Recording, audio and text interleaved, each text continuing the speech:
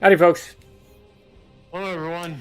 and welcome to a very special RTS Bonanza. Whenever I have an itch I just can't quite scratch. No, I don't need a cream, a doctor, or a prescription. I need to play an RTS. This one's special because, one, it's a 2 OGs. And two, it's a first time playing an I RTS have co-op at some through the point story and in campaign. my And the I've been other... gaming. Oh, go ahead. I've been gaming since the mid '80s. I have at some point, I am certain, played an RTS to some degree. Have I completed one? Absolutely not. Have I spent many hours on? No. I'm talking. I probably maybe spent like half an hour on one here or there or something, just fooling around. And I couldn't even tell you which one. I'm certain I have, but this, for all intents and purposes, is my initial foray into the RTS genre. And I am actually here to challenge that. I don't know if you have, with maybe the closest being a populous game, but even then that's not quite as RTS heavy,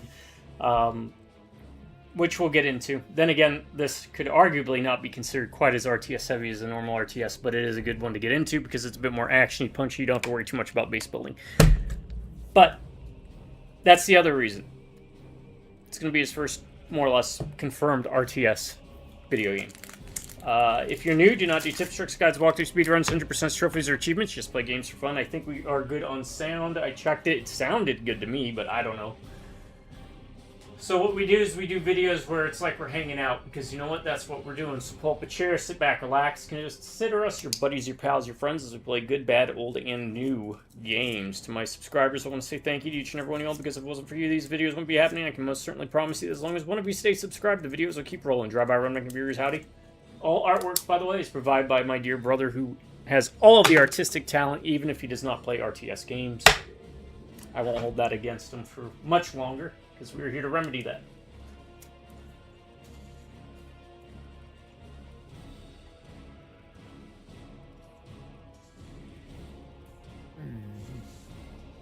What's up? Oh, I'm looking at the stream. Oh, okay. I guess the sound is okay. Want me to try it on my phone? Yeah, go for it. I mean, I listened to it on mine and it sounded okay. I don't know, though, because we've had conflicting reports before in the past, you know. Alright, hold on. It's my phone is doing stupid things.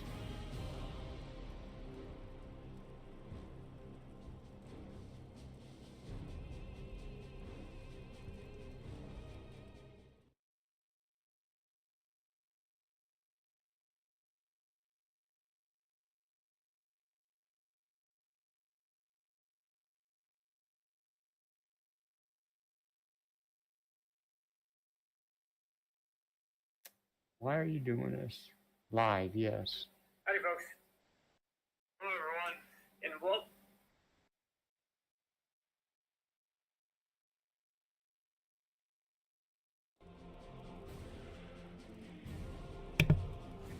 it sounded good to me from here, but I don't know. Oh, my phone's being stupid. Oh, wait. Live, yes. Hold on.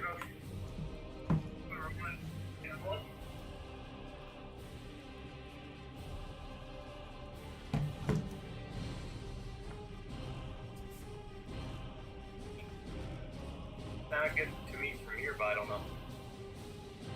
Oh, my phone is being stupid. Okay, I had to turn my headset down, but yeah, it sounds good. On my phone, it sounds good, so. Okay. Was that the invite? Yes, sir, it was. Let's see how this works. I don't know. Never done this part before. Play game. Top 10 list. You want me to roll? Yeah, go for it. I was waiting for Jack Death. Oh, it shows you in here already, but maybe Yeah. it's waiting for me to do something. Yeah. Alright, 16, and 2, 3, 4, 5, 6, 7, 8, 9, 10, 11.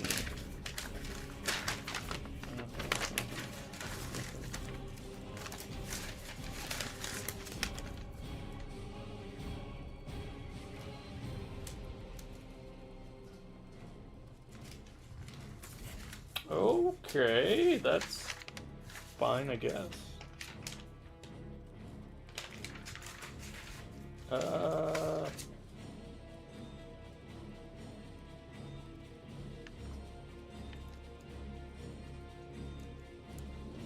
We got top. I'm going to give you two options. Top 10 genre blending movies or top 10 voices and music.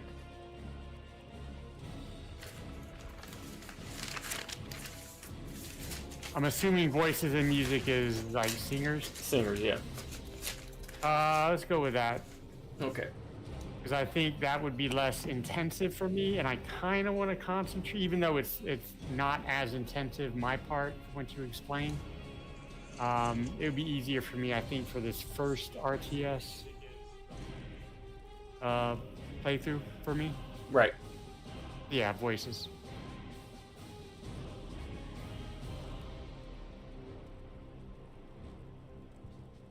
And so I'm titling it. Alright. We'll get this show going on the road. Yeah, let's just knock out this idea real quick, too. The many faces thing. I just was wondering. Don't get excited, folks. Just sending out an NOS. Nice. Thank you. Oh, and today's ghost is a peach. With many faces, are the faces all different personalities, minds? I do not know. Because if they are, yes, Pro Life, if you're new to Don't, we'd like to play a tutorial mission, yes. Yes, we'll do that.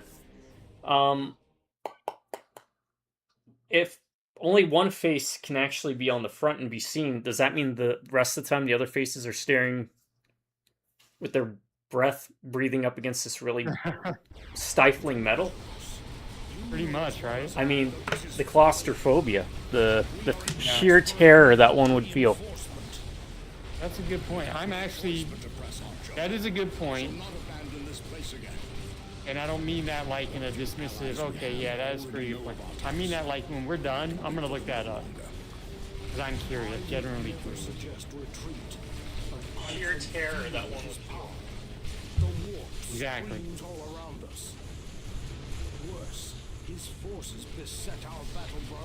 Manny Faces, by the way, one of the He-Man figures I actually owned growing up.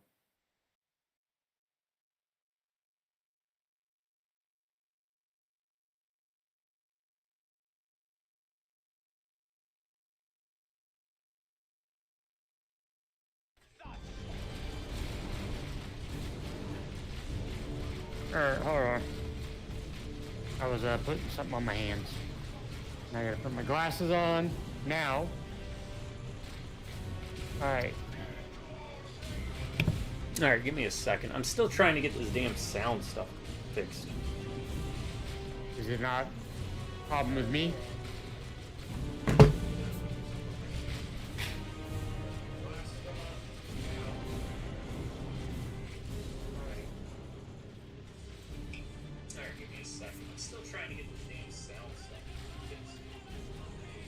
So go ahead and say, I don't know, something. So, like I was saying, Manny Faces was actually one He-Man figure I did own growing up. Didn't own many. I had Manny Faces, I had Skeletor, I had that Tri-Eye guy, the guy with the eyes that rotated, I think. I think that's... Yeah, and off the top of my head, I believe that might be it. I don't even think I own He-Man. But really, when you have Skeletor, who wants He-Man? Skeletor is better anyway. Looks so much cooler. No, I don't think I had Battle Cat. I guess that's it. I guess that should be good. If not, someone will let us know. All right, so... sorry, Ram Man. I had Ram Man. Ram Man, yep. You would squish him. Yep. And he'd kind of pop up until you did it enough times that he broke. And then he'd stop doing it right. So you're playing one of the actually beloved characters from the series. I believe it's Jonas? Jonas, okay. Yeah, who's a librarian, psyker for Space Marines. Now, the Blood Ravens are of a dubious origin. They don't know who their parent legion is. They are known for stealing shit from other chapters in the collection of Hoarding Magic and Knowledge, leading some to believe that their progenitor chapter was the Thousand Suns, which you might recall being in Space Marine 2 as the Space Marine automatons that we would fight against. Okay. The Egyptian themed stuff. Right. They were cool. So, difference being Blood Ravens are loyalist Space Marines. Can you move the character, or... Right click here to issue... Did you select your character with the left click? Oh! You can also take your left mouse button and do a click and drag, okay? To highlight the units. Okay, got it. Alright. So, like he stated, this is his... And I'm going to challenge you on it. I think this is going to be your first proper RTS, we'll put it. Oh, no, I agree. What I meant before was, like, I might have, like, played something for a couple minutes, you know, just chopped some trees down or something and been like, yeah, I'm not doing this. Not doing it. Okay. Now, if you wanted Baby's first RTS, we should have played Halo Wars. It has full controller support. And it's a pretty easy and fun one to get into.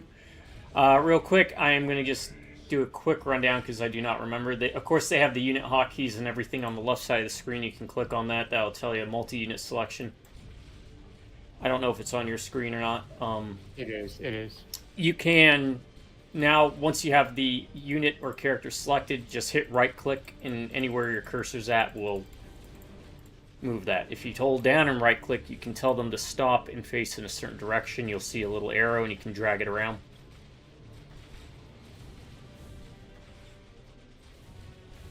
Oh, okay. And then you just right-click on the enemy. Yeah. To issue an attack order.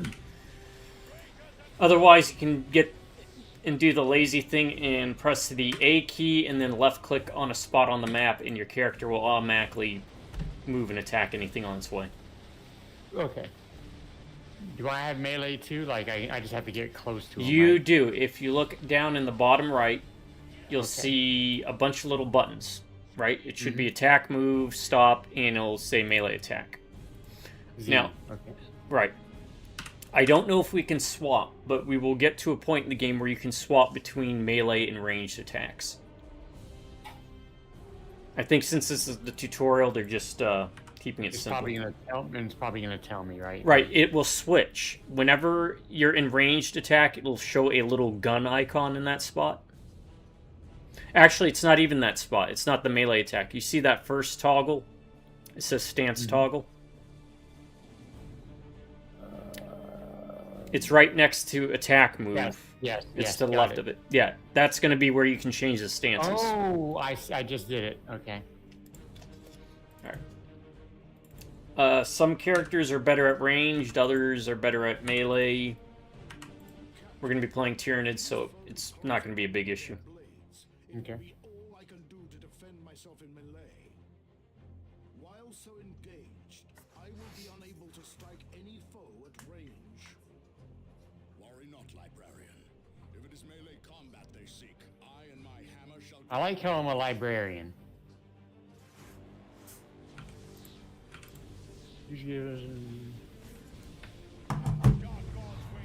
Oh, you're Gabriel, okay. Yep. This is Gabriel Angelos. Let me get in on this.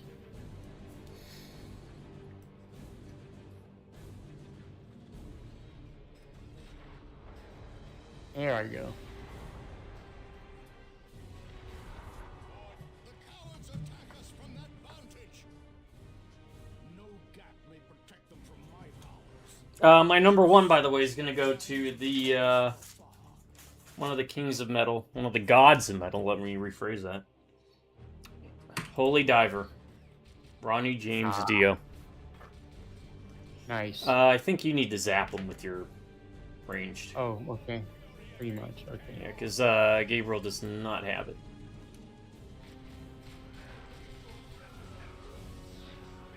Do I have to worry about upgrading? No, I should be able to handle all that. I think the way co-op works in this is that when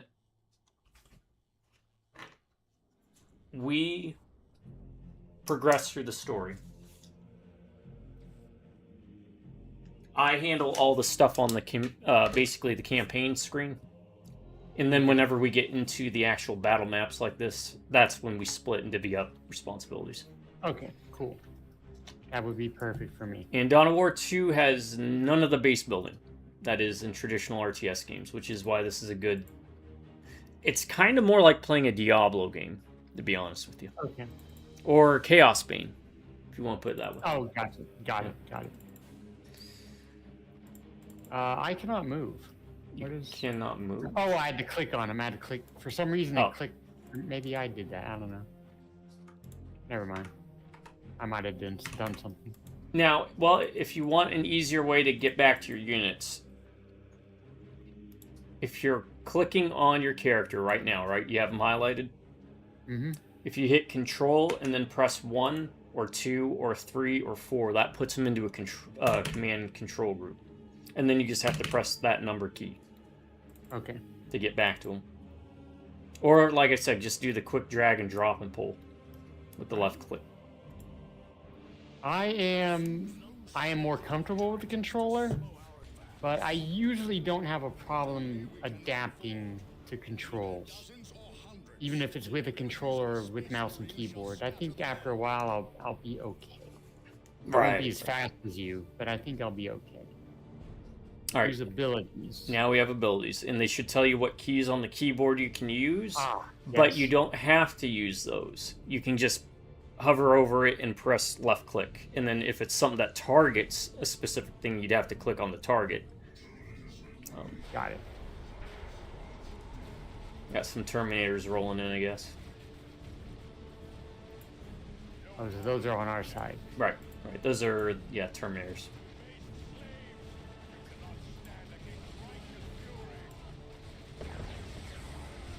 Alright, I just used Smite. And Force Barrier. I'm just testing them out. Right. Good time to do it. We got, and it's going to be different anyways, because we're going to be playing the, Tyranids, so...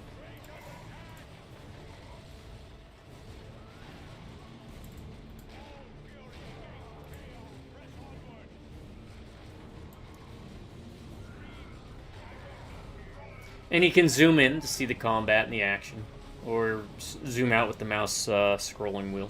Ah, got it.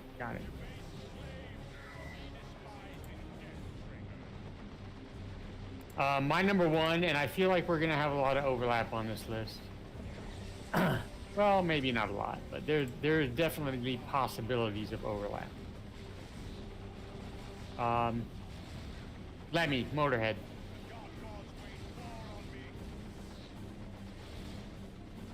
That gravelly voice.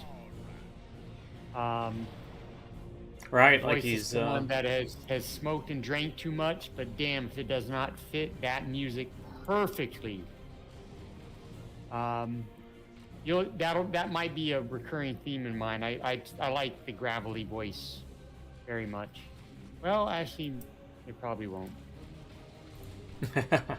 I already have 7 written down, and I'm all over the place. Oh, so. geez, I've got the 1. I haven't been...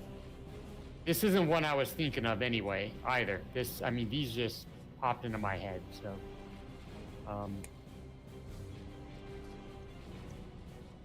Oh, I gotta go. Sorry. Oh, no worries. You have to forgive me for a little bit this first few days as I try to catch up. But Lemmy, one of my favorite bands, one of the greatest voices in music. It's a beautiful voice for a beautiful person with an ugly mug. Rest in peace. I'm one to talk. Apparently, AI thinks I'm so ugly they have to replace me. I have a feeling that this is going to be a list filled with rest in pieces. Yeah. All right. Now, it should have brought us to, I don't know actually what you have on your screen. Got that pilgrim lady was waiting for Jack Death. Okay, we're at a... whoever that is, that's a badass look with the sword and some kind of pistol with flame Right. out of it. Yeah, I believe those are Inquisitors. Inquisitor. Or Witch Hunters of some sort. Which are usually Inquisitors. I used to play the Witch Hunters back when Inquisition was bundled in with the Sisters of Battle. Anywho, we what you would see is the screen of picking a faction. There's Chaos, Tyranids, Eldar, Space Marines, Orcs, and Imperial Guard. We will be playing the Tyranid campaign, a devastating series of aliens who strip entire worlds of all biological matter in massive invasions. The Hive Fleet Leviathan was cut off during the invasion of Subsector Aurelia. Monstrous Hive Lord. The Subsector Aurelia, the monstrous Hive Lord, seeks to rebuild it. I can't do the voice of the guy from the first Dawn of War, who was great whenever describing each of the factions, but the Lord seeks to rebuild the psychic link with the main Tyranid fleet and consume the sub-sector. So, we're all about getting our bellies full here. Tyranids, name your campaign. 2 OGs play. Normal.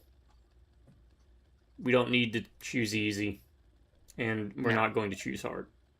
No. I played through hard, I think, through my Dawn of War 2 playthrough. I can't remember. Normal will be fine.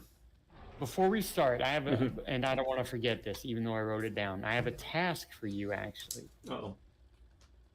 I need the name of, because I need to look it up for another drawing. Whatever the Tyranid foot soldier is, like the most basic grunt in the Tyranid army. I mean, do you want stabby or do you want stabby or shooty? Because that they diverge into that. There are two different. Okay. Yeah. Give me both, and then I'll choose. All right. Yeah, because that's the thing. Tyranids are about evolution gone wild. And stealing people's genes, apparently. That should be a video. So they hyper specialize their units because again they're created for a specific task. So usually they don't care if the stabby ones can shoot, and they don't care if the shooty ones can stab. Okay. You can either just choose one for me or send them both, and I'll choose one. You should be getting a cutscene. Yep. Okay. This is Chaos Rising DLC, which was the first expansion, and dealt with Nurgle and Chaos. New demonic incursions relentlessly plagued her planets, Aurelia, Typhon, Calderis, and Meridian. In response, the Imperial Guard, the hammer of the Emperor, was deployed en masse to the sector to secure her, to defend her. Yet the incursions only grew in number, and soon were worsened by insurrection and madness among the Guard's ranks. Now the sector sits helpless, racked by constant, endless, unending war. We are Space Marines. We are the Blood Ravens. Yeah, but we're not playing the Blood Ravens. Yet we are involved in warfare with one another. How edgy.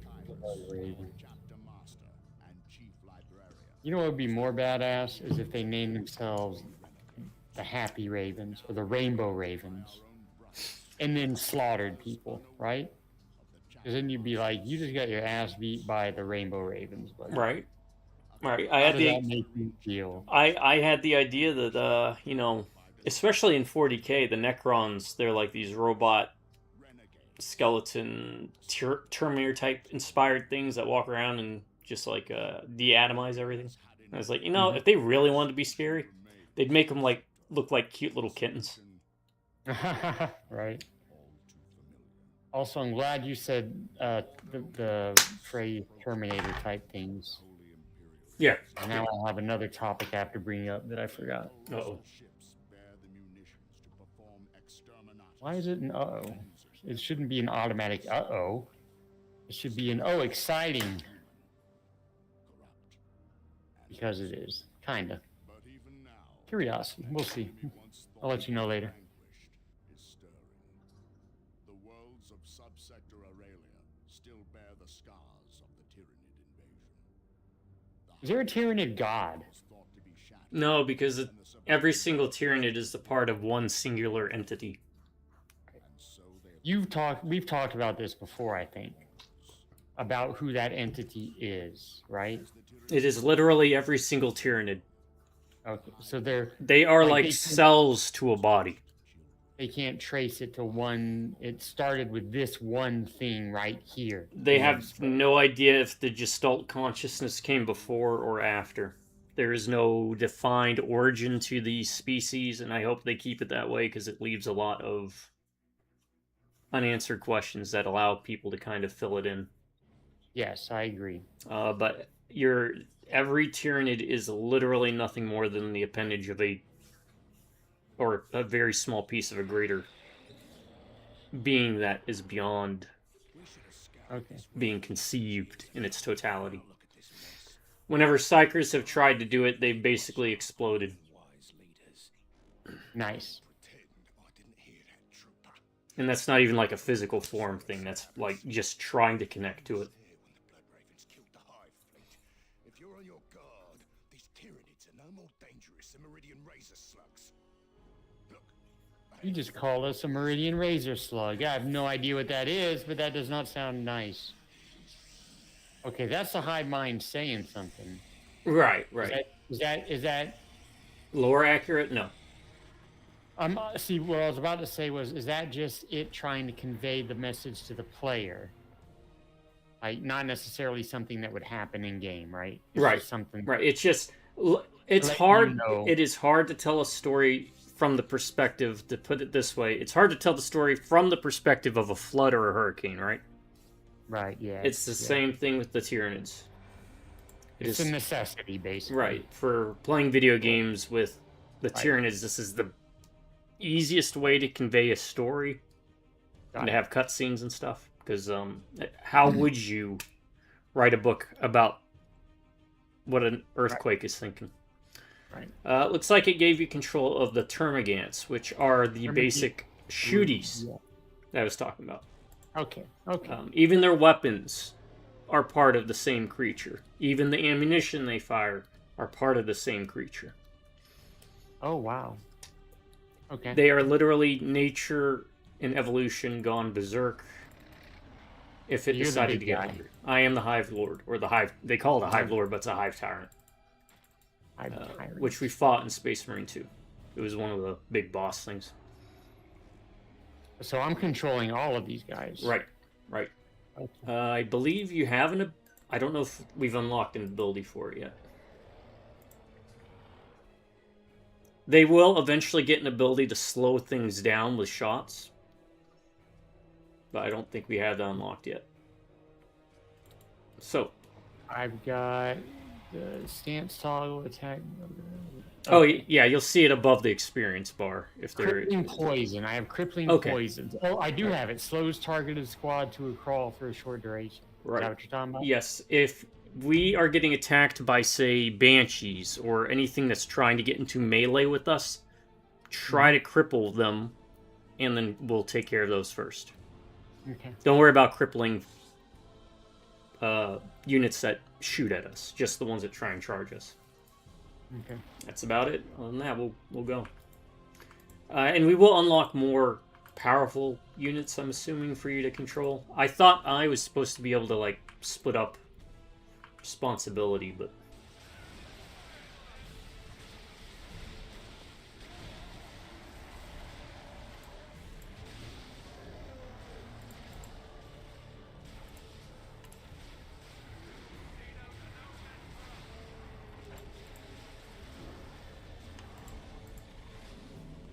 Alright, now, real quick. The tutorial did not really point this out too well.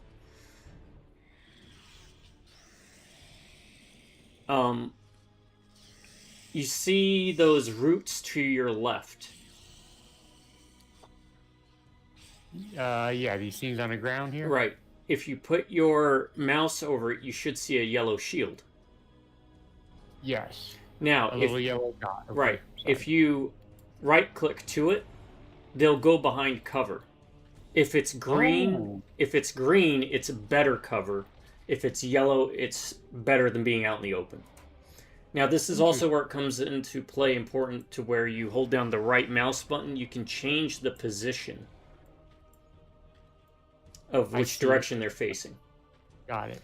Now, you can bunch them up, for example, or you could put control group 1, or pick 1. Remember, if you hit control and tap 1 with one of them, puts them so you only have to hit the number 1. And 2, you can split them up, so then you can get crossfires going, and you can do things of that nature. Now, the Hive Tyrant, because of his size, can't do that, and he just kind of runs over everything.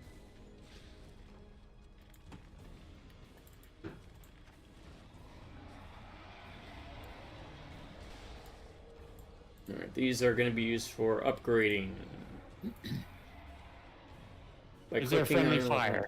No, there can't be friendly fire, I think. Right? There can be. With certain weapons that have blast radius. Oh, okay. So, for example, if I use my bioplasma on you, it will damage you, but not with anything that you have.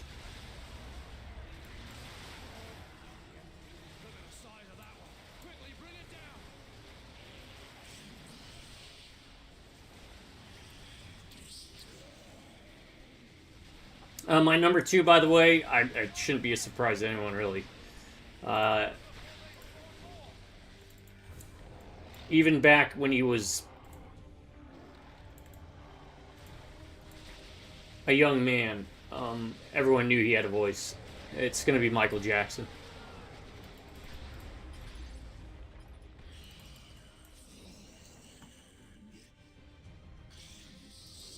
Oh, nice.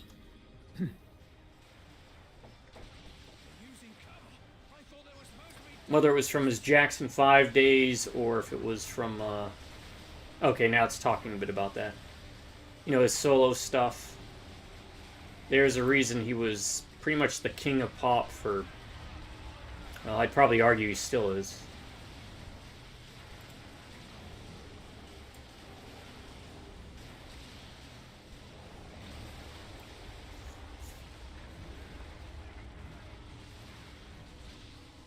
If I go quiet, it's because I'm concentrating. Which is why I'm glad we chose this for the first list. Because I can do this. Yeah, you've already gotten up to 7. I'm on 2. Yeah.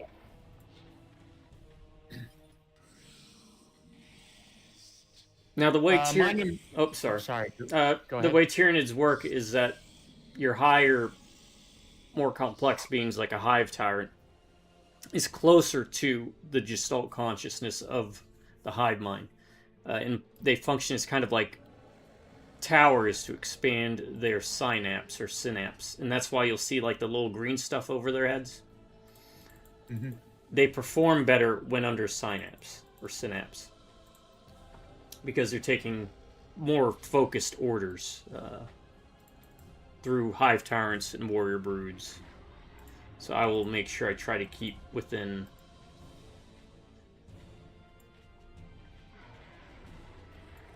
a certain radius. Now, if you want to right-click that building, you'll see it'll start going up. And that's you capturing the point. Okay. This game was more about point capturing than base building. We'll build some... Select your headquarters. That showed up on my screen after I took that. Can you click on something and create a unit? Let's see. Whoa. Click on something and create a unit.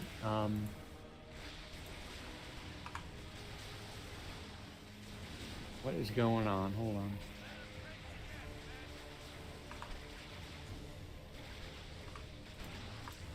Yeah, give me a second. These guys just popped in. Yeah. All right. So click on that. Click on the stronghold, or that little cross button on the right corner. Okay. Yeah. Okay. I clicked on the stronghold. All right. It looks like we don't have enough to get anything yet.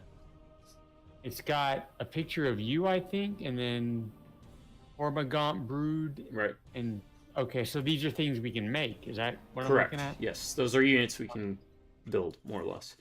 It looks like we're 10 shy from being able to get another Termagant brood, so... Or if we want, we can get a Hormigaunt brood. I think we need 50 more for that. Oh, I see, the 280. Right, Got right. it. Yeah, so the first number, the orange one, is going to be requisition. The blue number you see at the bottom is going to be power. The green circle is the time it takes to build the unit, and the 8 with the little person next to it is the population cap. You can only have up to your population cap worth of units on the field at any time. Okay. And I can make these, though. That's what I'm wondering. I'm thinking you can, and I'm wondering if...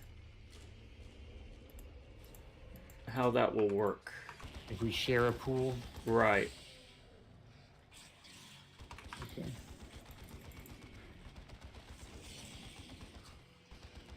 Let's do something. Let's get into that action, people. Come on. I was trying to find more requisition.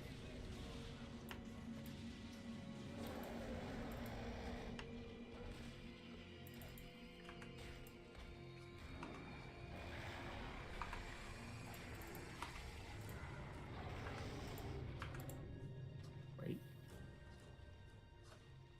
Oh, you have a group. Is that group following you? Yeah. Okay. So you also have your own brood group with you. Yeah, I bought a Hormigaunt. Oh, okay. So you did get a Hormigaunt at the headquarters. I did. We had enough for one. Okay. And did you notice it took away from the... It did. That was my question. It did. got The only other thing I can think of is if you look at your unit, you'll see if you press R, there's like a green button with a green plus above it. And it'll have a number below it. It'll say like 8 out of 8. All right, that's what I have currently. Right, that's the requisite. That's the reinforcement. The Hormigaunt's lost 1, so it's 7 of 8. So if I wanted to replace them, I would either right-click it to have it on automatic requisition or reinforcement, so that when they go back near this stronghold or a hive node, it should refill the unit back up to fighting strength. Yes. So now we're down to 237 requisition. Because I did that. Costs money to replace. Or brood, or whatever you want to call it. Even for the Tyranids. Even for it costs biomass.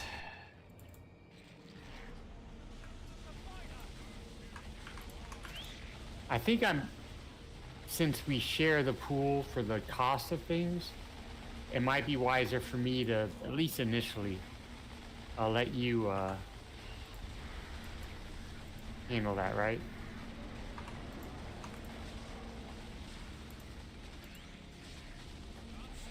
Oh, watch out for that. That's a turret. You want to go around. Oh, okay.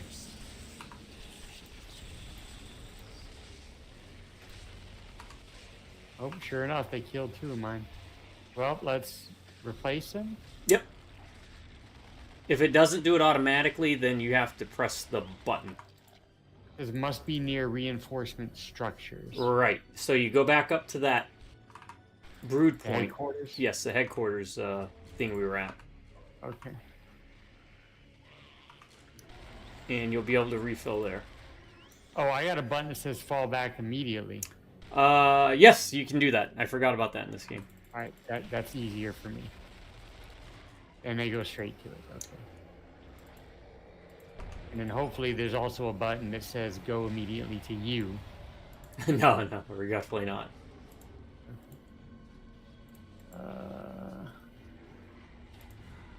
Okay, I just reinforced both my warriors. It's good that I had to do that because it teaches me. Okay, now, while you're there, I can create something. Go ahead and see about creating something. Let's get one of those Hormigaunt broods. Okay. I see it building, but who controls it is the question I got. All right, so if you build something, you get control over them. Okay. Got it. All right, we're getting how this works. They just looks like they just took off though.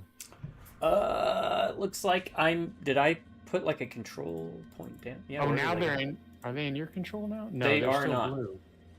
Yeah. Okay. So they're running off to where? I don't know. the direction of where you were. Right, yeah. I kind of wish there was a button that would just, you know, put me where you are.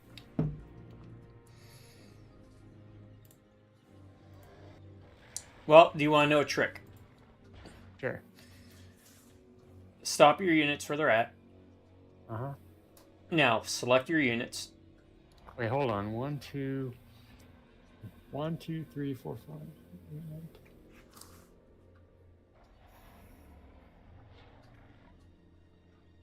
Okay, select my unit. Like, do the whole cover all of them up? Yeah. Okay, they're selected. Now, in the bottom left, there should be a map. Oh, yes. Okay, the If map. you right-click on that map to where I'm at, they'll automatically go to that point. Which one are you on the map? I am south of you, so wherever the Hormigaunt unit is, go ahead and just click in that area. Okay. Okay, I see my guys moving. It's kind of hard because they're gray on the map. They're little white dots, I think. Okay. On mine, they're yellow. That helps. That helps. That definitely helps. Thank you. Perfect. Thank you. I'll try to remember that. Now, let me build one more Hormigaunt brood, just so that I got 1, 2, and 3. That way I can help tie down things. Oh, do we have another base somewhere? I don't think so. Oh, yeah, there's Oh, one coming up way up ahead. Oh, I thought you could only create at a stronghold. That's Yeah, why I yeah, asked. yeah. I just built at the stronghold from here. You don't actually have to be there once you capture it. Oh, okay, I'm an idiot. I thought you had to, like, be at the stronghold. Okay, that's why I went all the way back. So we can build anywhere. They just come out of the stronghold, and they'll meet up with you, right? Right. Automatically, I'm guessing. Back to my list. My number 2, Geddy Lee, Rush. Iconic voice. Great band. Could not think of his voice in any other band. And that's probably because we're so familiar with his voice and Rush itself that, like, I couldn't imagine him being in any other band than Rush. So, definitely one of the most unique voices, and a bass player, always a plus. Geddy Lee.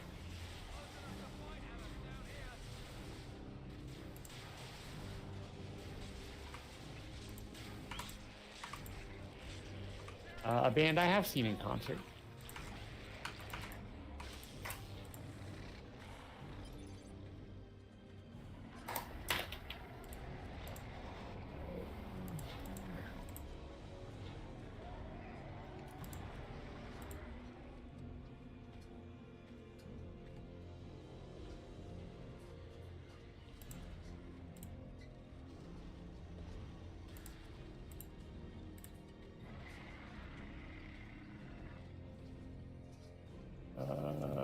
Okay.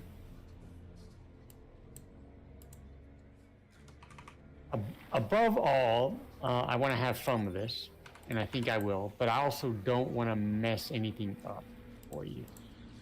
Oh, you'll be good.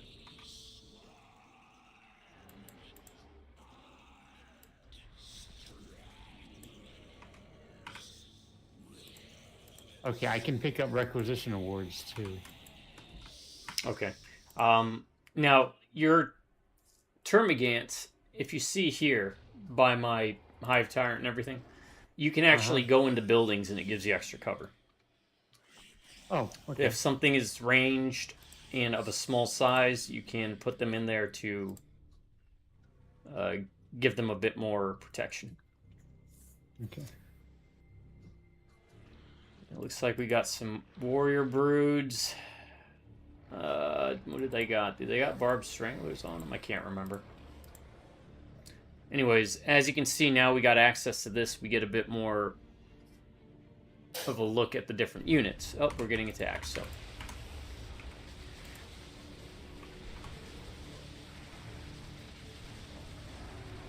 Key thing is being near the, okay, they got the barbed strangler. Yeah, we definitely want that. Near this stronghold is that it will also heal our units passively while being near it. Okay.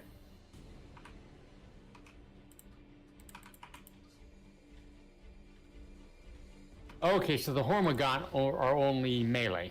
Correct. Correct. Okay. I was wondering why I couldn't.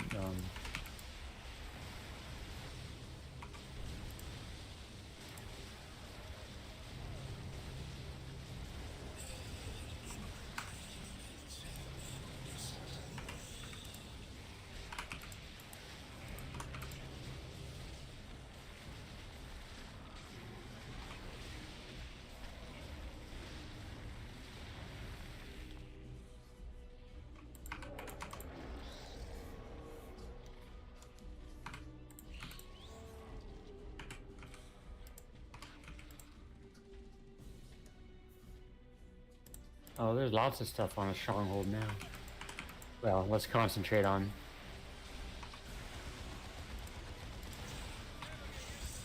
beating these guys up.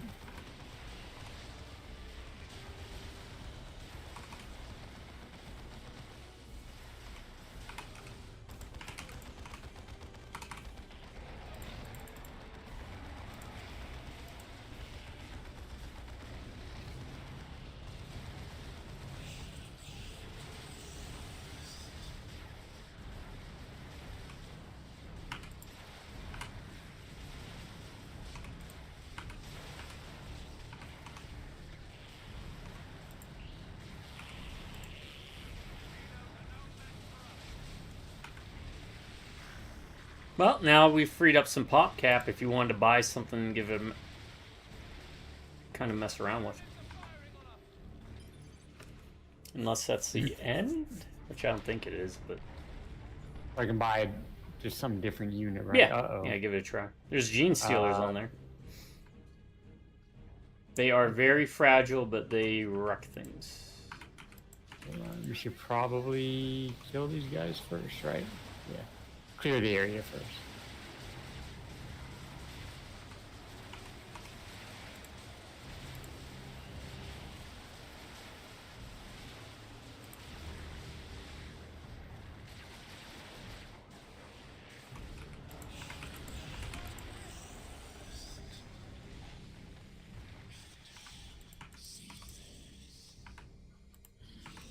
What we got? Gene Stealer Brood. Warrior Brood, that's the ones that are with us now, right? Right, right. Oh, we have to unlock the Lictor and the Ravener.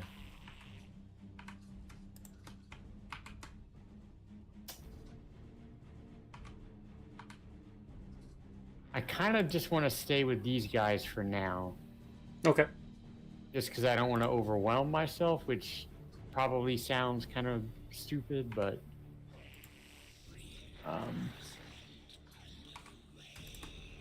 I'm more content with letting you handle deciding what we build. Gotcha. Anything you want to mess with, be my guest. Don't forget to reinforce your termagants.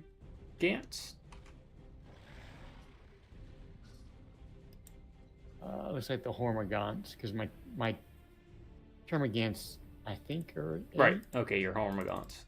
Yeah. Yeah, Hormagons. Yeah, we got 3 pop caps, so that'll give us 3 more. Yeah. There you go. Okay. All right.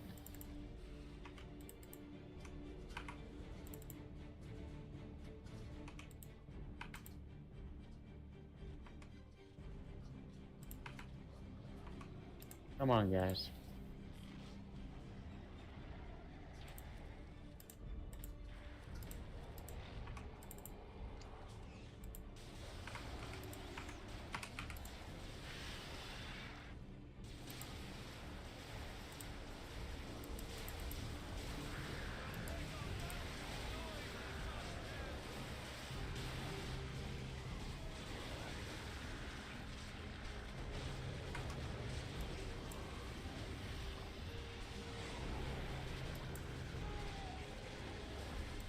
Oh, those guys are big. Let's take them out. Ogren squad. Yeah, they'll go down quick. Yeah. They are tough, but with what we have, yeah, Gene Stealers will shred them.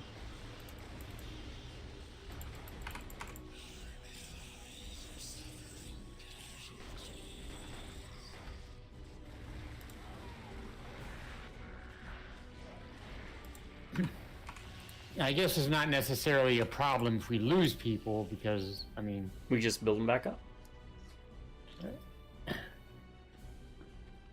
I mean, that's the way of life with RTSs, right? Right. In general, like if you're playing online or something, you don't want to lose, because then you lose ground, you lose unit veterancy.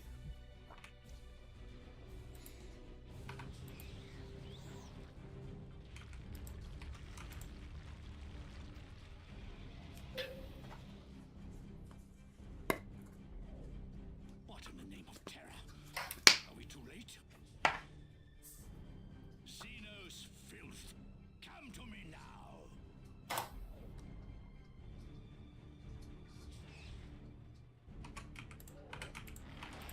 All right, Oh, boss fight. Boss fight? Yep.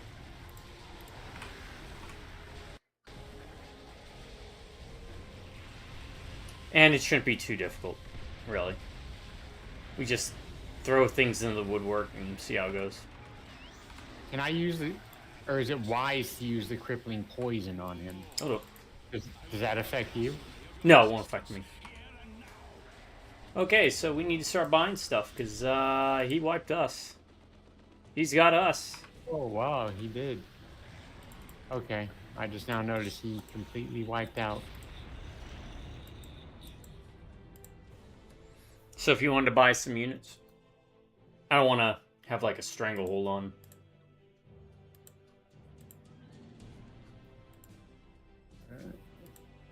Anything that looks interesting.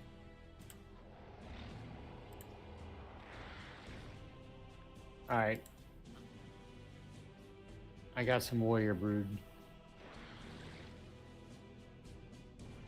And more Tarmagons. So we'll stick with that for now. I don't want to buy too many again because I don't want to overwhelm myself. Which I'm Right. sure RTS veterans are listening to this and they're like, you know, 2 units, really? But we need to buy more, don't we? I mean... Yeah, we'll see how it goes.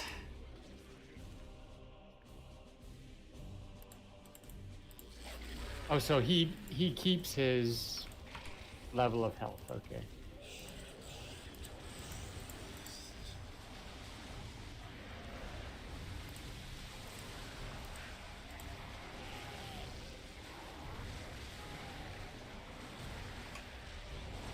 There you go. That moved better. Right. I like having the range because that way I don't have to get like right up. Right into, yeah. These creatures And it's basically just target prioritizing, you know. have commanded men Yeah. for centuries. My number 3, by the way, I know you're not a fan of the song, but it's just a great song to highlight it, but Mother Oh, scratch that off my list too. Danzig. Yep, he's on my list as well. Metal Elvis. Straight up. Pretty much. Yep. Straight up. Exactly. How do you improve on Elvis? Make him metal. Whether it was with the Misfits or Instinctively, The solo stuff that I'm his more solo familiar stuff. with. Yeah. Danzig is gotta be up there on just about anyone's list. Just much like Ronnie Dio was actually more of an opera, a lot of times fan and singer, with how he sang. Danzig also had his own Elvis but punk, I guess would be another way to put it. Yep. And he just That's works. a great way to put it. Great. Oh, okay. We got... Underrated songwriter too, I think. Oh yes, very much so.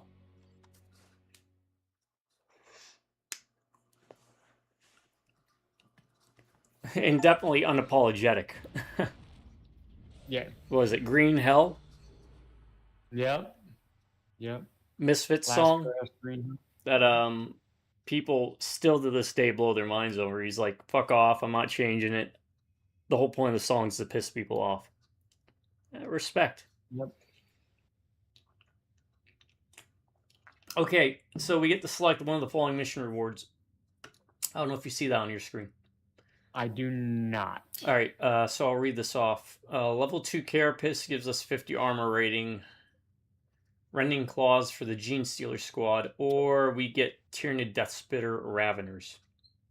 I think we'll do the Death Spitter Raveners. Yeah, for this, the first day, I'm just kind of following your orders, basically. Okay. Can you see any of this on the screen? I can see it on my phone. That's not on your screen, though. Like this whole galaxy map? Oh, the galaxy map, yes. I Okay. thought you meant the rewards. Okay. Yeah, no, everything but the rewards are on my screen. All right, so go ahead and just, in the bottom right, you'll see the forces that we'll have available going in. I unlocked the Tyrannid Death Spitter Raveners. We fought them. In Space Marine 2, you might remember the ones that would burrow underground and pop up. Yes. That's what Raveners are. They're a offshoot of the Warrior Brood, which are the ones we fought in Space Marine 2 that had like the swords, like the bone swords. Okay. They were like bigger, but they're lightly armored and they can burrow. That's kind of the shtick. We've got Tyrant Guard, Warriors. Looks like we've got Warriors with a Venom Cannon. Venom Cannon, that's used for like vehicles. It says infantry, but you kind of want to take the Barbed Strangler for that, which is just their basic loadout. We'll get the Swarm Lord eventually. The Zoanthrope, you'll remember it's that floating brain bug that shoots lightning. Okay. The Carnifex was that big forearm monstrosity we fought. Mm-hmm. And the Lictor was that one that was cloaking all the time and jumping out at us at that one portion space. Yes. All right, level up. Let's level up. Let's see. Yeah, you do all the... I don't even know if I can level up, but you go ahead and level up what you need. Regeneration. Okay, equipped accessories. What do we got? Grants the regeneration, heals for a small amount, continues to grow more health over a short duration. That requires level 4. Turns around the Hive Lord periodically reinforced. Grants warp field ability. Always warp field.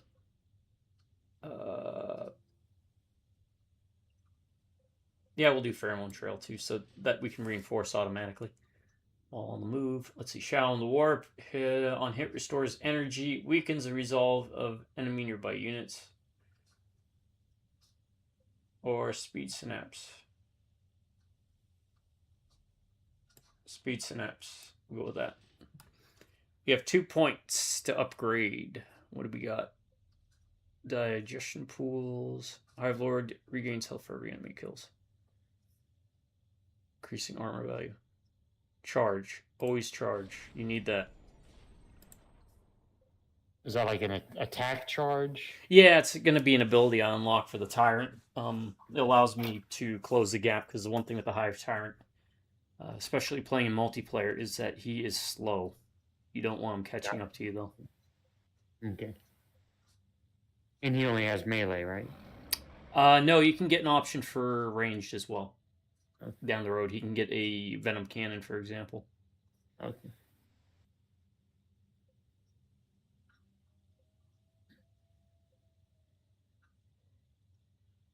Okay, I'm thinking, as much as I like this, I think we just want to keep going down this tree for now. All right.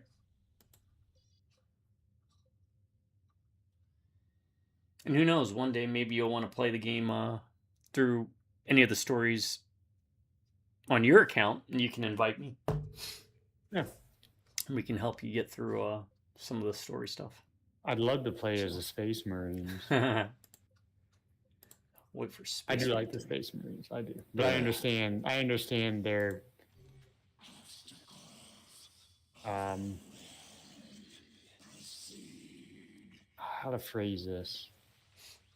Different tastes, you know, they might seem a little too vanilla. It seems weird to say that about Space Marines, especially with the lore and all the coolness. They are cool, right? It's overexposure. Again, but then for someone like me, it's just so funny how Warhammer has blown up in the past 8 years, even considering I started playing in the late 80s, early 90s time frame. where it was a niche thing, or a niche. So I've had experience with Space Marines for like 30 plus years. You know what it reminds me of on my level? It's like, and we've talked about this before, it reminds me of playing Mass Effect, and you're like, okay, that human character is cool, but he's a human, and I can choose this Torian, you know? Right. Like, I can choose this really cool looking alien that does this, and it's like, do I want Rex or do I want Jacob, you know? Yeah, right. And I'll take Jacob's. Nothing wrong with Jacob, but I think I'll take Rex. Who was the other? There was Jacob in one, right? Jacob and In one? No. Jacob was in two. In one, it was one. Aiden or something like that. Aiden, that's right. Right. And Ashley. And Ashley, who you only took because Aiden was very flavorless. At least Ashley hated aliens, so they went for that xenophobic angle because it made her interesting, at least in that regard. Oh, I killed her off though, definitely. Right. But we can only have one. We can only have, back in the days of Lucy, Renegade Vanguard, we can only have one B word. Bacon. In the squad. The word is bacon. Anyway, let's keep going. I don't need to tie this up with that. So, but yeah. I can. This is where I can do it. I could give you more control over things. Okay. So the question is, what do you want? What do you mean by control? Like more units, or? Well, as you see here, because this screen doesn't normally pop up whenever you're playing it solo, from my recall. You'll see your name is in the center too, and my name are bookending you. Okay. Oh, do you see that on the screen? On the phone. I see it on my phone. Okay, it's not on your screen though. Yeah, I don't know if I can get it on my screen. I mean, I'm kind of afraid to click on things. That is so weird. Like, should I be clicking on things? I don't know. Because I don't want to mess up anything that you're doing. Well, let me show you the options. You've got a Ravener Brood or a Termagant Brood. You already have an option for a Termagant or a Hormigaunt. You said you wanted range, so I'm thinking Ravener and Termagant, or did you want to do the Warrior Brood as well? In fact, I think I can give you control of all the units, and then I deal with the hero, or we can keep it split. Right. Split. Because I don't want to deal with too much, to be honest. Like 2 units, I think is fine for me right now. Okay. I know you're probably used to controlling everything, but yeah. Just give me 2 units for now. Okay. So the question I have for you then is: do you want the Raveners or do you want the Warriors? What are the Raveners? We didn't have the Raveners before. We did not. That's the best fitter. They are the ones that burrow. When we upgrade them, they should get ranged, I believe. But until then, they're melee. I mean, I'll mess around with them. Okay, we'll go with that then. May as well. Give me the Warriors and the Raveners. Oh, okay. So you don't want the Termagants and the Hormigaunt and/or Hormigaunt. No. I mean, all right. So let me do this. Aren't the Warriors basically heavier Termagants? Yeah. Kind of heavier Warriors in infantry. Yeah, they're kind of like officers compared to like a general. Okay. Unless we need the fodder. Do we need the fodder like the Termagants? Oh, I mean, I'm going to be controlling them, the Hormigauts. Okay, yeah, then give me the right. Warriors and the Raveners. Gotcha. We'll mess around with the Raveners.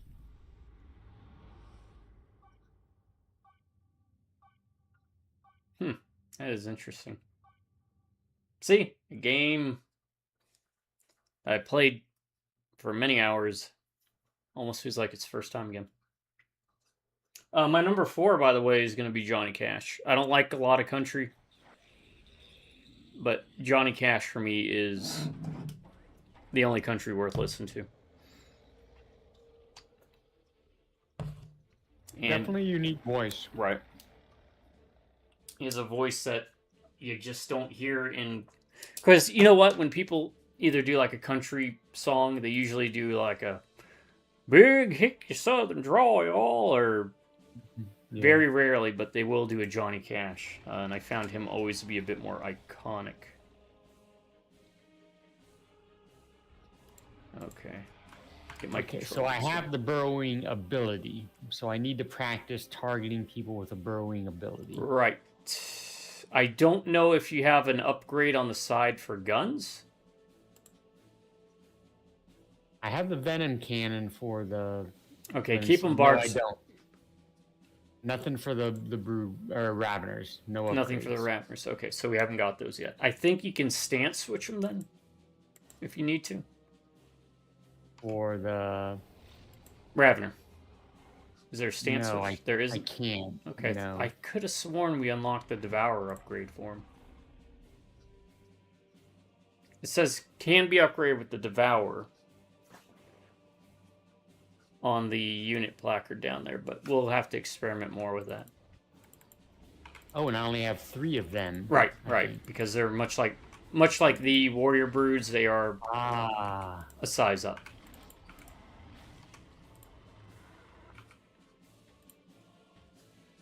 Oh, I think I just ordered a venom cannon.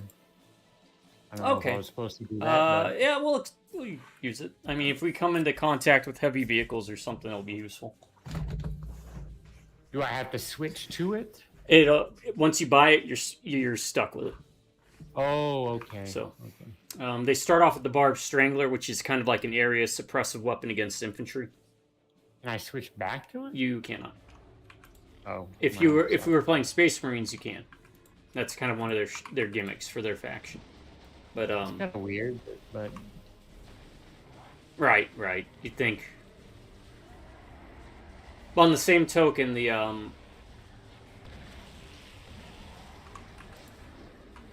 again, the Tyranids try to be highly specialized, so they don't try to create multi-purpose units.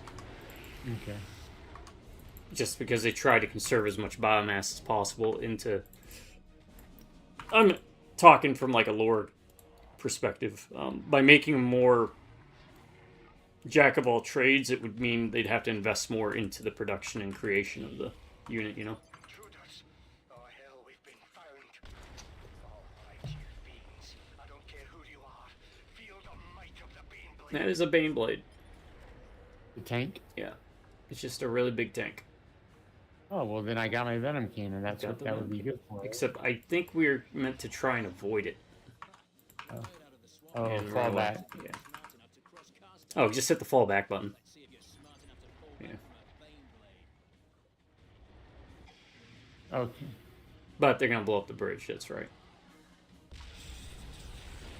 So then we still have to fight it? Damnation. We can't get through here. Find another path. Hey, the revival.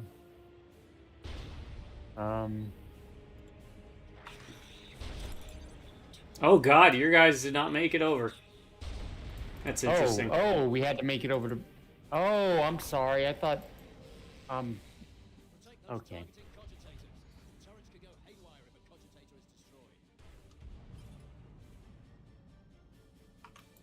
Well, it's all about experiencing this, because I have no idea what's going to happen next. Can I just order new people? I don't think we have the resources. No, we don't. So, let us try this again. End mission, yes. And since we know that's going to happen, just keep everybody back at the base and I'll move it forward. If that makes sense. Yeah, I mean, I kind of feel like I should learn how to move my people.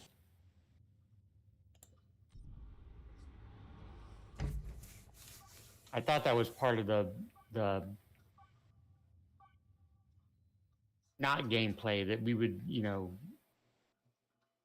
go across a bridge or something, or I thought once we retreated, we were good, but... Right, yeah, I thought as well. But it looks like your guys didn't make it in time. I think you hit fall back, right? I didn't. I don't know what I was doing, to be honest. So just hang out here. I'm going to move the Hive Tyrant forward and But I am not going to get the Venom Cannon this time.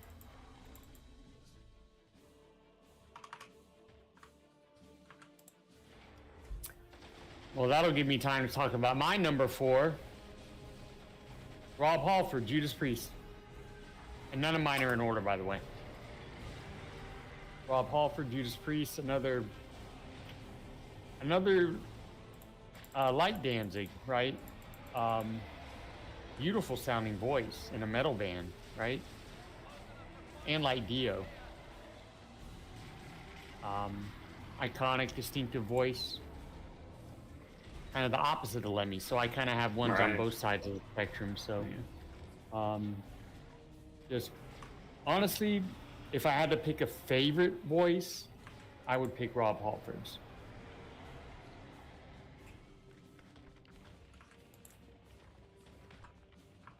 Intruders!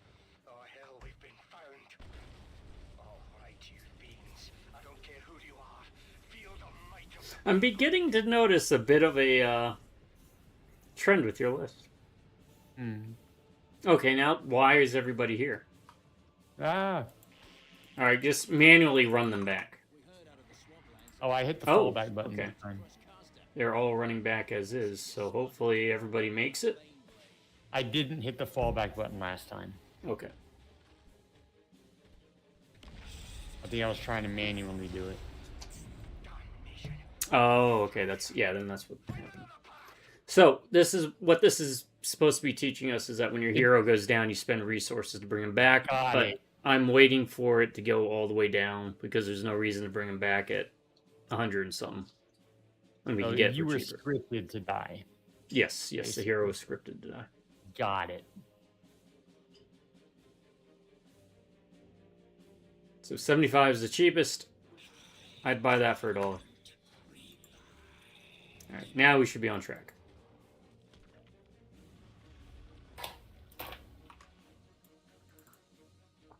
Okay. Nice. Is there some kind of autosave on this, by the way? Because I noticed we haven't... I don't think you've manually saved. It saves from mission to mission. Yeah. Okay. You cannot save in missions, so you have to kind of complete the mission as is. Alright. Those balls they are shooting, is that the Barbed strangler? Strangler, yep. Shoots a living spore that when it explodes causes vines and tendrils to whip out and just, well, strangle everything in an area. Okay, I actually really like that. And again, every organism in the Tyranid fleet is a living creature. From the ammunition they fire to the boring beetles that are beetles that wiggle their way into your body and dig around to... even the venom cannons crystallized like venom acid shell things.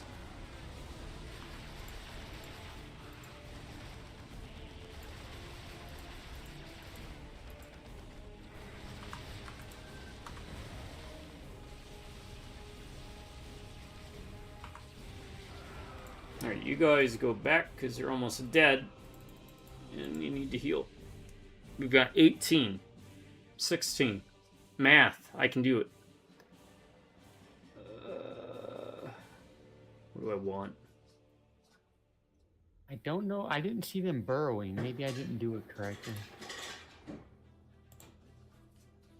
Practice now. Select the Raveners and then just pick a spot. Select the Raveners. And I gotta press B first. Yeah, or click And the... then- Oh. Yep. Okay, they kind of did it on the spot. Right, and then you... Click If I remember, you move them around. And then you have to so press B again when you're, like, underneath something. Alright. But they need energy, from what I remember. Yes, okay. I'll mess around with it. That does seem like a neat ability. It is. I used to do a Ravener... Well, I used to mainly do Hive Tyrant with Raveners as support because you could get into the back line. And when we get their upgraded guns, you can just use them for range. They will shred infantry, so... They're basically like 2 or 3 Termagant squads in one unit of firepower when we get the Devourers for them.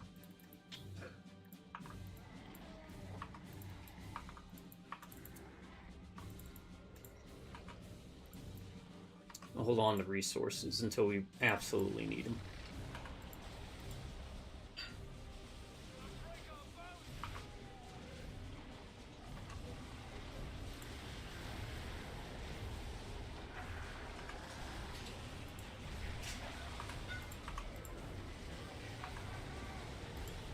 Okay, they're burrowing now. They're burrowing. And then hit the button again to pop them up.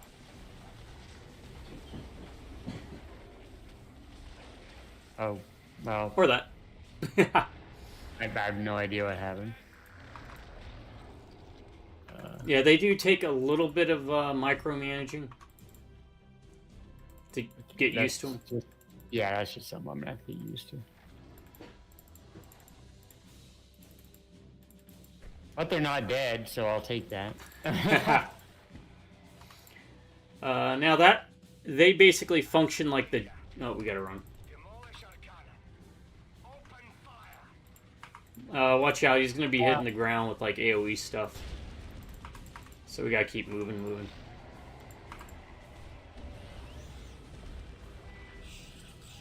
And fall back anybody that you think you need to.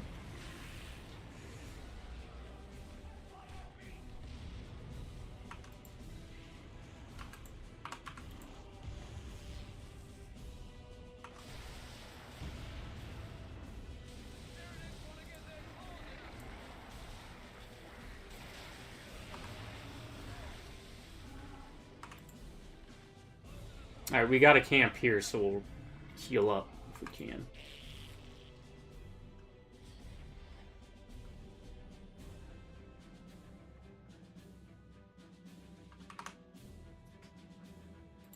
What do we got? Chaos Space Marines coming up. I'll chomp on them for a bit.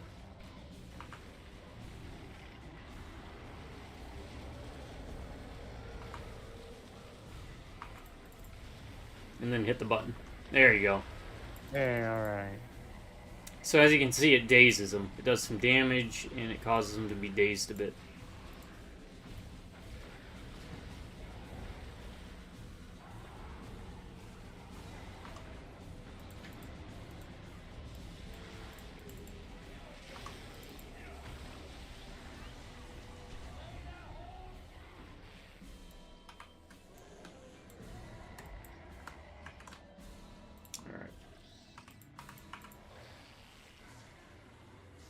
I'm trying to heal everybody too while I have the chance.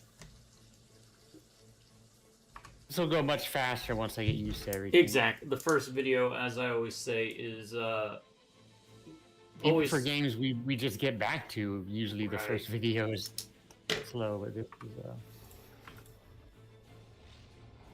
yeah, I'm digging it so far though. Now that I executed that one time. What are you doing, dude? Come on, get with your buddies. Yes, that is a common issue in RTS as a genre is One guy decided he doesn't pathfinding for certain units. Sometimes units get stuck on other units, sometimes they get stuck on themselves.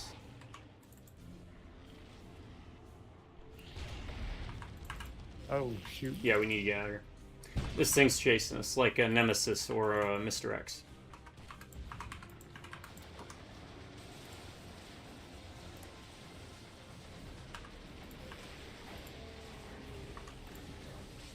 Now, on top of the Barbed Strangler being good at suppressing units, you're good at clearing out people from garrisons. So if there's anyone in buildings...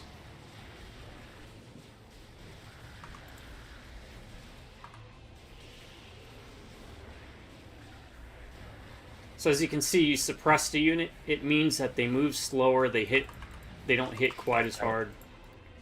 Got it. We're gonna capture this and everything. Heal up. Take it slow, because again, that's a Bane Blade. And until we get the Swarm Lord, we are we're not really in a good place.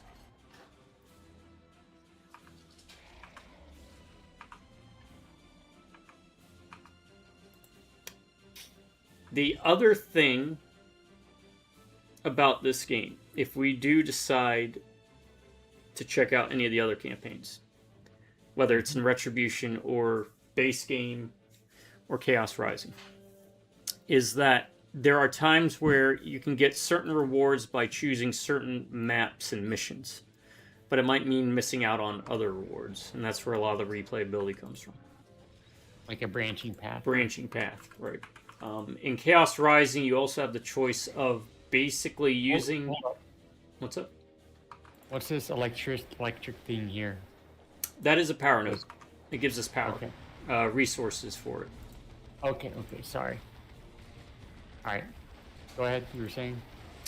Chaos Rising campaign, we play as the Space Marines, but you have the option to use Chaos Relics and items, which if you do,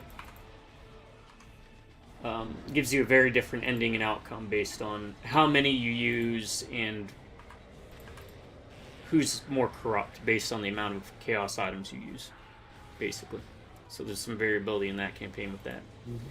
But the base game and the expansion Chaos Rising is focused around playing solely the Space Marines. That structure is under attack. Oh, the turrets we took control of. Okay. Right.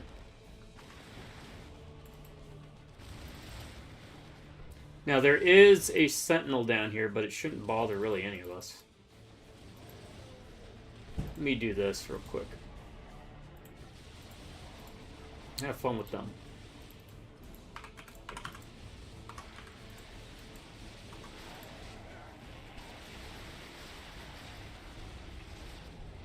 Crap.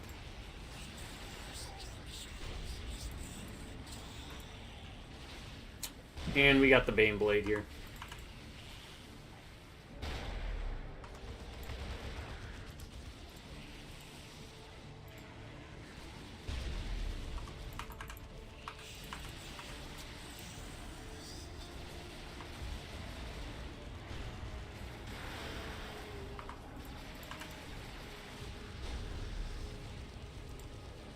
Oh, watch out, those warriors. Yeah, there you go.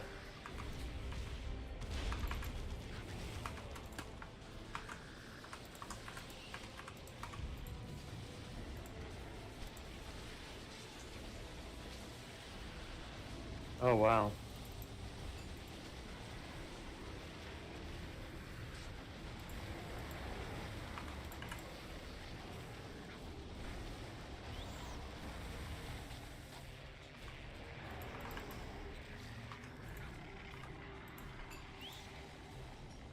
Not too shabby, though. You're doing good. I am curious about playing one that does have proper base building, though, because if we could, like, divvy up the responsibility of that, it makes some of the ones I've played a lot easier.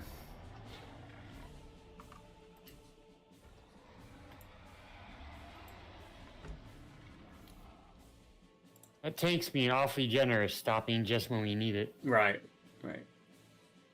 Well, I can't get over here because there's a waterfall. Stairs. Oh, there's stairs. I mean, to be honest, with the Bane Blade, it would crush the stairs. Give the scale, it doesn't really work in this context of the game, but the scale of in lore of a Bane Blade is it's basically the size of Pensacola. Oh, wow. Yeah. Everything in Warhammer is big. Titans themselves are literally like living cities but giant mechs. So there's like hundreds of thousands of people inside these giant robots that look like cathedrals, more or less. And number 5 is not one of my favorite jazz singer. Oh, give me a kiss to build a dream of my imagination. Great. Rest in peace, Louis Armstrong.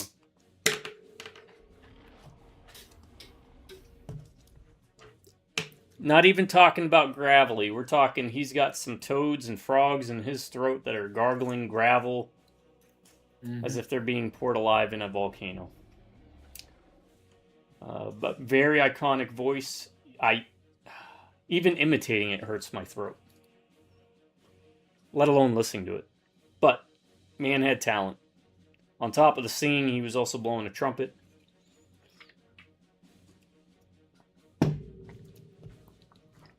I can't think of anybody else who has a similar voice. Where I said Danzig had a voice similar to Elvis, I couldn't tell you who sounds like Louis Armstrong. That's a good I point. don't think anybody does. That was a good point. Well, I need to get more into jazz and blues and stuff like that. Maybe you need to recommend some to me. Throw on my Oh, sure, yeah. my morning walk list. I did show you the Rondo, whatever, from Rondo Vesmizio, Yes. Italian yes. group, orchestra group from the 70s and 80s. Yep. The joke is, you know who Daft Punk is, right? Yeah. The joke is that the French only do what the Italians did like 30 years earlier. And that's based on that because the outfits they were wearing in the anime, they wear in their actual live performance as well. So like the metal faceplates and everything. Yeah. So they went with like this weird robo-techno thing.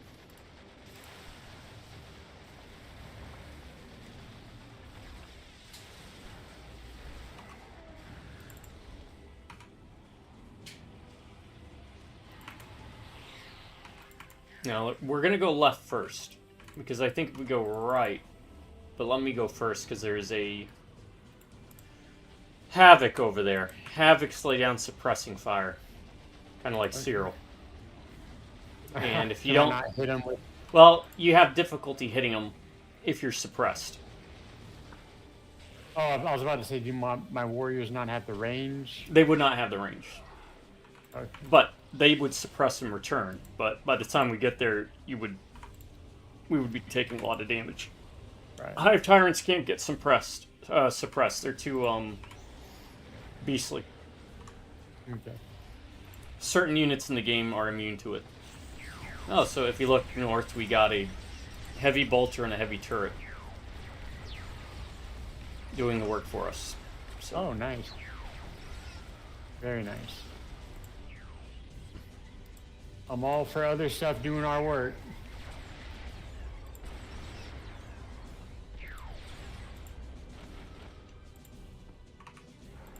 My number 5. All right, I'm moving. Gotcha. I'm just cutting all the way across. Yet another iconic voice. Not necessarily one of my... It is one of my favorite bands. I'm not as huge a fan as you, I know this, but the voice is so iconic, it's got to be on anybody's list, and I imagine it's probably going to be one we share, and every one of my people just got their butts handed to them. I should have went up top. Run away, run, no, run this way. What do you mean we can't pursue any further? We can't let them get away. We can't escape. We'll figure it out. Anything we lose, we can just rebuild. Goodbye again, right? Ozzy Osbourne. Mr. Crowley. Yep. Love that song. Either Perry with Mason. solo stuff or with the The Sabbath of Black. Sabbath.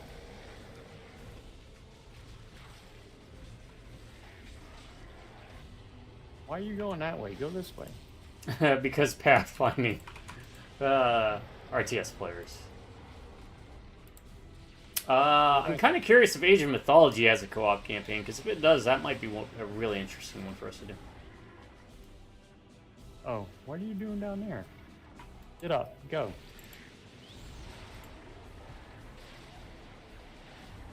Yeah, you mentioned Perry Mason. That actually is my favorite Ozzy song. Solo song. Right. It is a great one. It is my number 2, with Mr. Crowley being my first. Dun, Yeah, that's my dun, number 5, dun. Ozzy. Everyone knows the voice. Rest in peace. Another one. Rest in Like you peace. mentioned, there's probably going to be plenty of those.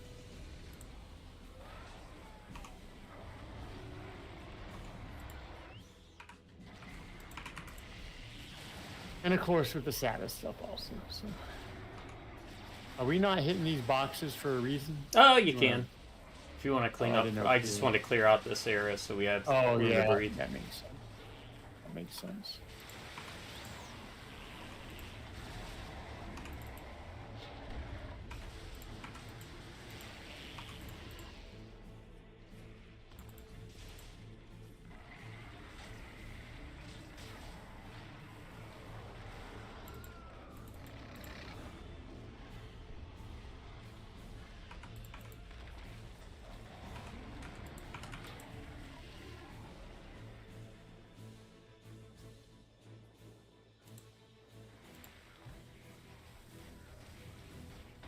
Oh crap, I forgot about those. They blow up. Are those melee guys? Yeah, the Nurgle Marines that they had. Okay. Papa Nurgle. Alright, so we're gonna let these guys kind of reinforce up. Papa Nurgle. Probably the best Chaos God because he genuinely loves his children. That is nice of him. And he believes that blessing them is by giving them more sicknesses and illnesses. Because he is the god of decay, disease, stagnation.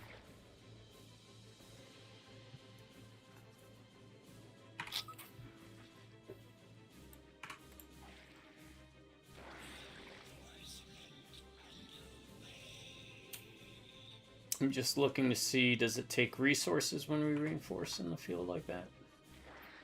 No, it doesn't. Wow. Okay.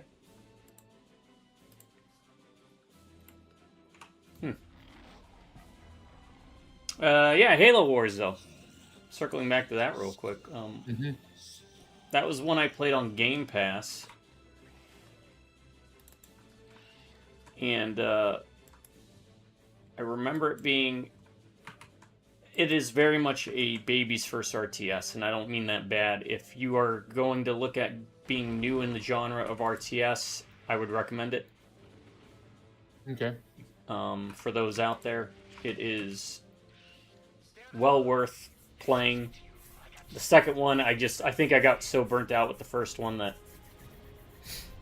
I didn't want to bother with it.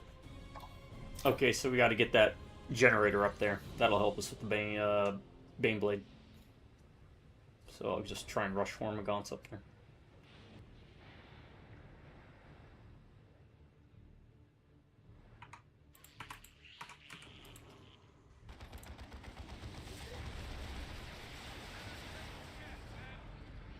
Not good.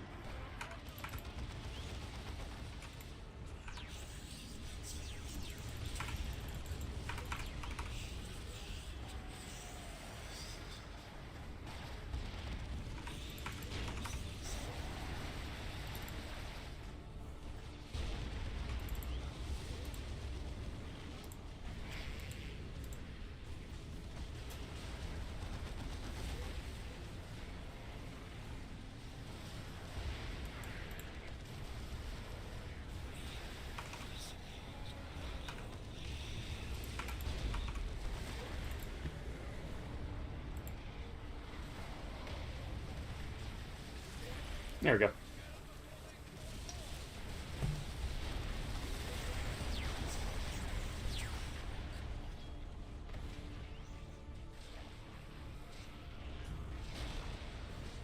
With the last flicker of resistance snuffed, the Hive Lord was no longer needed on Typhon.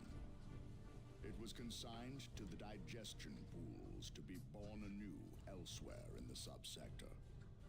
Every world of subsector Aurelia had been seeded with Tyranids, awaiting the call of the Hive Mind.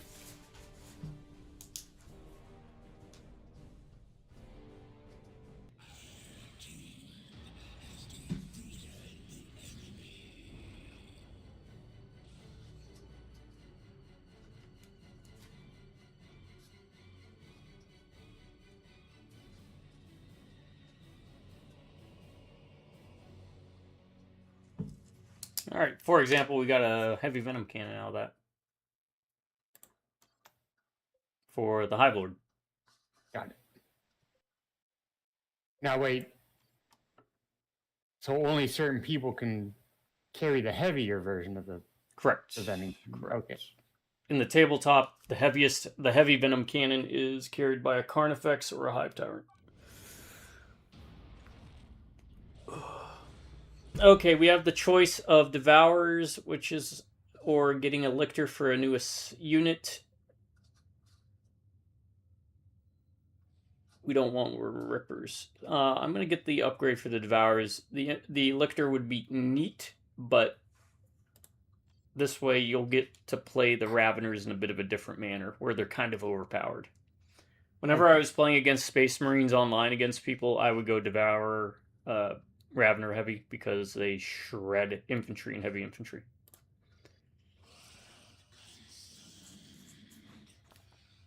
So now we should have that upgrade unlocked for that.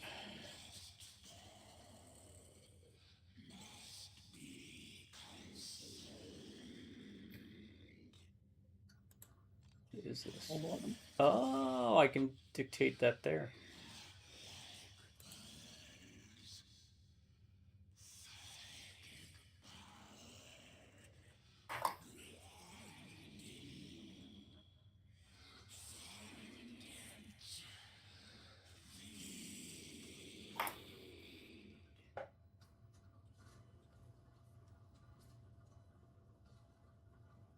I'll be right back.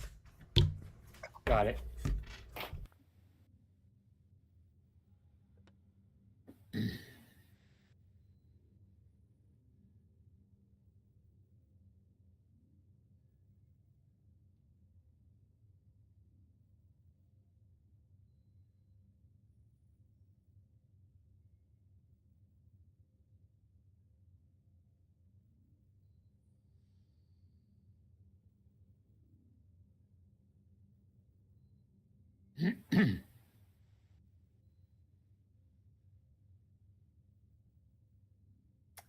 Well, everybody, I hope you're enjoying this. I apologize. I'm kind of in this weird place where I'm trying to focus on the game. There's a lot to it, and there's a lot to people that have played RTSs and are familiar with it that probably comes easy.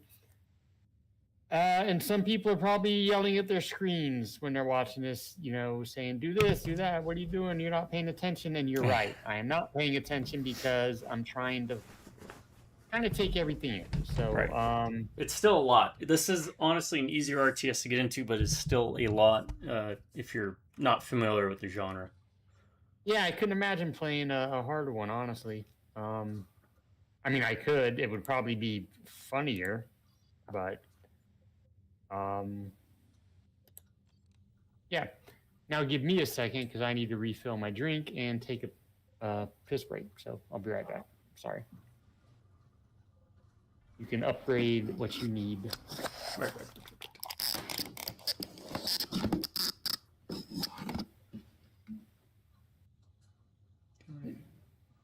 Oh my god, I didn't even equip the good stuff. I've been using the weak stuff. I thought these were already equipped. Poison is for enemy stuns a target. Or the venom cannon. My word.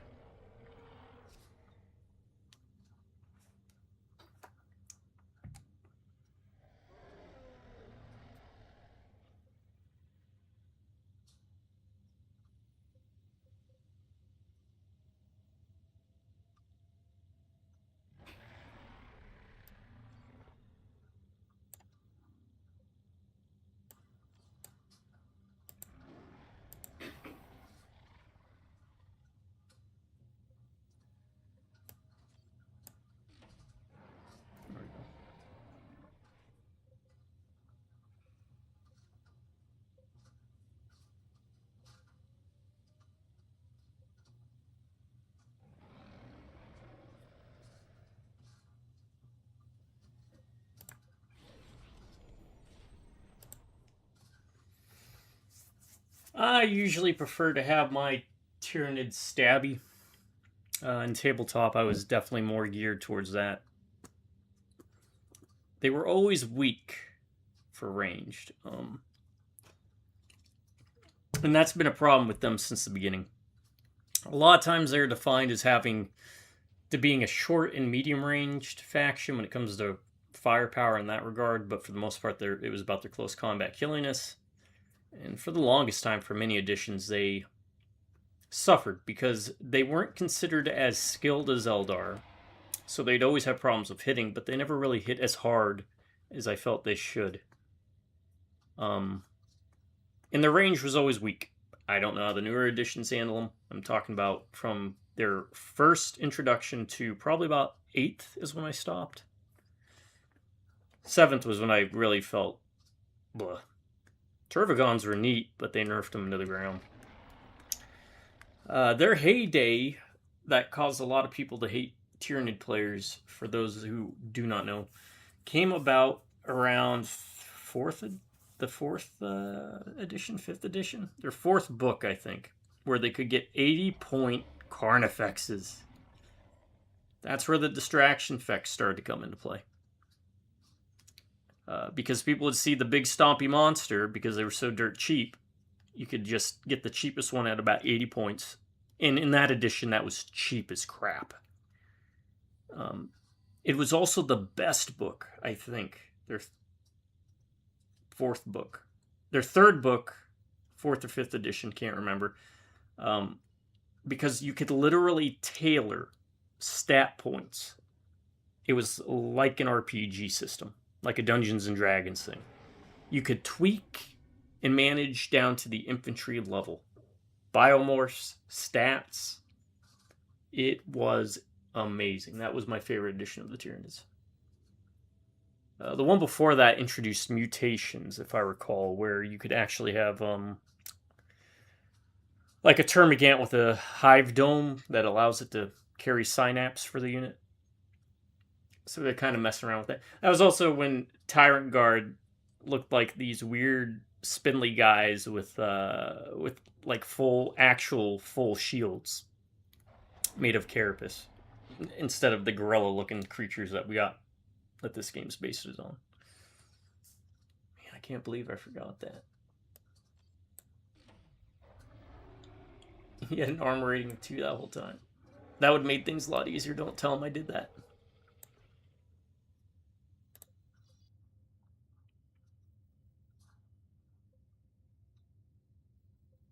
Alright, what are we looking to get here? Crushing Claws. Use the Burrow Strike ability. Lictor. Attention! All blood ravens of strike. Okay. We could probably give him something to mess around. I'll let him decide that. We will flip-flop back and forth on who gets what and who wants what.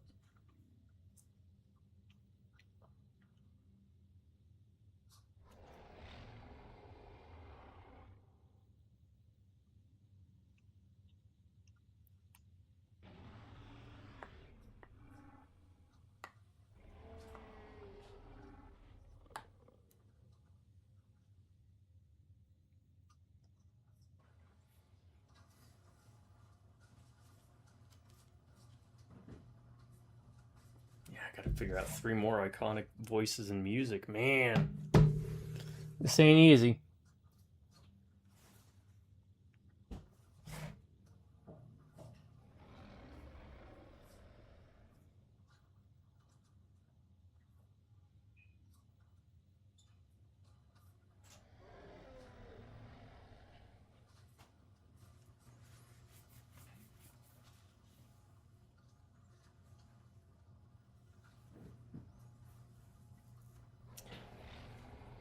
Now, part of the problem I'm having with my list is I'm trying to parse between how much I enjoy the band and coming at it from the angle of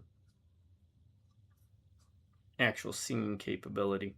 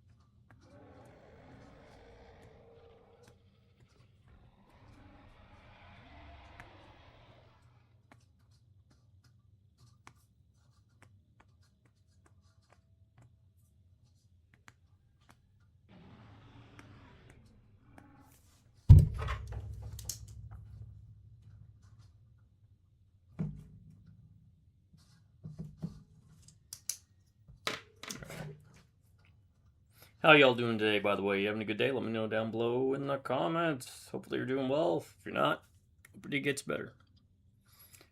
He says he's liking it.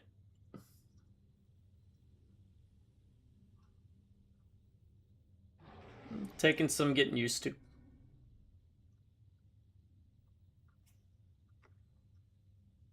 Want that additional accessory.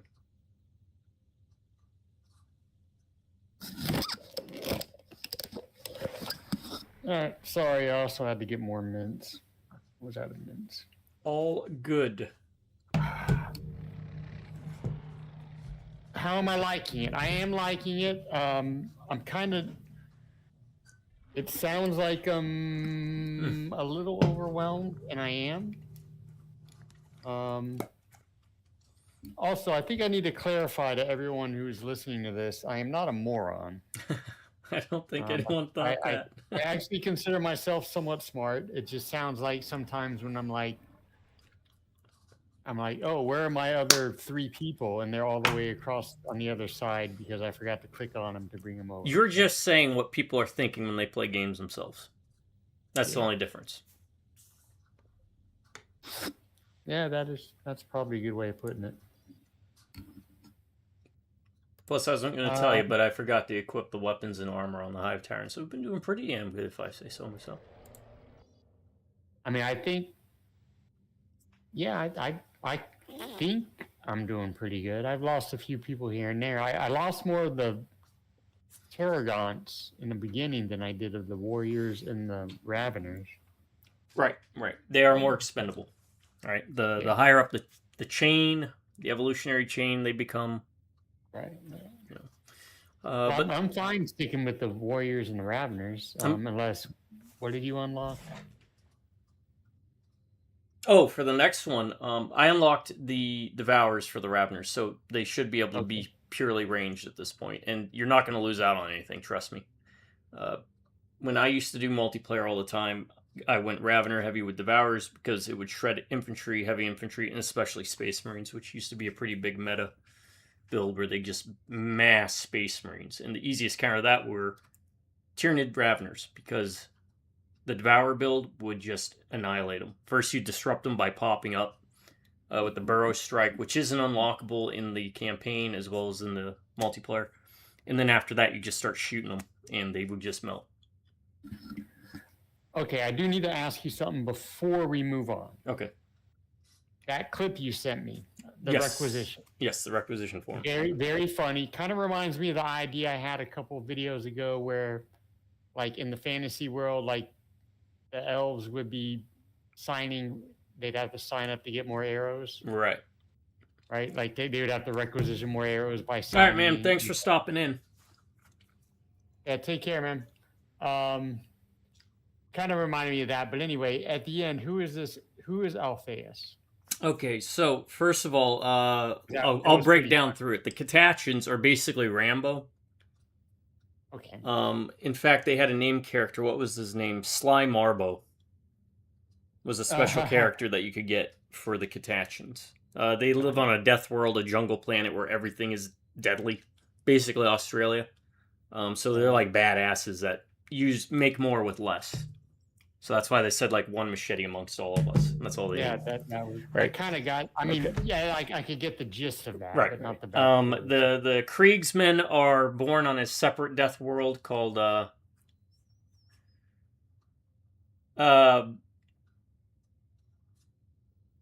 will not dignify that with a response. Oh God, he is not making my list. Most definitely. I'm not a big Meatloaf fan. I know you're not a big Meatloaf fan. I know. That's why we will have obviously deviations with our list. The Kriegsmen, the ones with the gas masks, they live on a death planet where they can't breathe as soon as they're born on the planet because it's dead and they're fighting an endless trench war. So they live their entire lives in gas masks. And the whole joke is that they use their e-tools basically to wage war all the time, which is a valid tactic. Okay. So that covers them. Now, the Space Marine is one of the traitor legions, the Alpha Legion, where the Night Lords are all about terror tactics. They're my favorite. The ones that have little bat wings on their helmets and the skull faces. The one you read that novelization about.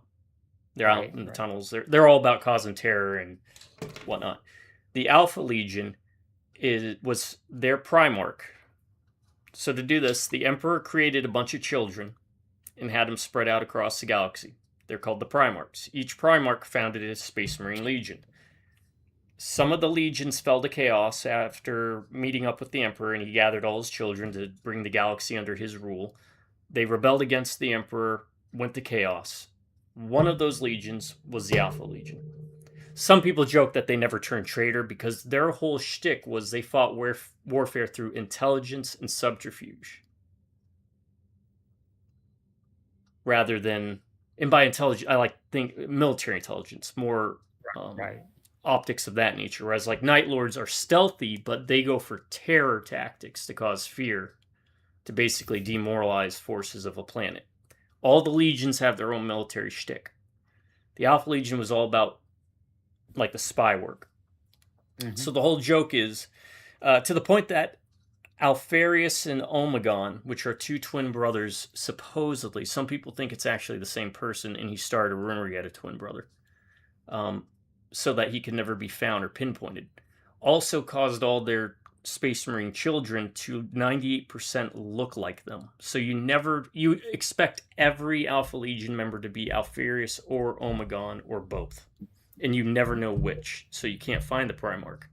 The reason that comes into play is because the Primarch are typically larger than Space Marines. If Space Marines are 8 feet tall, which they are, the Primarchs are like 12 feet tall. Superhumans. Okay.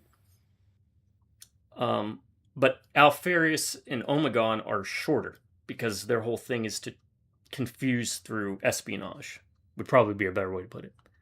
So that's who that was. And that's why the guy, the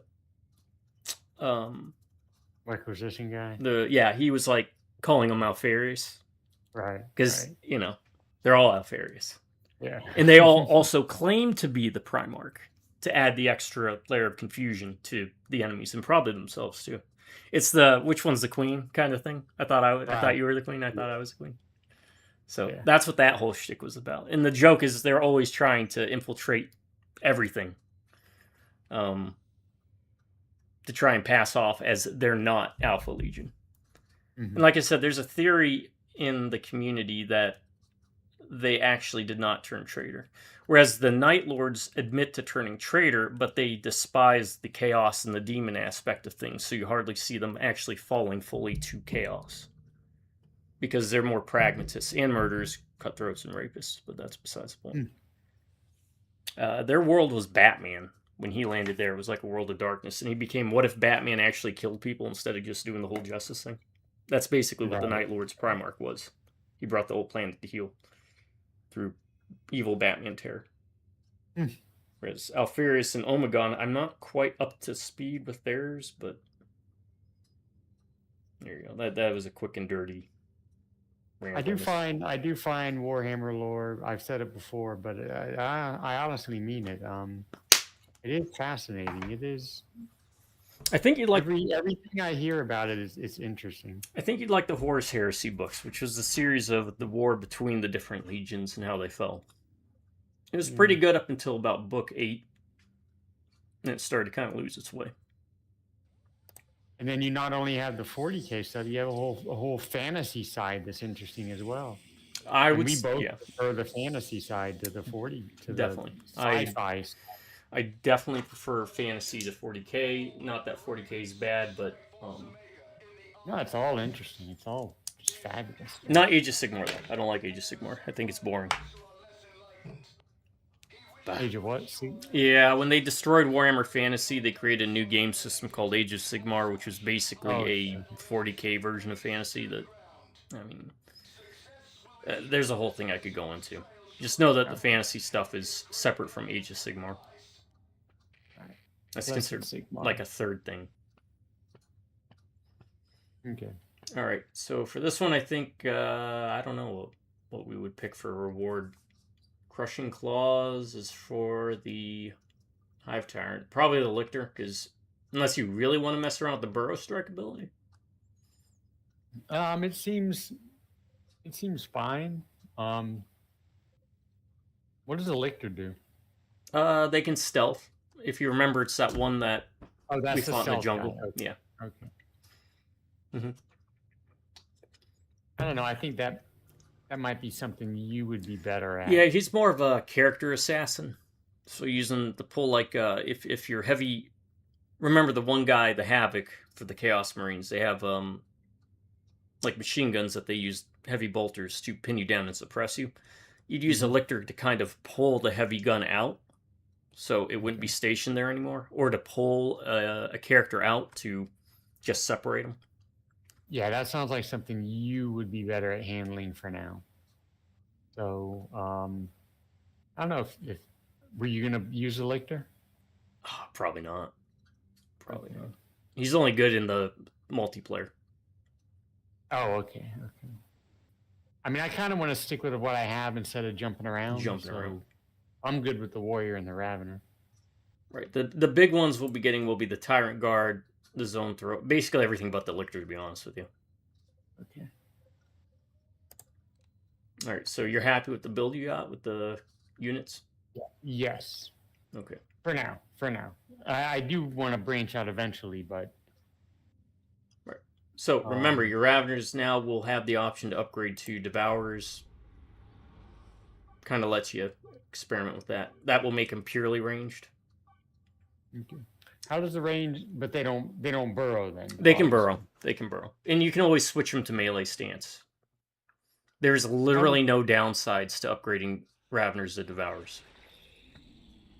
How does the burrowing work with The Burrow the Strike. Devourer though? Well, they just won't engage in melee. You'll have to either manually do it or cause them to stance switch. They'll still be able to burrow and do the burrow attack. They would burrow and then just attack with the Devourer. Right, when they pop up Okay. and cause a disruption.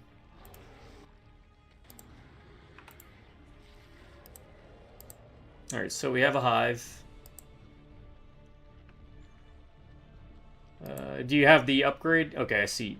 You upgraded them, so Yes. good. I mean, between the Barbed Strangler and those Devourers, you will be shredding infantry, because the Barbed Strangler will pin them, and the Devourers will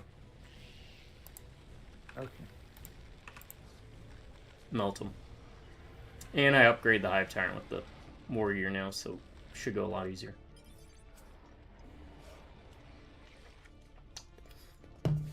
That is a Tyrant Guard. It is meant to protect Hive Tyrants from taking damage. Now the neat thing, lore-wise, let me nerd out about this a bit, is a lot of the Tyranids were adapted from their engagement with different forces in 40k. The Tyrant Guard were created based on Space Marine DNA, for example, Okay. to kind of battle them. Originally, Biovores were also created to battle the Orcs because of the mass numbers and the Spore connection. So, it takes inspiration from its foes. My number 6, by the way, probably going to be a bit of a surprise to a lot of people. Surprises myself because it's the band I think I own the most albums for, and that's Jonathan Davis of Korn. Oh.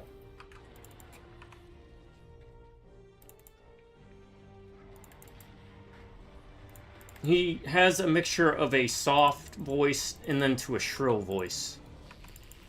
And some of the octaves that that man can reach are insane.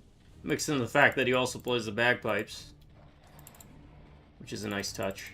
I think he's got a very iconic voice that when people think of nu metal as a genre, he's probably the first one people reach to. Sergeant Lysandros, be advised. Enemy forces have been detected inside the settlement.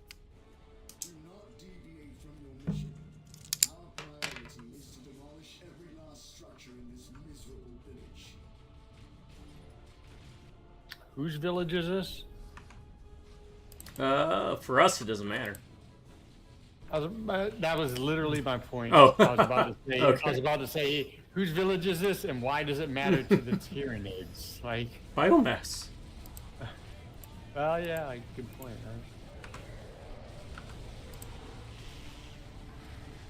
Yeah, literally everything from the oceans to the atmosphere to down to the most base chemical levels is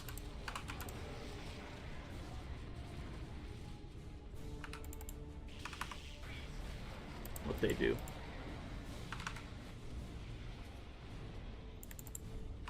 They hoover up the atmosphere with a giant vacuum.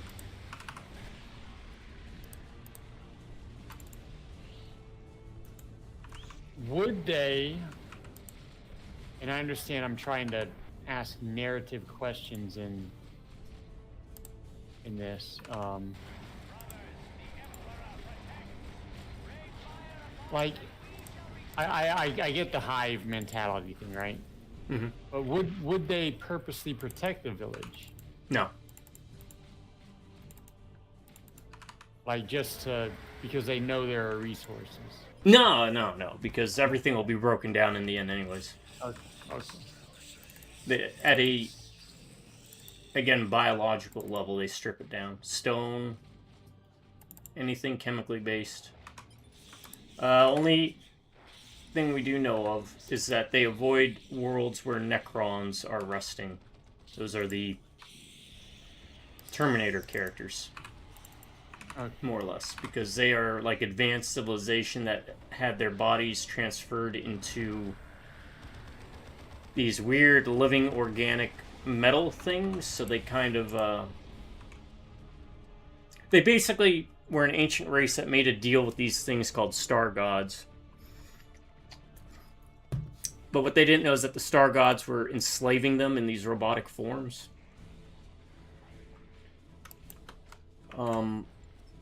That destroyed their mortal shells, and they became the Necron race. And then eventually they broke free of the will and turned the star gods into more or less Pokemon. Is usually how it gets described. So for whatever reason, Tyranids have difficulty devouring them or absorbing them. But my theory is, and this is what I pitch to people, because everyone's like, Tyranids can't harvest the biomass of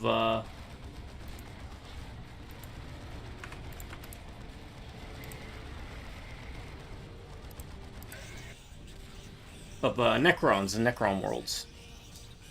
And I posit the theory that they can,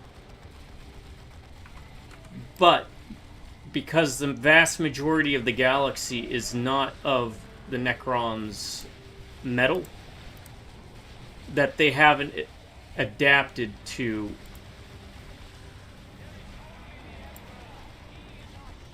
being able to process them, if that makes sense.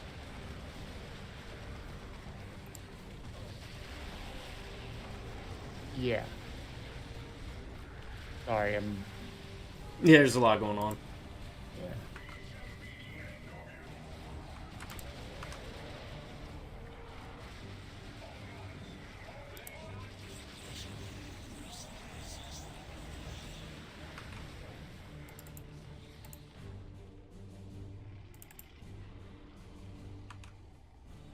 In fact, there's a Necron character who his whole shtick is he goes around and he just collects things. There's a really neat animation where it's Chaos Marines fighting Space Marines, and they get close to the relic, and then time freezes, and the Necron walks out, and he says, "You've been trapped in here for like thousands of years. You are part of my collection." So it is literally a moment in time he's collected. Huh. Their whole shtick is they've got like this otherworldly advanced, basically science. Because of the star gods.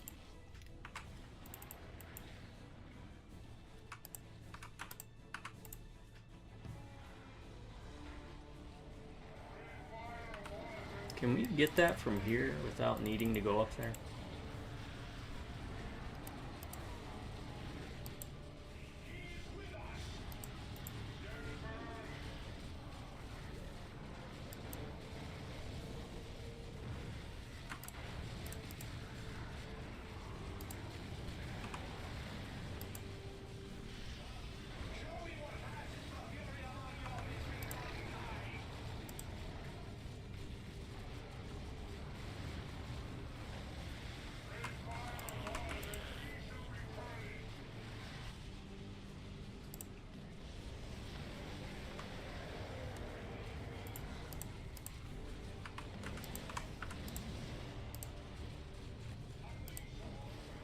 think I took this.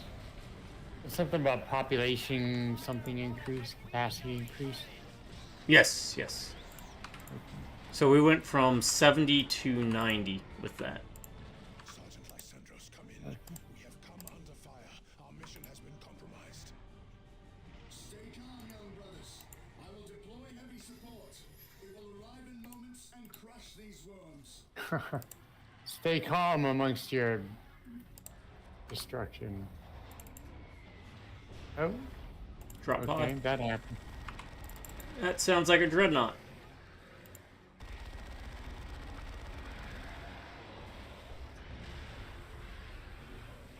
That is a dreadnought.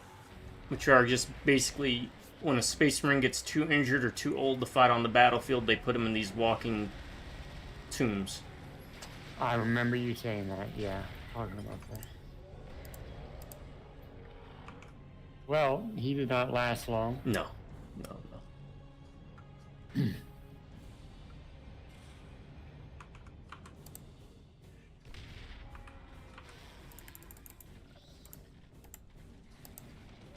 Are we supposed to destroy the Space Marine headquarters? Yeah. Should be easy.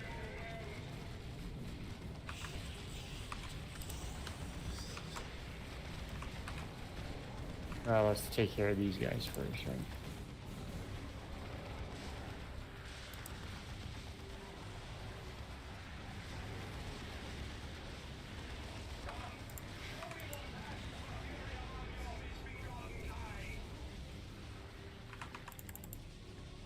So again, we do lose out on a little bit of the charm and character that you get from playing, say, orcs, but yeah, I mean, you get to be a horde of alien gribblies that devour things, you know? Yeah.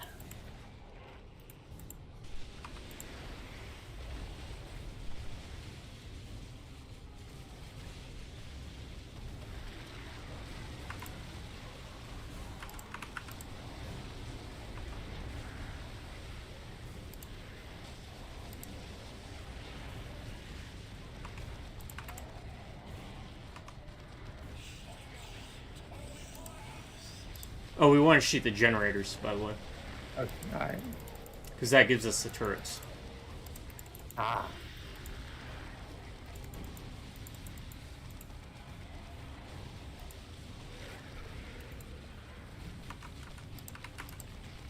Alright, let me try this again.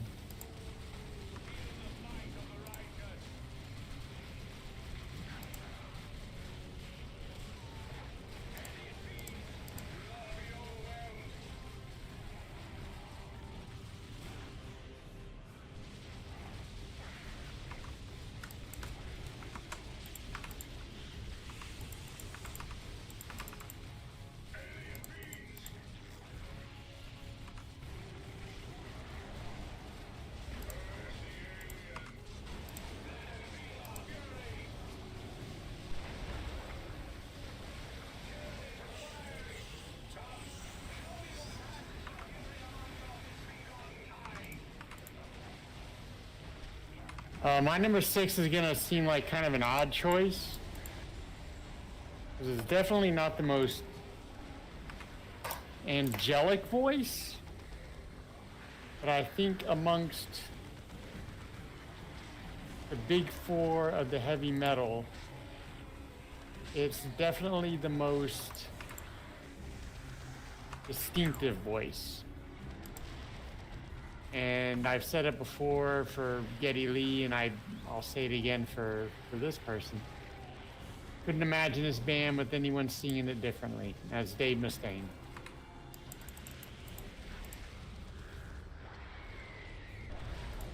Got a weird, creepy kind of voice to him. It actually has a very distinctive range. Kind of not easy for me to describe. I'm sure you know exactly what I'm talking about. Yeah. He's got he can do the gravelly, he can do the creepy weird, you know, he can do a kind of melodic.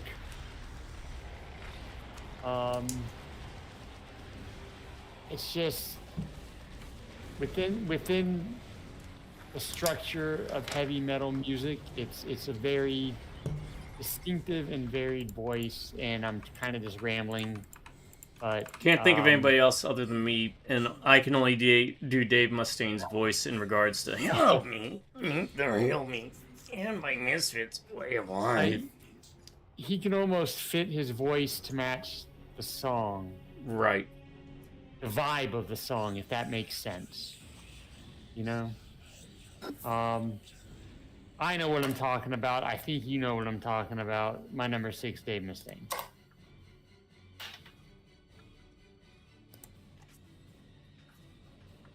I tell you who won't be on my damn list. Hey, here I go now.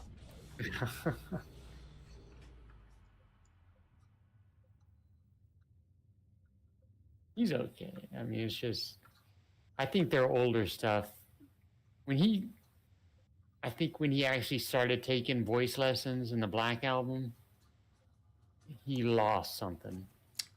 Right. The aggressiveness. Yeah. The aggressiveness, I think.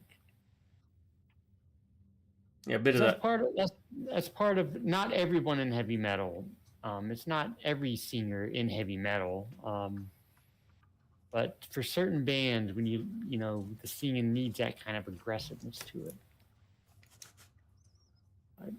Don't listen. Look, these are just my singers, and I'm gonna forget a whole bunch. And later in the day I'll think about some. But don't take my word for this list, because I've mentioned before I have a horrible ear, like for music. It's cauliflower. Did you want the Raveners to do the Burrow Strike, or? I don't feel like I'm using it correctly. Like, I hit the button and I feel like it should be going to people, but they're not. Like, I don't know. Well, the regular Burrow that you're doing is more for repositioning your units without getting hit.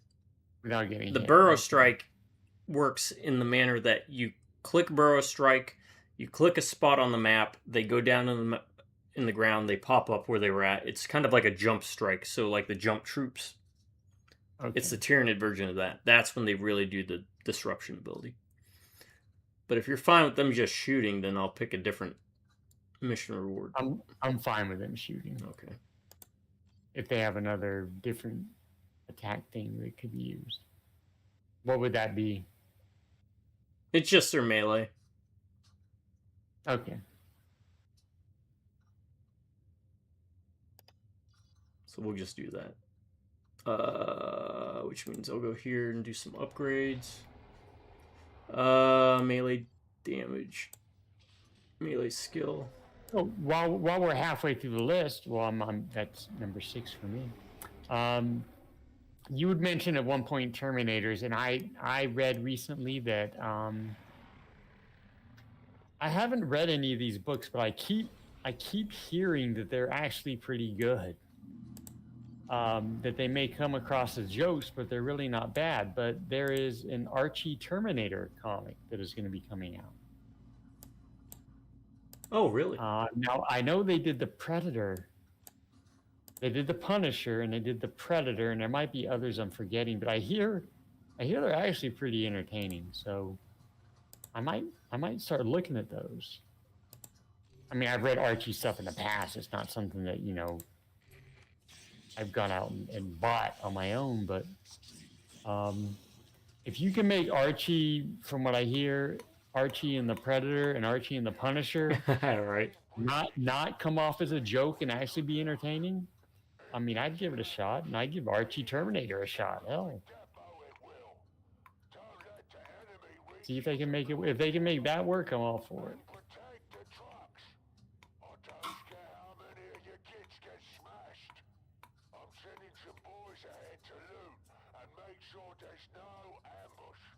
Oh, you see the cover of that book I sent you? Yeah. Reminds me of Time Bandits with the giant with the ship on its head for a hat. Yeah, good point. Yeah, I just saw that cover and I saw the title and I'm like, okay.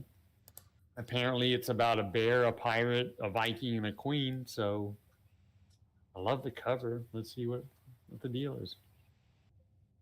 The art inside is it's all like watercolor stuff. It's really beautiful. I have yet to start reading it, but I'll probably get to that this weekend. And Black Sails. I gotta start Black Sails.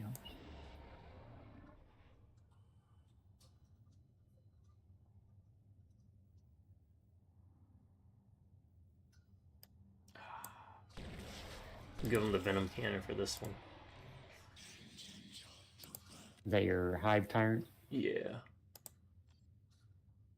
Might be worth it for you to... Well, it's going to be...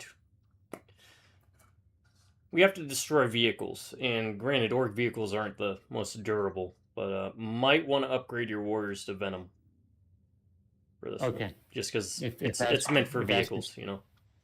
Yeah, if that's what you suggest, then I will do so. But we'll see. See how it goes. You want me to wait or do it right away? We'll see how the level plays out before we... Okay. Orcs. Orc and Mindy. Ha. Drive slower, you break me bits, he says. And don't forget to drive on the shiny bridges for good. Listen up, kids.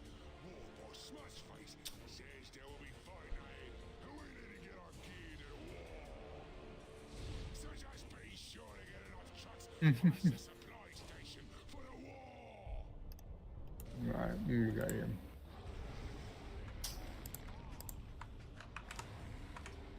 Oh, we attack him?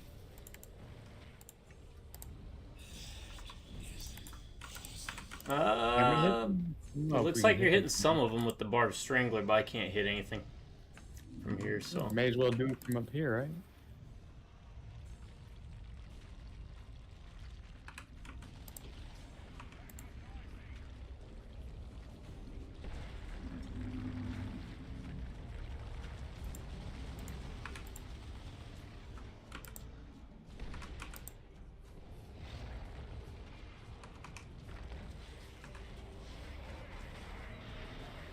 Looks like it wants us to secure the supply station first. So that just might be background stuff to make it look busy, right? Gotcha. I don't remember everything with the campaign.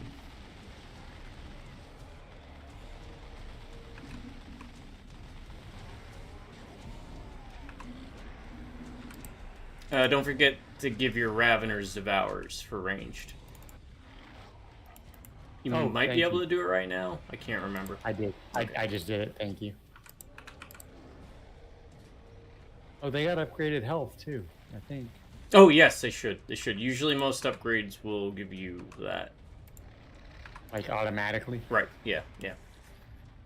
Okay.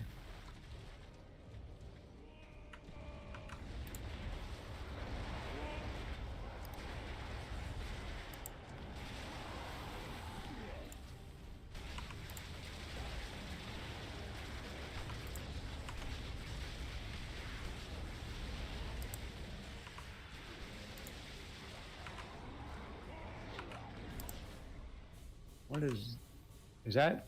Are you seeing that thing? That orc? Bouncing around? It was like a glitch. It's a glitch. Yeah.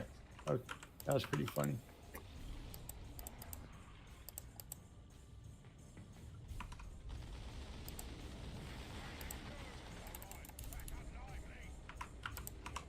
Yeah. My number 7. Oh, sorry. Go ahead. I was gonna say you'll see a lot of weird zaniness with that kind of stuff. With models kind of zooming around all over the field, place, sometimes even flying around the map.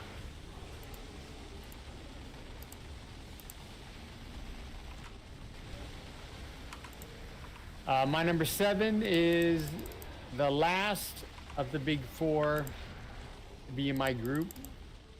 Which I guess only 2 of the big 4 in my group, because the only other one was Dave Mustaine.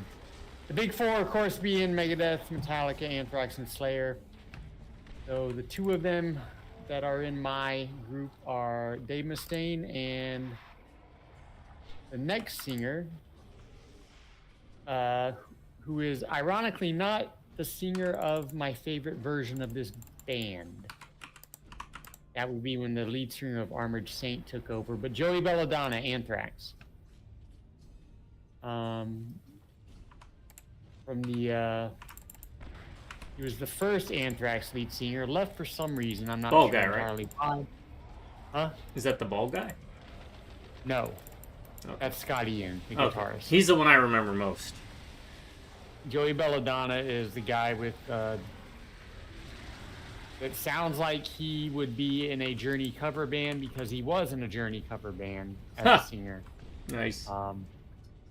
But he was their first lead singer. He's the guy that has a really good voice. Left and then came back, but yeah, just another one of those really, really talented vocalists that's in a thrash metal band. So his voice kind of juxtapositioned with the aggressiveness of the music makes for some really, really iconic songs. I think is the best way I could put it. Like listen to something like Armed and Dangerous or I Am the Law, Caught in a Mosh with his voice. It's very, very, very special. That's my number 7, Joey Belladonna, Anthrax. Though it's kind of weird, I've mentioned before, my favorite Anthrax album is The Sound of White Noise, which is, I think, the one where the Armored Saint lead singer took over. But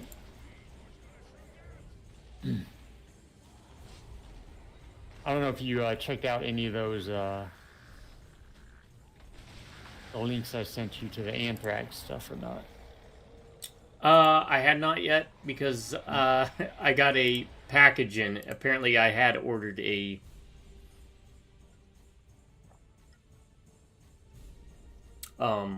Anthrax collection. Oh, nice. It has like 50 songs.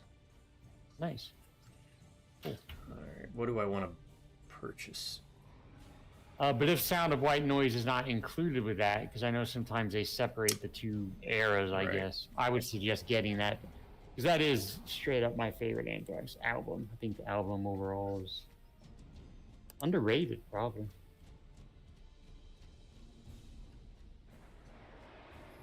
I don't know. It might be properly rated. I don't keep track of that stuff. I think I say that a lot, like, oh, this is underrated, and it might be properly rated. I just don't keep track of that. It's underrated or overrated to someone, right? It's like when we talk about how we feel, Silent Hill 2 is overrated, but if it is your favorite Silent Hill, we're not saying that, Yeah. I like how I poop on the Gun Guardians all the time, but if you like them, I am happy for you. Legitimately happy. All right, destroy the bridges. There are barrels nearby. We need to destroy those. Can I hit them from here? Might be able to. Looks like they're trying to go down. Oh, it's right down there.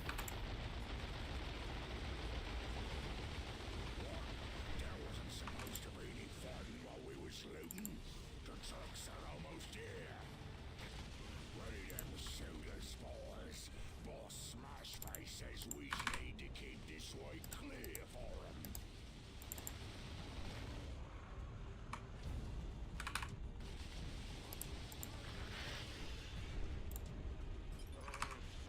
Boss, they destroyed those shiny bridges you liked. What? You expect that we lied to me, boy? You expect me dead before I get there, because I don't like being lied to. You're out of me way. Do the work yourself. And when I'm done fighting, you all get your faces smashed. Sorry for the quiet. Yes. Just multitasking. What is this? Go ahead and buy another unit of Ravners if you can. Here? Yeah. Yeah. Okay. Oh my God. Okay. And then, of course, devour them up.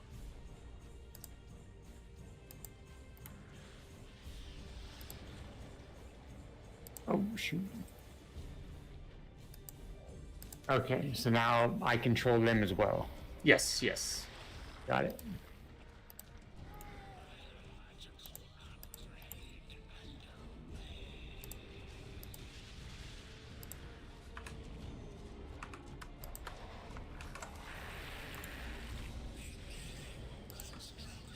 Is that you placing that hide node, or did I do that? I did. Okay. Convoy destinations right here. So that's where they need to get to, and also on the other side. So where will the convoys be coming from? Oh, before there. Okay. So make sure we're at one of the 2 convoy sites. I'll stay up here on the top one. All right. The destination, right? Yes, yes. Okay. And we're trying to stop them from getting there. Correct.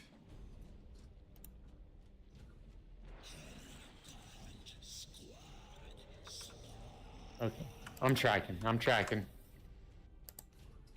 So if you're protecting that convoy site up there, I've got some units up there too. I got the bottom one covered as well. Alright, we should be able to do this.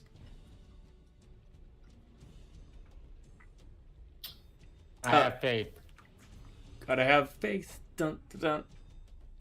Good song. Number 7 is going to be Matt Barlow, but it really could be any of the Eister singers from Matt Barlow. Tim Ripper Owens was on their lineup for a bit. Stu Block. I think Ripper Owens took over for Judas Priest, if I recall. For a period. Blasphemy. Yeah. Yeah, he did. But Matt Barlow, if anyone's familiar with the band, was it? No more to escape. Okay. Like From the Ashes, I think.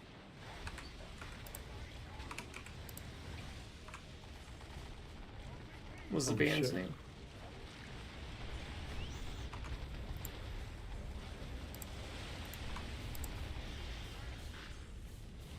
Should I be engaging them or just staying here? You can stay there if you'd like. Just make sure I don't mess up anything. Alright, I see one of the trucks. I see another truck.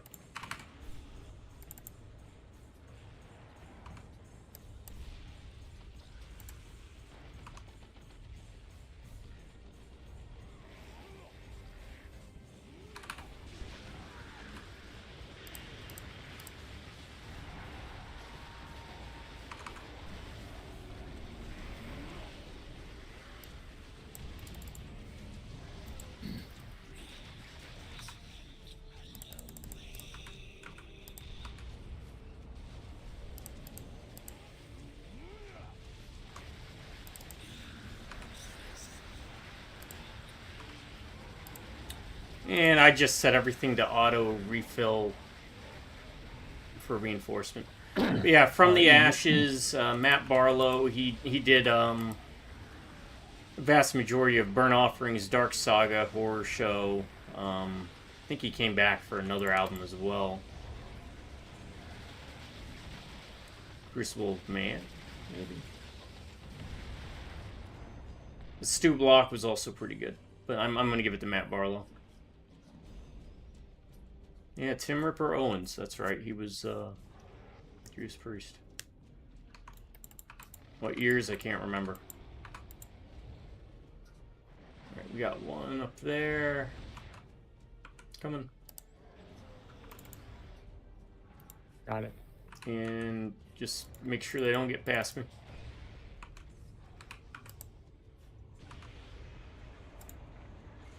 The looted tank.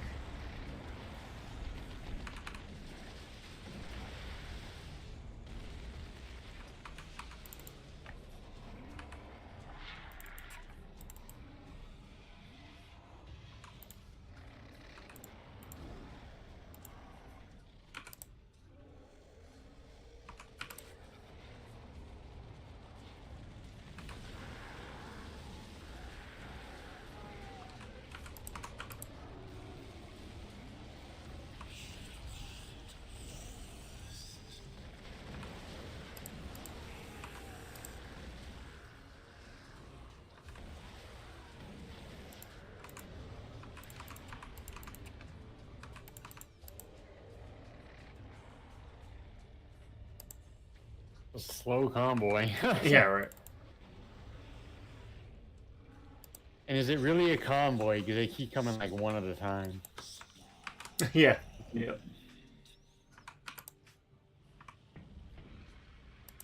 Oh, here comes 2 trucks from the north.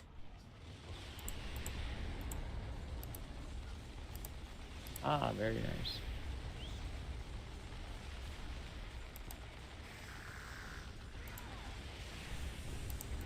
Oh, and one on the left, too. Yep.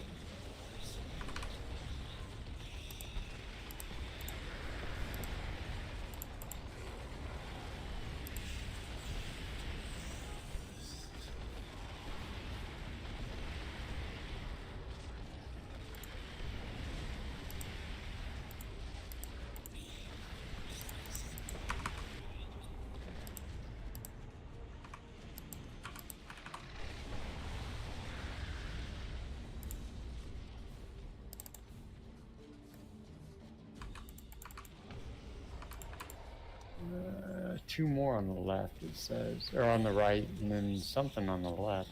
Yeah. Something War big, Boss maybe? Smash Face is here.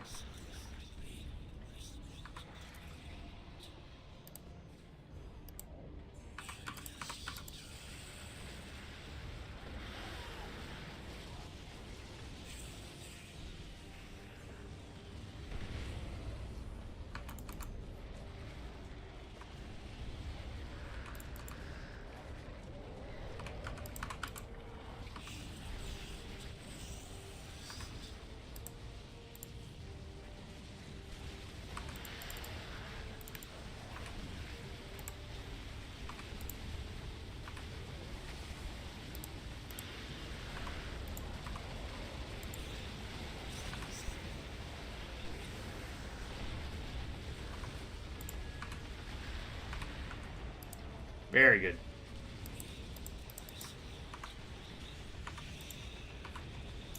Looked like I did, all right? I don't know. It went down.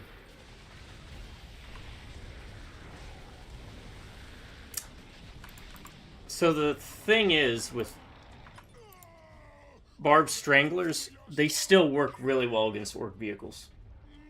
Because they're so Oh, ramshackle. That's right, I didn't even switch to the Devour. Also, Or the Venom Cannon, sorry. I forgot to bring this up. This Dawn of War had directional armor, so hitting vehicles from the side and the back would do more damage than the front. Right.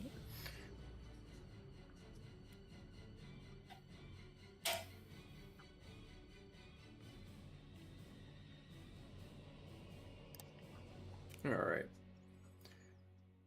My number 8 is going to be Wayne Static from Static X. It's a one-note type of singing, but that note is just something that makes your vocal cords hurt by listening to it. And I don't think any other voice could have fit that style of like polka, metal, electronic, industrial mix.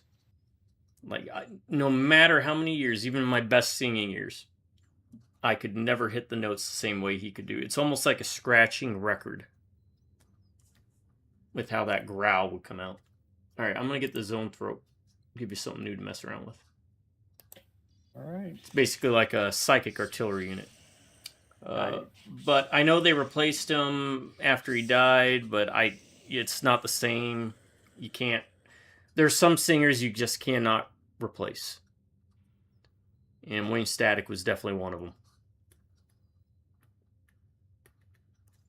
All right, Zone Throat, Zone Throat. That's those big brain bugs, the psychic ones that we would fight in Space Marine 2.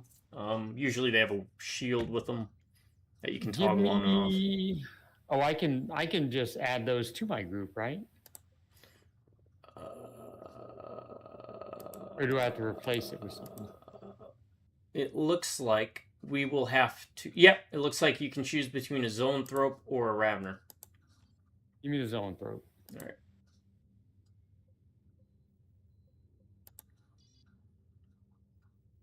And to be honest, that's not a bad mix, because as long as you keep the Barbed Strangler on the Warriors, you've got infantry covered, and the Zone Throat does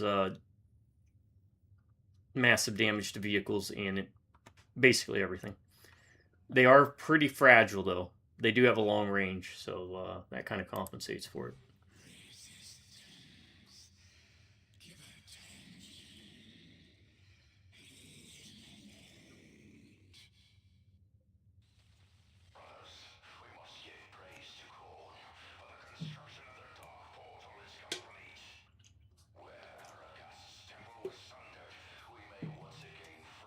My number 8, Chris Cornell, Soundgarden. The best of the, I prefer him definitely to Kurt Cobain. Nothing against Mr. Cobain, rest in peace. He wasn't about the singing anyway, not compared to Eddie Vedder and was it Lane Staley? Right. Yeah. Allison's name? Also rest in peace, I believe. Or Chris Cornell, who I think had the best voice of all of them, of the Seattle bands. And Soundgarden is one of my top 10 favorite bands. So Chris Cornell had a beautiful, rest in peace. Yeah. Jeez. Yeah, right. A beautiful, beautiful voice. I understand I keep saying this for a lot of these entries. I can't imagine the band without that singer, probably because I've listened to them so much. But Soundgarden in particular, a lot of their songs have personal meaning to me. So Chris Cornell is definitely on that list. That's my number 8. I know he was in other bands too. Was he an Audio Slave or something like that? Yes, Audio Slave. Yeah. But I'm not familiar with, I mean, I've heard some of them, I'm sure, but I'm not familiar with their library. Or I don't know how much Temple of the Dogs did. I just remember the one I'm Going Hungry song with him and Eddie Vedder. Hunger Strike. Hunger Strike, yeah. That's I'm a good going song. hungry. Yeah, a lot of good music out of that Seattle scene, and I think Soundgarden and Chris Cornell in particular was the best of them.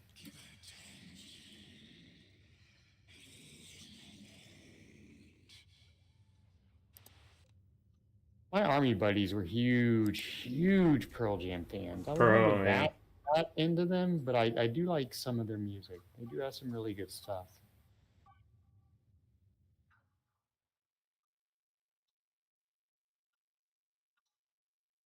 Oh, this Ice World. Nice. Yeah, I was never huge into Pearl Jam, but that was a great thing. Was back in the day, you didn't have to be a huge fan because there was always something somewhere in the music that you could enjoy. Well, so now I'm gonna crap on it. I don't think there's good new music. Oh, hold on, let us retreat. I still had the wrong. I didn't want that weapon. Okay. I don't feel qualified enough to talk about new music, to be honest, just because I don't really. I'm not saying you don't. I'm just saying me personally, I don't really pay attention to it. Right. I could not even tell you, like, any popular metal bands. I hear about bands and stuff just from osmosis of normal news trickling in, but I couldn't tell you anything about anybody, to be honest. And, you know, I'll hear who did the Super Bowl or something. I'll be like, oh, okay, I don't know who that is. Yeah. But, all right. Yeah. Sure. And then every once in a while I'll hear, oh, this band's doing their farewell tour. And it's like, isn't that like their 5th one? Right. I wonder which band has done more farewell tours. I would not be shocked if it was Kiss. Because I remember going to their farewell tour back in the 90s. Right. And it was probably like their 8th one by that point. It was Kiss and Ted Nugent. Kiss and Slaughter. The one time I saw Kiss, I think we've talked about this, was without their makeup, and Slaughter opened up. Oh, nice, yeah. There's a big muddy airfield in North Dakota.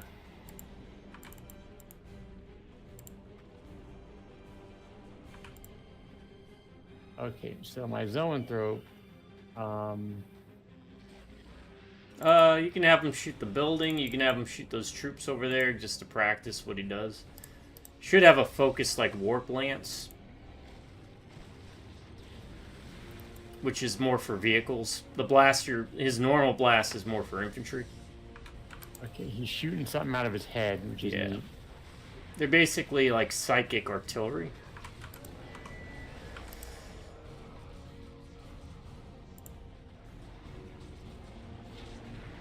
And you should have an ability, if you don't want to worry about using the warp blast, there is a shield that if you just click it, it'll stay on. Enhances his health pool, basically. I don't see any powers. Oh, really? Yeah. Oh, I wonder if it's something we have to unlock then. That's fine. I do have an attack ground fire weapon at a designated point on the terrain.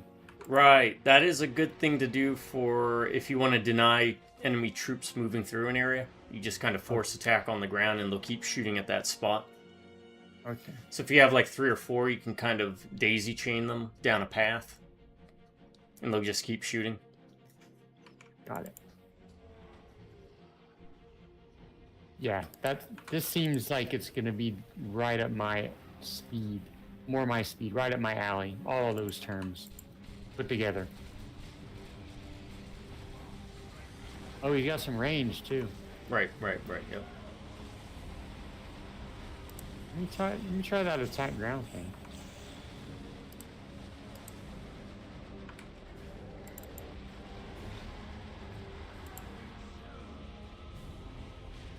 Oh, he's got to get within range. Noise Marines who use guns that look like guitars and drums. I like that.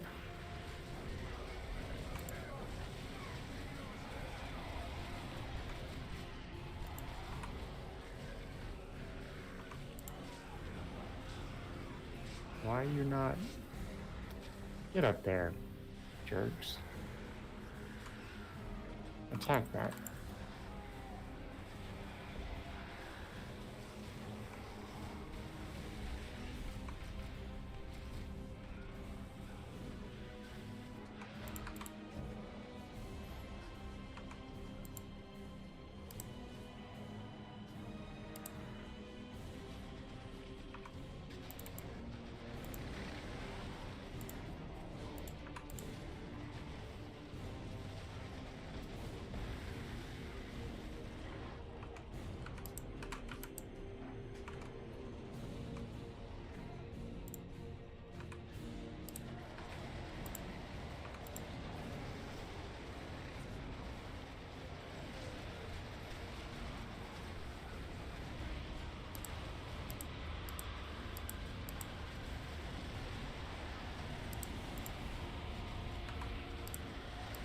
Are we supposed to be doing something to that chaos energy barrier?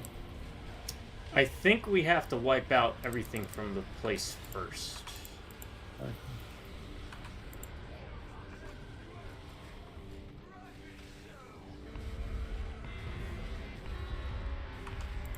Where are you going, dude?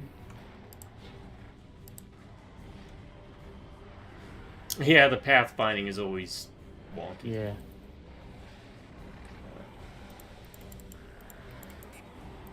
Not the worst that I've experienced in RTS, but not... Definitely not the best. Oh, watch out. The zone throw. Yeah, I don't know why. I'm trying to move him back. Oh, wait. How did he get stuck to melee? That was weird. Is he still on melee? Okay, if I hit A and left click. What stance is he in? He's in firing stance. Like if I want to hit something without moving, I just left click it, right? Right click. Oh. Attack, right? Right. I thought that's what moved it, is right click. It does if you're not targeting something. Are you talking about Oh. if you're talking about an attack move, you hit the A key, and then your cursor should show up as like a red circle with a green Yeah. triangle in it. Yeah. And then you select the spot, and you left click with it, he should attack move in that direction. Oh, but they do move. Okay. I thought they would just attack and not move. Alright. So you can just right click on something and they'll attack it without moving to it. Right. Okay. They'll get within range of it, and Okay, I think I was overcomplicating it myself. Sorry.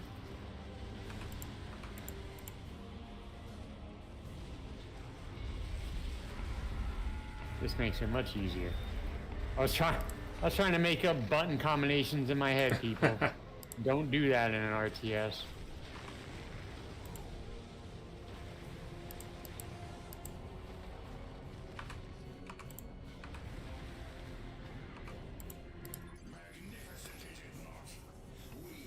No, I'm liking this zone build guy.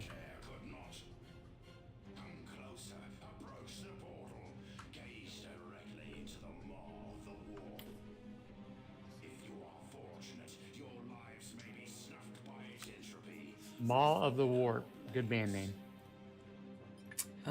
Bolt Thrower basically built their career out of naming their songs and albums after Warhammer stuff. Oh, I made a comment on that video, on that live stream from Days Gone. Mm-hmm. Wizard Island. Wizard Island. Yep. Like I said, great band name and name of an 80s 2D animated movie. Not Don Bluth or Disney. Right. But like I told you, I just happened to look it up. I did not know that is literally the name of a real place. Yeah. And I'm like, I would love to live at a place called Wizard Island. It's like Fallout in a lot of ways. Right, with New Vegas for a lot of locations. Or not even, the original Fallout. I mean, Klamath is an actual place as well.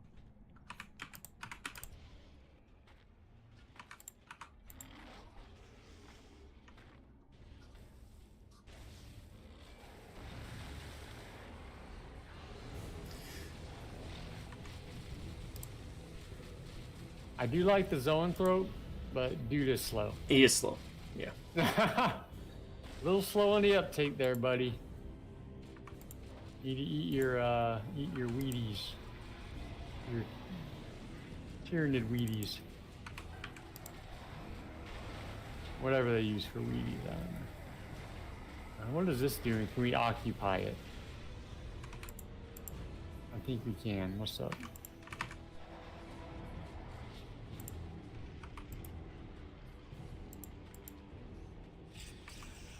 It did something. It gave us more requisition. Okay.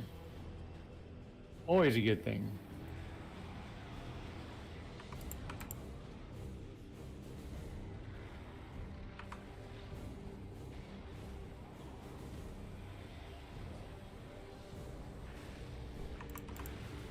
Hey, we briefly touched on this, but we didn't do anything official, so I wanted to circle back to it, if you don't mind. Mm-hmm. And Gabe did bring up some good points, but zombie apocalypse, Forester City.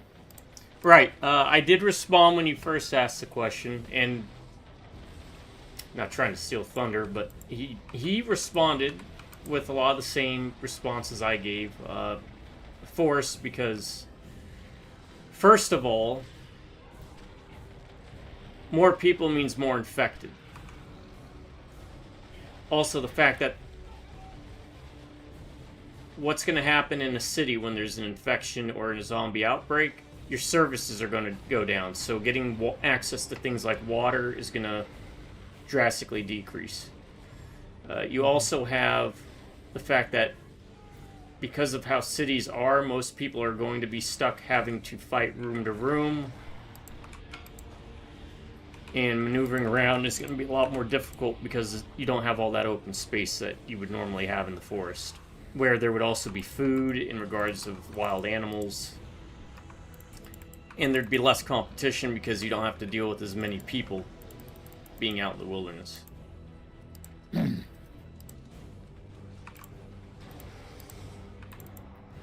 I cannot argue against any of that.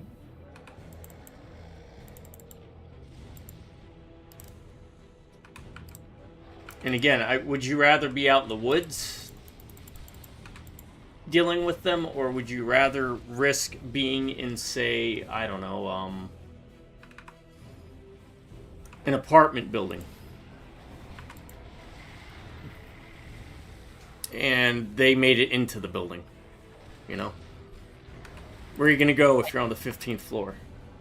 I guess the primary benefit, just to play devil's advocate, of city is the resources. But you would have to fight for those resources, right? True, yeah. Because there'd be more people to try and get them. And by that, I mean, like, packaged food. Because, again, once the infection starts happening, chances are there ain't going to be water or power. Right.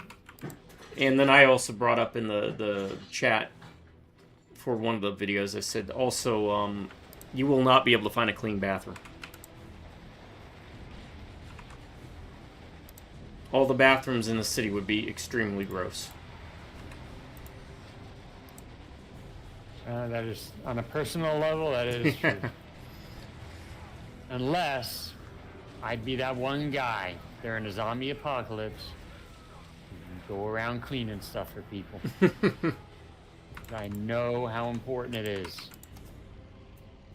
No, I think in general I agree with both of your takes about the forest being the best place. Yeah, because I think you brought that up in either another video or I responded earlier in that video. I can't remember.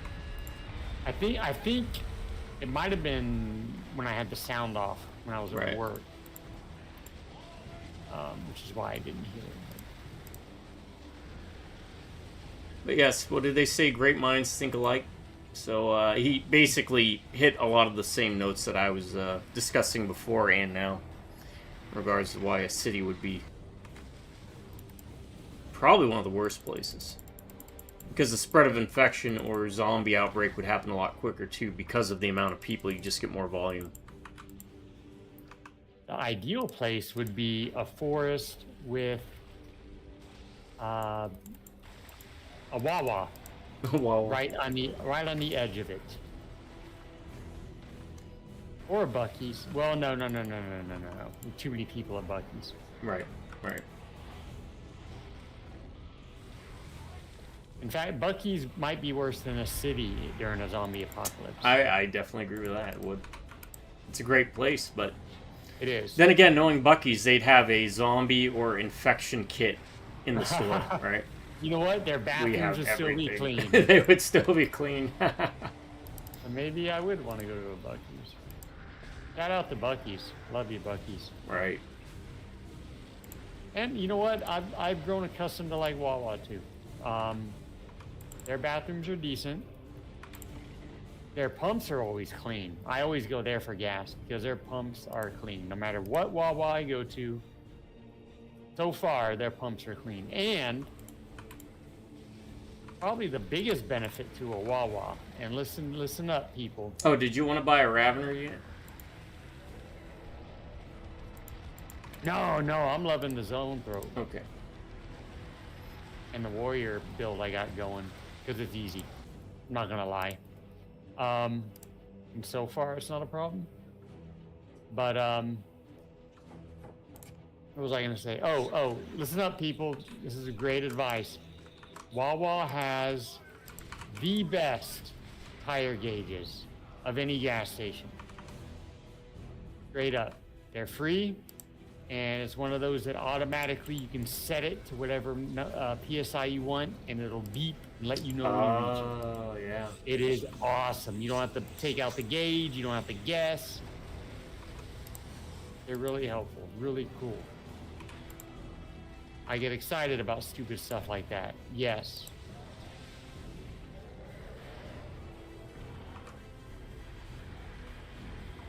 Oh, we should probably destroy this first. Yeah, you might want to run from it. Oh, okay. It will wreck you.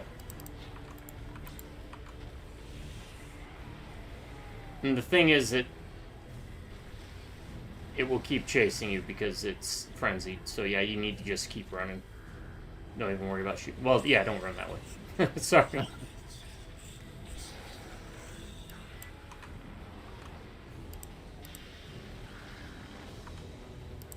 Run away, run away.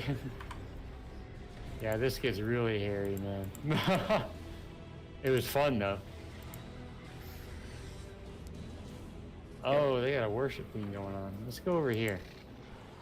Yeah, let me You capture said it this. automatically refills, doesn't it? If you set Or it to, just- yes. I don't know if you okay. have it set. I did not.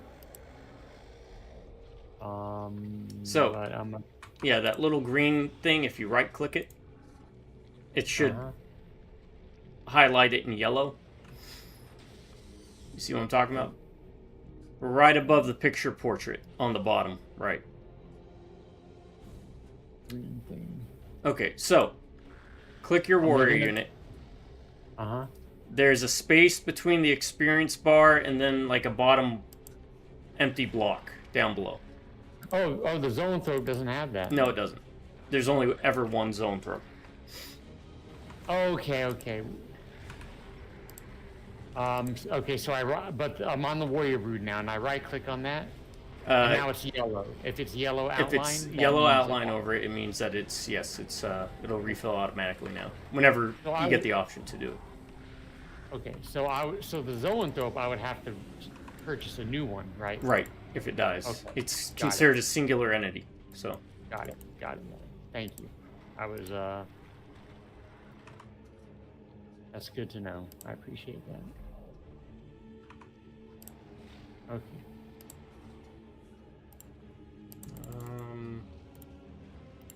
Before we go doing that, oh well, clear out the area a bit. All right, what do we got? We have to destroy this thing, chaos portal. Can we? We'll see. I kind of want to explore around a bit more, clear out the sides right quick. Okay, I'm following. I'll see what that does. I don't know what that does. Oh, okay. I don't know if I would use that ability. My number 9, since it was brought up, he was on the list, is Meatloaf. I am a fan of Meatloaf. Much like Ronnie James Dio, very opera-like singing voice. Going for that rockabilly genre.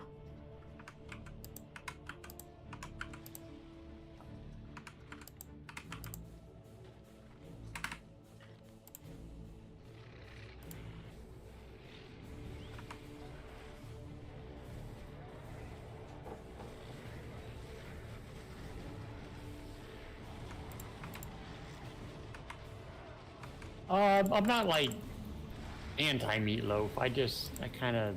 Alright, we can't get through there until we destroy those barriers, so... But we at least got rid of those cultists, so we don't have to worry about them.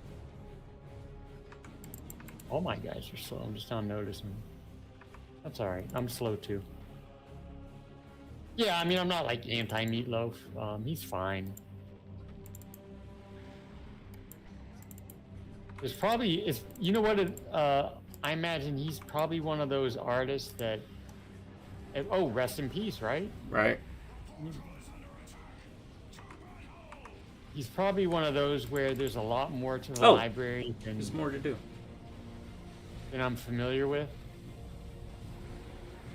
Like the popular stuff, like Bat Out of Hell, I Would Do Anything for Love, all that, Paradise by Right. Dashboard Light. There's probably a lot more like good stuff that I just haven't been exposed to, right? Yeah.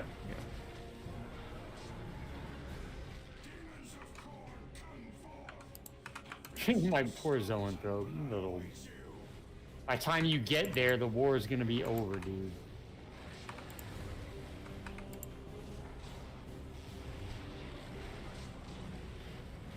Oh, who are these guys? Demons? Yeah, they're bloodletters. We fought them in Chaos Spain.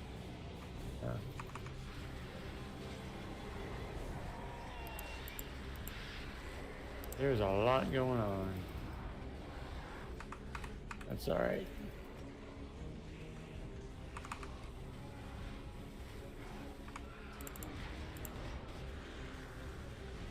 Get rid of these guys.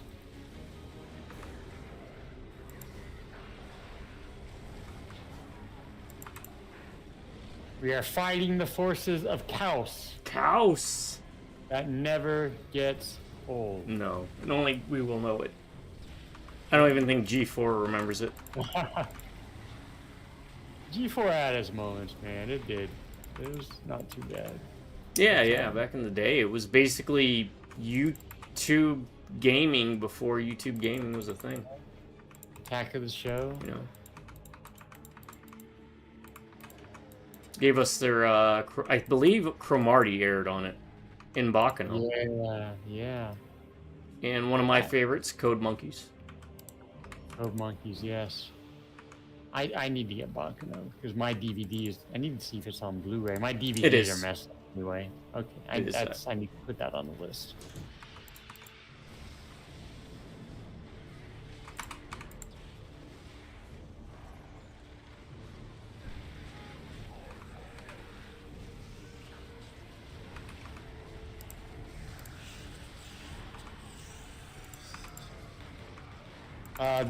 This is getting fun. I think I know what I'm doing, and it's getting fun. I mean, it was fun before, but now that you know, yeah, I'm getting more comfortable with it. I guess is a good way of putting it. I like the guys I have, the Warrior and the Zoanthrope. And I'm not gonna lie, it's partially because there's only 3 of one and 1 Zoanthrope. Right.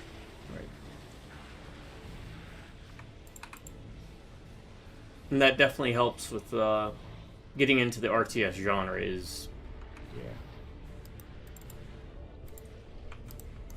I really do mean that it is very impressive to see you guys, like you and others, like manage like massive amounts.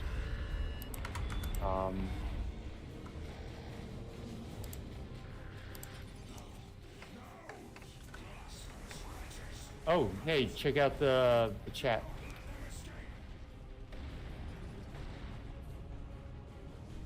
Oh, hey, Synops. Yeah, thanks for checking it out. I'm glad it helped. It was a part where I kept crashing a lot, too.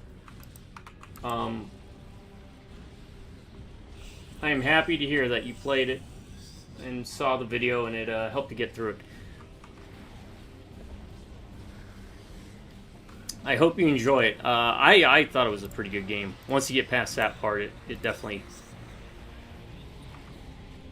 is. It sucks having to replay that section, but it saves you an immense amount of frustration, because I was banging my head for probably a good hour until I stumbled upon having to do that. Oh, thanks for pointing out with the chat, because, yeah, I completely got tunnel vision.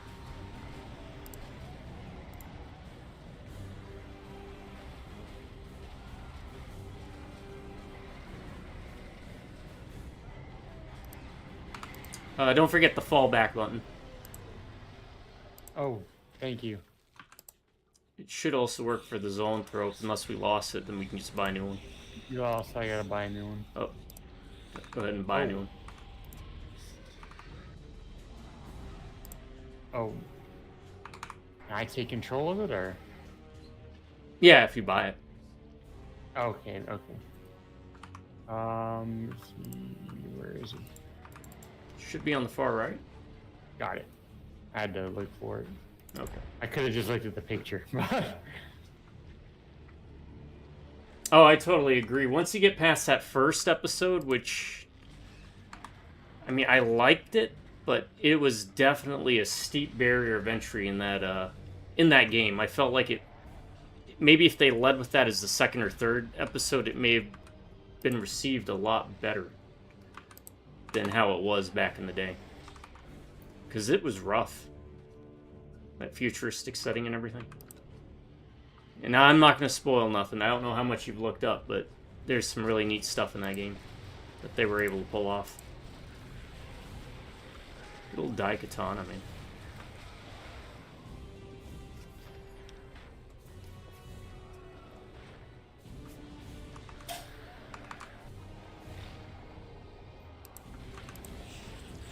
That makes me happy, though. I'm very happy to hear that. It's helping people.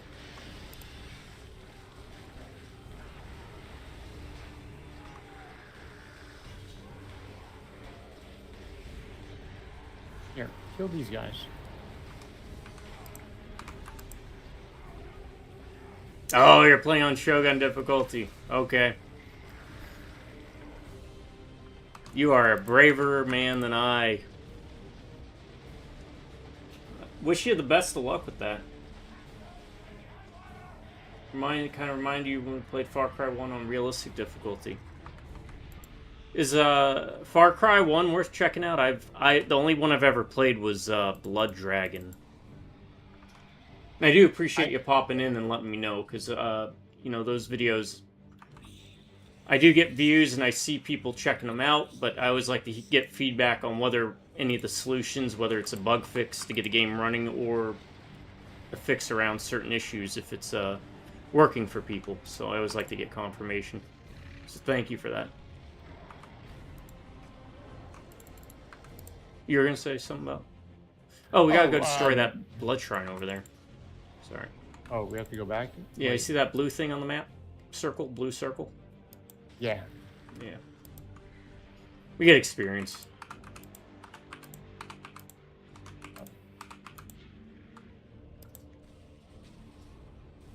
I will slowly make my way there.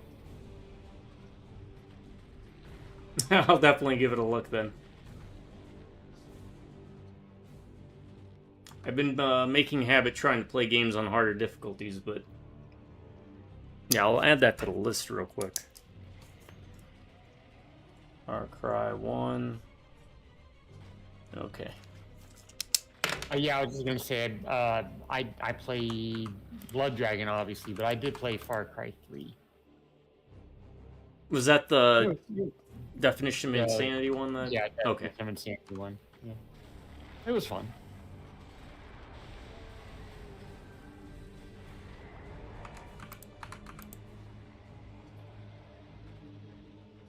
Who was it? Voss, the guy in 3 was the guy in Saul, right? The I don't know his name. Yeah. Better Call He was Saul. Better Call He Saul. played Nacho in Better Call Saul. Right. Yep.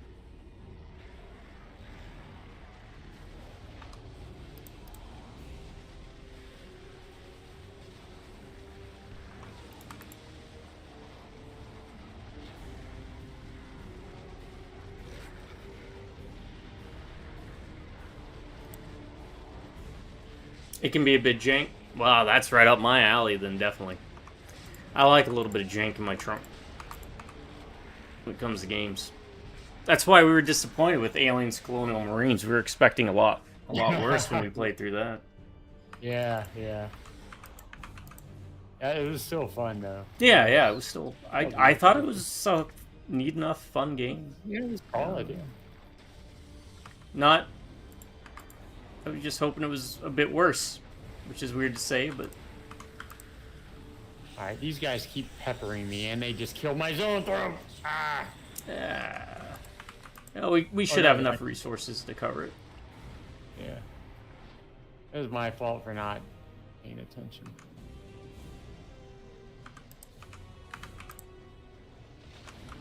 Oh, okay, so that type of jank.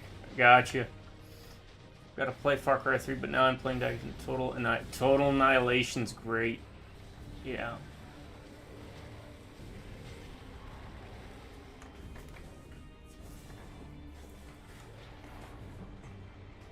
Oh, how's Doom the Dark Ages? I've heard kind of mixed things about it, but...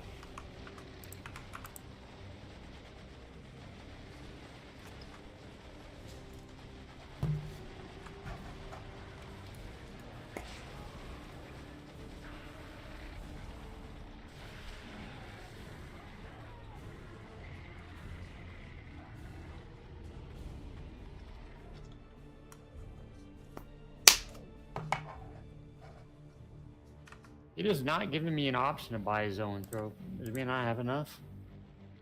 Be that expensive? Oh, we should have enough. It says it's 440 energy, and we got 1,500 requisition and 500 energy. Yeah, it's not on there at all. Oh, really? Like, the option isn't even on there. That sounds like a bug. That would be alright. It's on mine. Well, if you want to buy something else. Raveners with Devours, always a solid choice. What am I doing?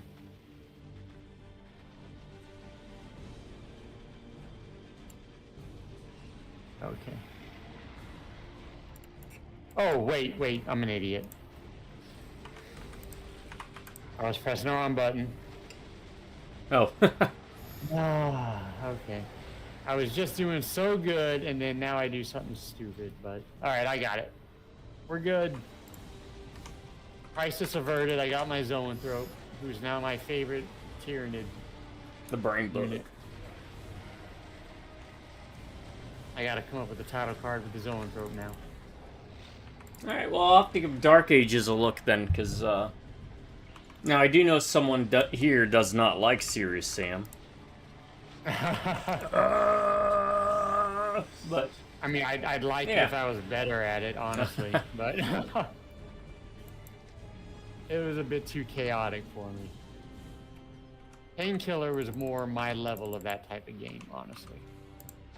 I did enjoy Painkiller more. But I think it's more of a credit to people that are good at something like Serious Sam. Mm-hmm. Because I was just getting my butt handed to me. I know some people can probably... It was a rough one, to be fair. Yeah.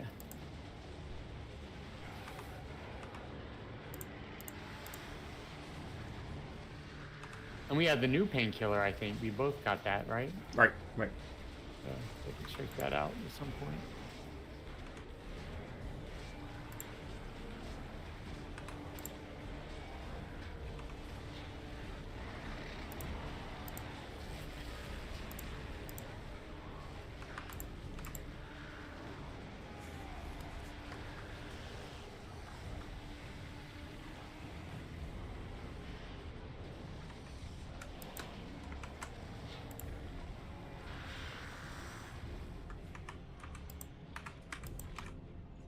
I mean, the good news is we get levels and experience, so the more they spawn, the more we get.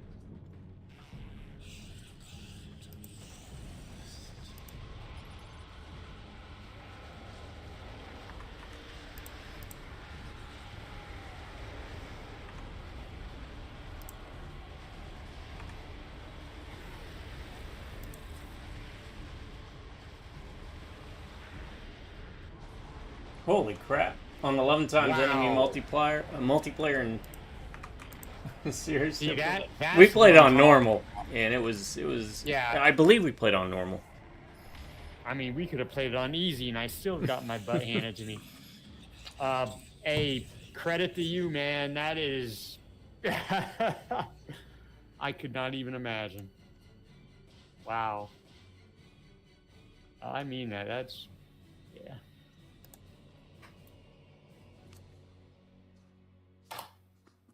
I just remember spawning and then, like, immediately dying. Immediately dying, right. I'm like... Some of those bosses. Yeah. The one where we had to throw the spines, I think. I'm gonna into go its back. Use the restroom real fast. Be right back. All right, we're gonna step away for a second, folks. We'll be right back.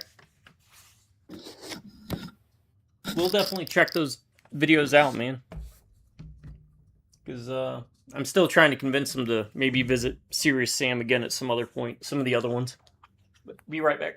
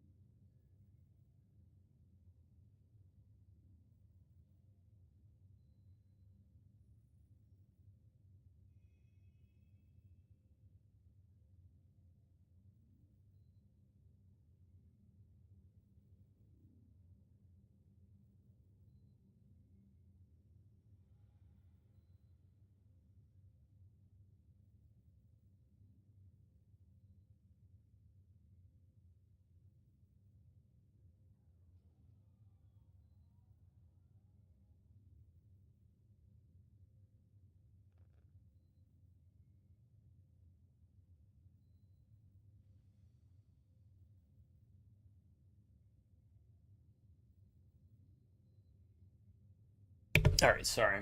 Oh, actually, I'll be right back one more time.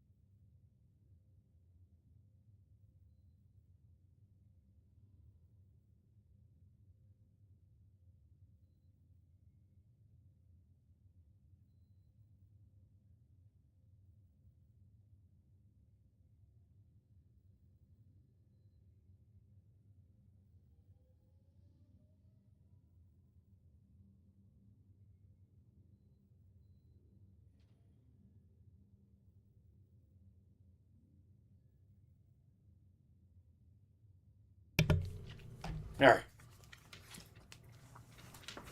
Yeah, it was. I believe we played Serious Sam. It was like 3 BFE edition, or I guess the E would be edition, huh? Hmm.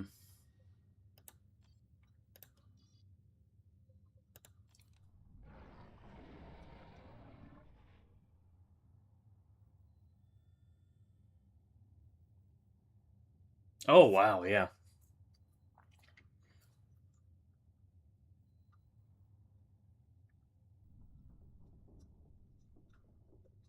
Yeah, I'm still trying to work my way back into the genre, so hard videos will be coming. This is his first time playing any type of RTS, so I wanted to keep it fairly easy, so put it on medium. 230 hours. I have planned on revisiting some Command and Conquer stuff.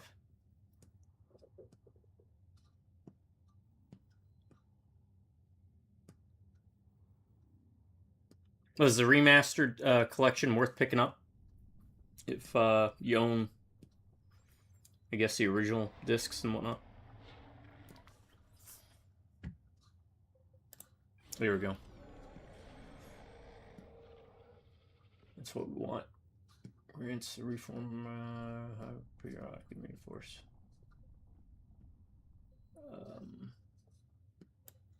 Let's do that in this.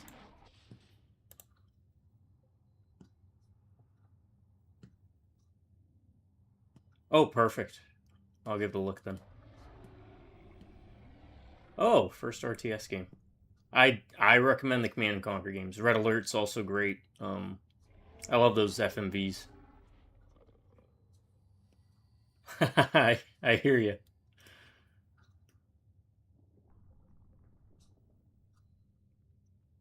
I hear you with that, with the difficulty.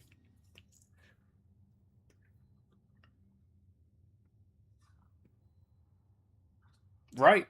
Exactly. I always rant angrily about that whenever that's like they just make them more bullet spongy. You know, you die in 2 hits, but it takes like 10 times as many to get rid of them. Oh, General 0 Hour. Did you have a favorite general that you played? Favorite faction?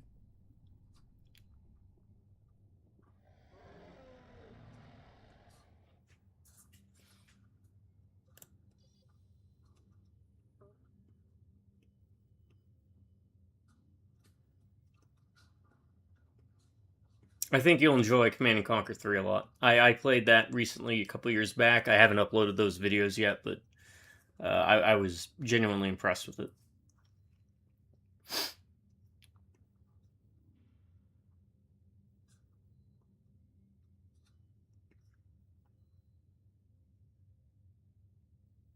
Laser General? Right.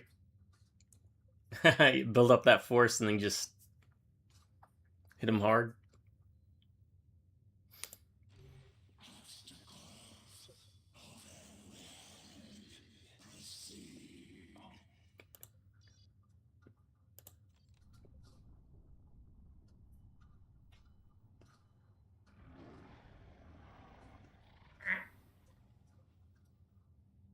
Nice Mars Attacks impression.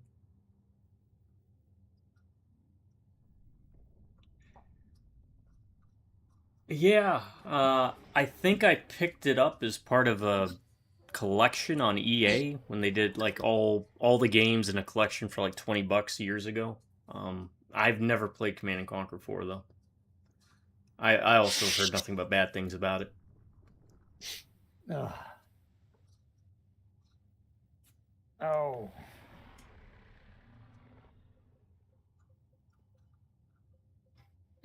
Okay.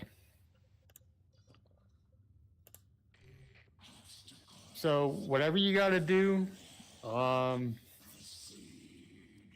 the Zoanthrope, because that is now my new favorite unit.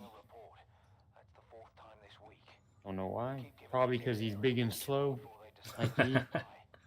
I'm not really big anymore, but I'm still slow. I'm not getting rid of the slow. Definitely gonna draw him at some point. Or her. I mean, or it. I guess they don't have genders. I remember Total Annihilation being a bit easy. If you kind of like the scale, I would also recommend Metal Fatigue. And of course, there's, Supreme Commander. I don't know if you've gotten that one yet. But Metal Fatigue's really good too.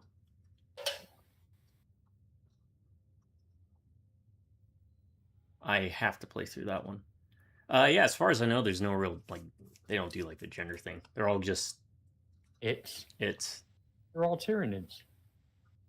Again, it's better to think of them like cells in a body than individual aspects. They're literally just one creature. I will resist the urge to name my Zoanthrope. Although I'm tempted to name him Zoe. Zoe the Zoanthrope. Zoe Like the it. Zoanthrope. My number 10, by the way, is going to be... Today is the greatest day I've ever known. Despite all my rage. Oh. Billy Corgan. Oh. Okay. Because he has a voice that is... It's almost like he doesn't know how to sing. You can hear him sing well, and then he goes into these chords or these octaves that sound almost against the music. So it's like discordant. Mm-hmm.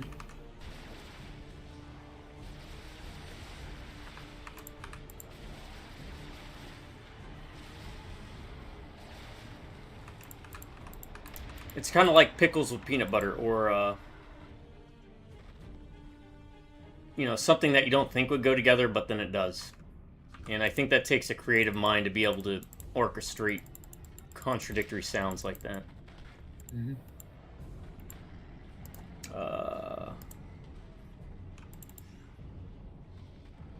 Perimeter in my live ranking. I will have to note down perimeter. And yes, for that price, I would definitely recommend Metal Fatigue. It's aged a bit, but they do some really neat stuff with that game.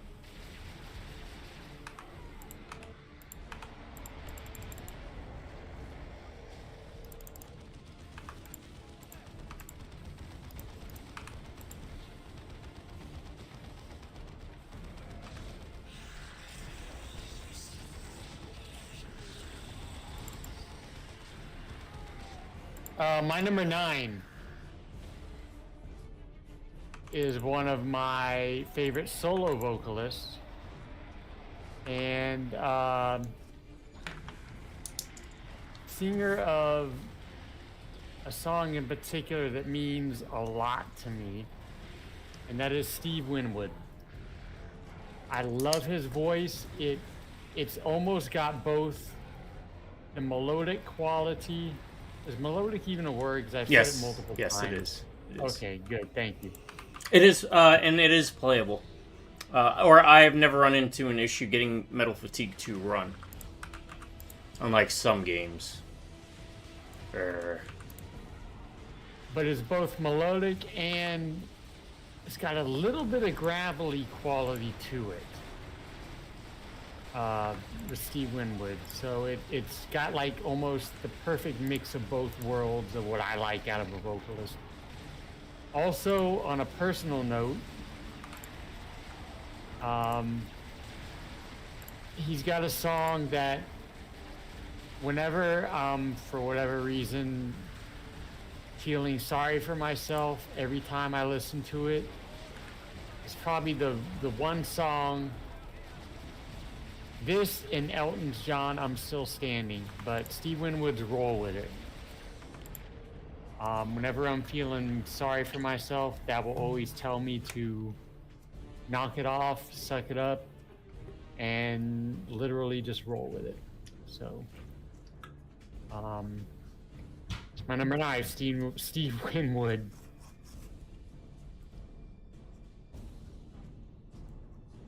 Tons of great songs too, not just Roll With It. Valerie, High Life, Higher Love. I read somewhere, I've been meaning to look it up because I read recently and I did not know this. I don't even know if it's true or one of those internet things. That he was at one point supposed to be Led Zeppelin's lead singer. Really? Huh. Which, I don't know, it might have been one of those stupid internet things you hear. Right? Weird Al's dead, right? No. I don't think so. Yeah, I know. That was the King of the Hill thing. Oh. Where Hank says, yeah, he's dead. Because sorry. Bobby's like, what about Weird Al Yankovic? And we convinced Moon that he had been dead for years because of that episode. Oh, I do not even recall that episode, but I played the masculine.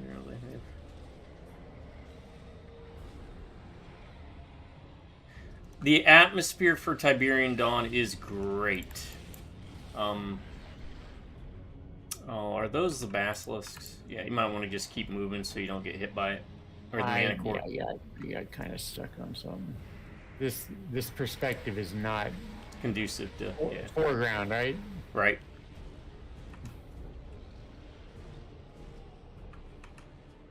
I'm hitting this, whatever it is.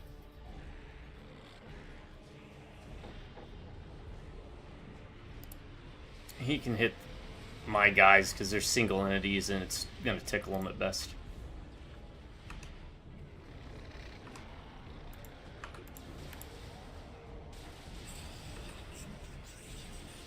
And that's why I think you'll also really enjoy Command & Conquer 3.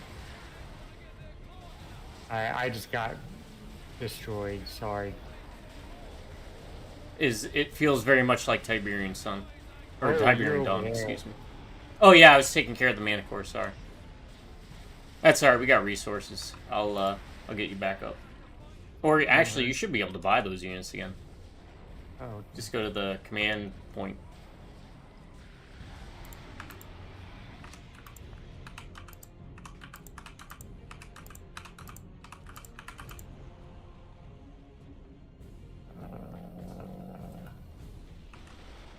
Oh, there is a lot over here, huh? okay. I bought them. Whoa. Whoa.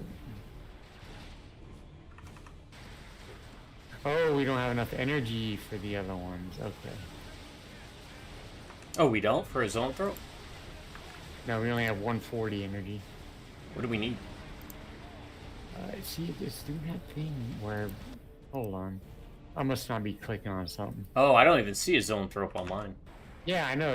That's what happened to me before. Oh.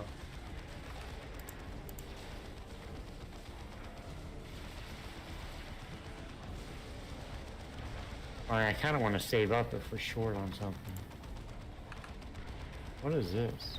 Oh. Alright, let me get to where you are. Where are you? I think that's you? Yeah. Yeah, it should be to the east of you. Okay. Alright, I'm on my way. God. Yeesh. And my number 10. Let's round it up. Let's finish it off. And I have an honorable mention. But my number 10 is Papa Emeritus from Ghost. Don't know if that's his real name. It's supposedly the quote-unquote stage name. You can buy a unit of Raveners for range. It looks like I don't think we get Zoanthropes in this. For whatever reason. Might be mission specific. Well... Yeah, right. I must. Let me play my favorite. Thanks a lot. Now this game's gonna get a bad rating. I'm kidding. I'm kidding. But Papa Emeritus from Ghost, or Ghost BC in America for copyright reasons.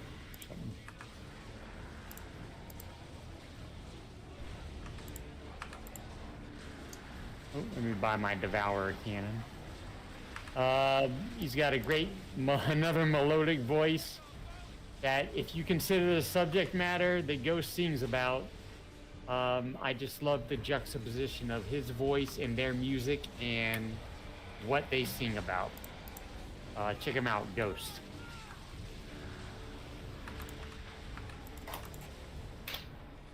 There's your number 10.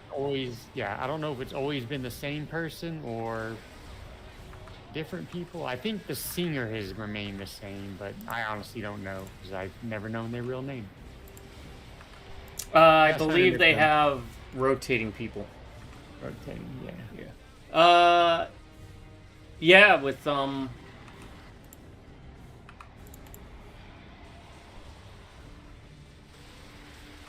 I really enjoyed Renegade a lot more than I thought I would. Makes me wish that more RTS games kind of did that approach, or just more games in general where they allow you to kind of mess around and play in the world from a different perspective. XCOM did the Bureau Declassified, which was also very Mass Effect style, so that was a nice touch. There you go, folks. 2 top 10 lists for the price of 1 video. You're not going to find a better value or bang for your buck anywhere else but here. Hold up, I got an honorable mention. Oh, he's got an honorable mention, though. And I promised I was going to mention this, but you also just recently mentioned him, so shout out to Weird Al Yankovic. Oh, yeah. Yeah. I mean, obviously not... Oh, now you can get Zoanthrope. Good. Obviously not the most beautiful voice, but absolutely fits what he does, and what he does very well.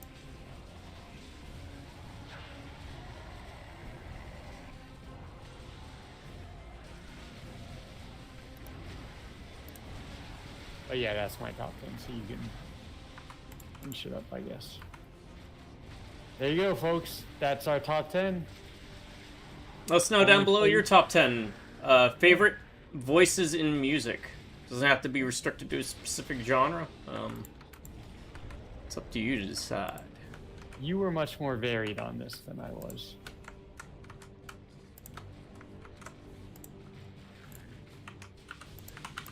Right. But I think you have more varied taste in general than I do, music-wise. I do have some other stuff. I have some stuff mixed in. Like some of my favorite songs, like Lady Marmalade, Patti LaBelle. Might be specific songs, right? Versus... Yeah, specific songs, whereas I think you have more varied artists. What is your issue?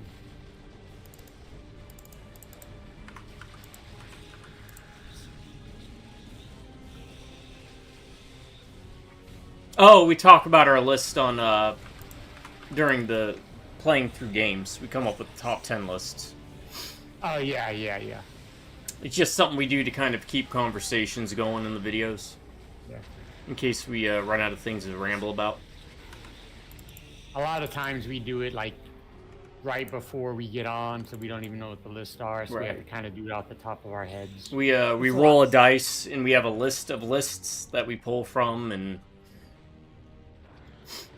I guess I could start posting what our actual lists are in the box underneath description once we finish. If you want to send it to me. They let you type that much? Yeah, yeah. The description box, they let me type forever. It's just in the title. They do not like my long-winded, rambly titles.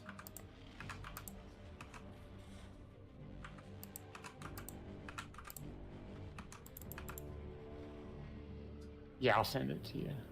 Okay. Why are their health going up so slow? Do Who- different units heal at different rates? Yes. Okay. Yes. Because it's fewer models and they're higher health. Ah, okay.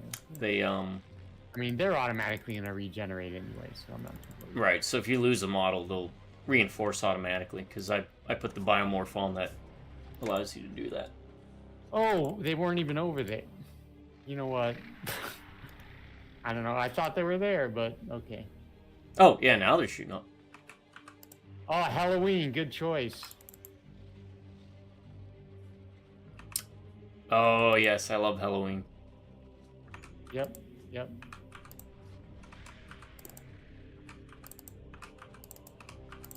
Dark Ride. Rabbit don't come easy. Alright, there's a Manicore up here. There's also a Lehman Russ. I'm slowly getting to where you are.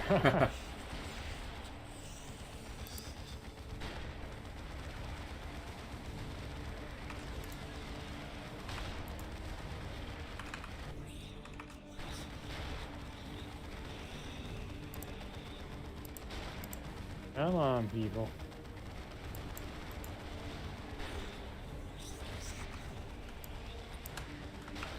Alright. Take him out. Let's go.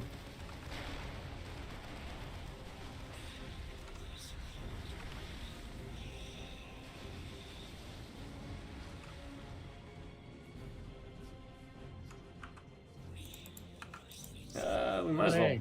blow that up just for this gate down here. Just for more mobility. Thanks for showing up, Zoanthrope.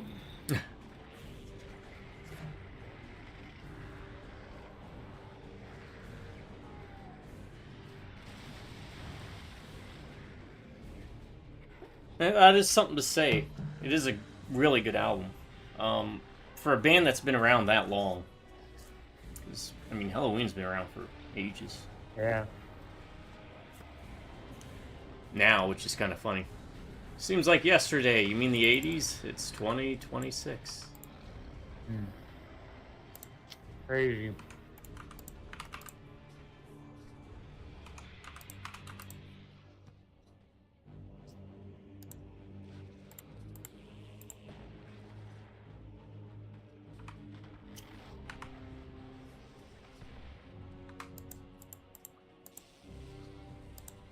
Hey, speaking of lists, I've been holding on to that. Remember the list of 12 stalkers, video game stalkers? Right. Did you want me to go ahead and send that to you? Yeah. Send to me. It's So, been sitting in my text messaging. so and when then I a couple get of to it, them- yeah. A couple of them you're gonna have to decide if they count. Count. Yeah, you'll notice it when you.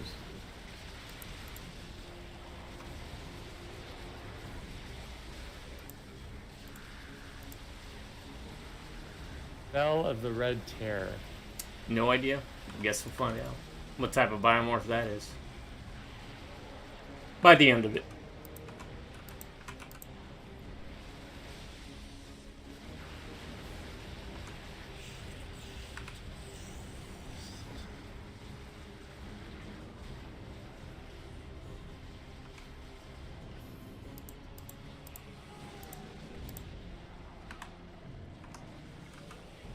There it is.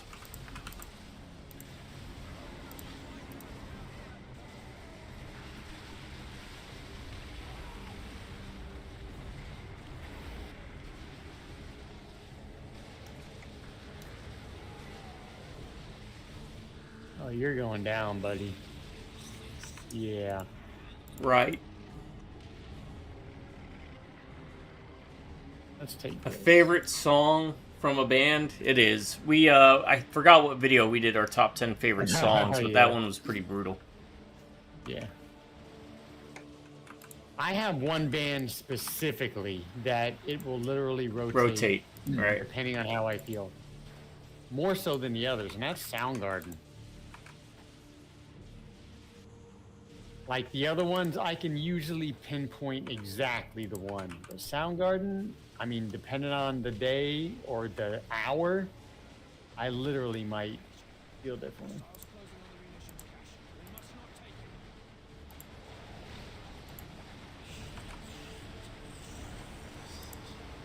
I don't know what that guy just said, but we are just taking it, dude. Yeah. You're not stopping Zoe and the Tyranids. Great band name. That's a band name.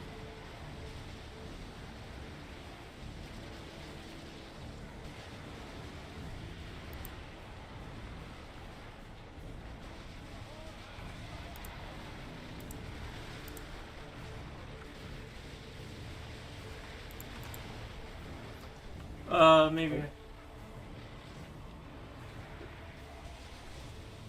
The albums. Yep, I'm familiar. Yeah.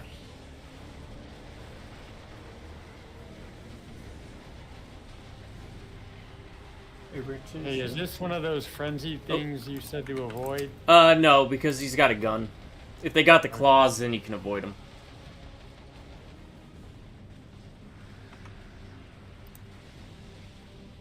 I have a heal ability. I did not realize that. Oh, I don't know if I can heal. Nope, there goes Zoe. Yeah, it's alright. We'll bring you back, Zoe. It was my fault.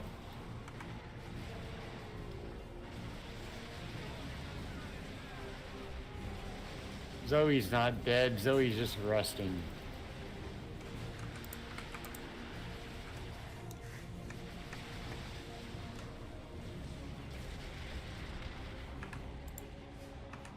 They just keep coming right now.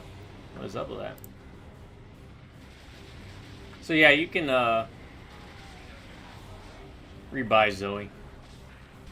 I don't think there's anything pressing going on right now with these units that keep respawning. Why they keep respawning here, I don't know.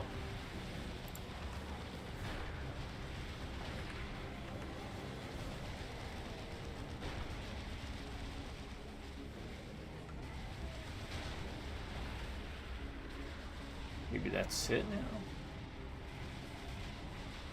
Yes. Okay, we're in the clear. Or not. Now they're coming from up here. That's fun.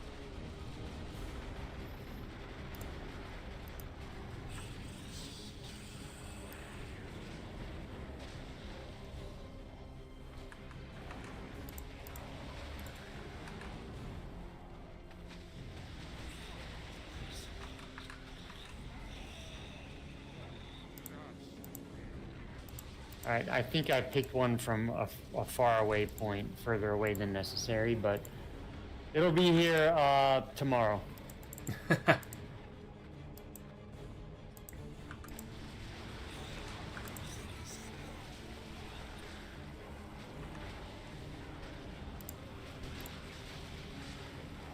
I think part of my problem is I spam clicking the right button, and so it does wind up moving them closer. Right. Instead of Just need to not spam it.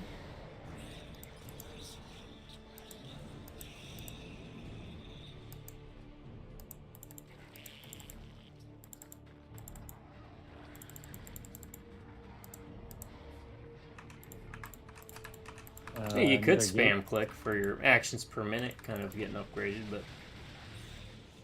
You need to knock this gate down, or I don't think we do. I think we can just go up and around here. I'll let you know. Destroy the... We're still missing a mana core somewhere, huh?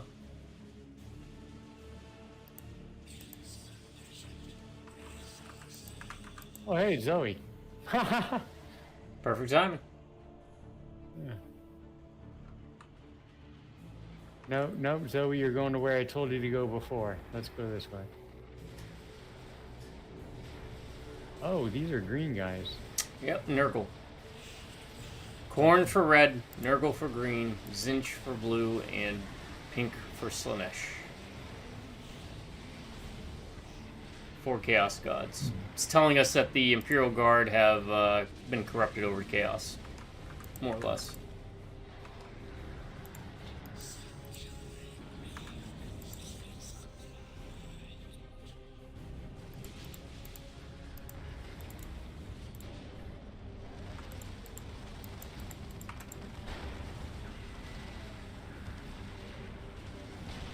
Yeah, same here.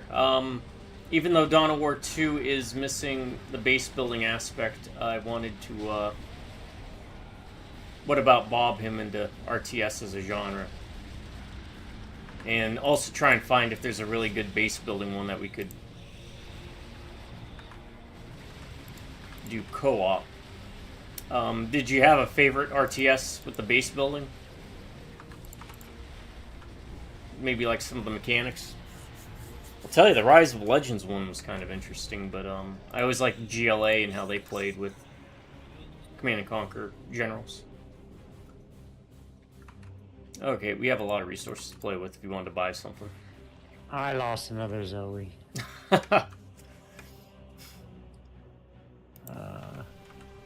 How can I find the nearest? Well, there's one directly south of us. If you look at the mini-map, there's going to be like a little blue circle with triangles.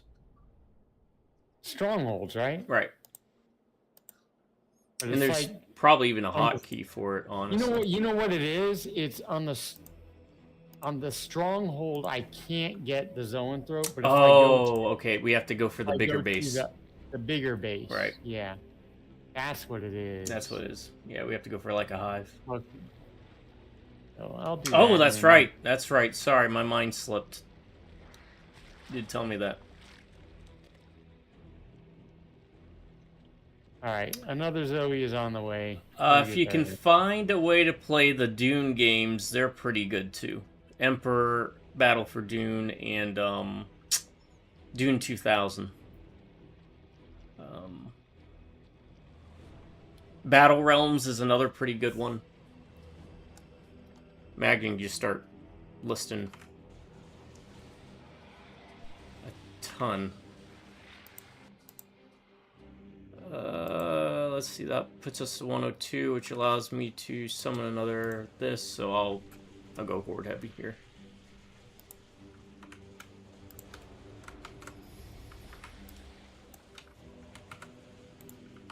Alright, that gets us capped out.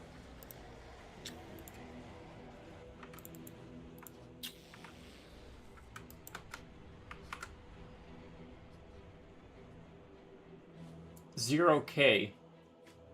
I will have to look that one up as well. Okay.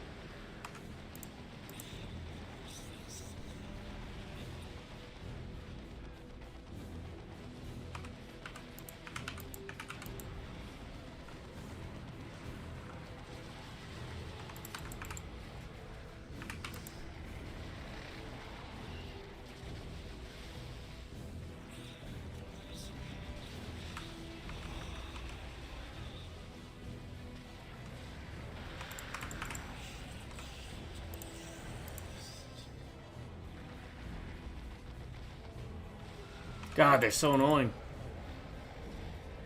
When they get down to one unit and they get stuck there.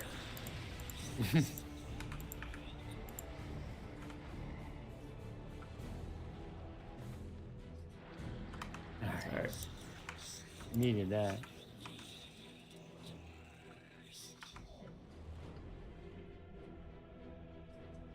Yeah, I hadn't heard of 0K. Warlords Battlecry 3 is also one I would recommend. And it's usually on sale for dirt cheap. If you want a pretty rough challenge, Grey Goo is pretty good. Age of Mythology is another good one. Retold gets a lot of support. But it's usually priced pretty well when it goes on sale.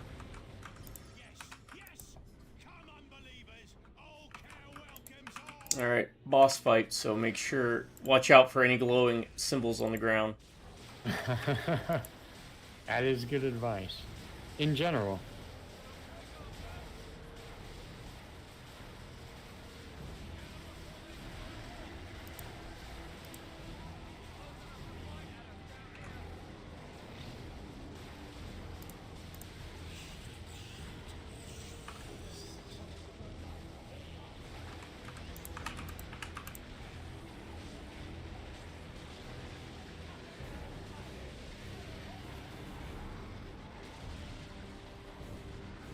Yeah, they really do. And that's one thing I always loved about the Command and Conquer and Red Alert series as well, was the music. Is it Hell's March, I think? It's a really banging tune.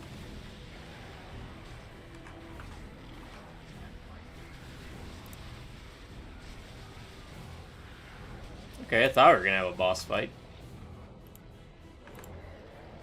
Something's shaking. Yeah. Oh, There we go. there we go.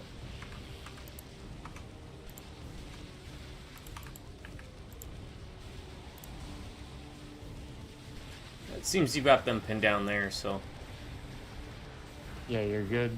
yeah, if you got them held off. Yeah. Just burn this guy down.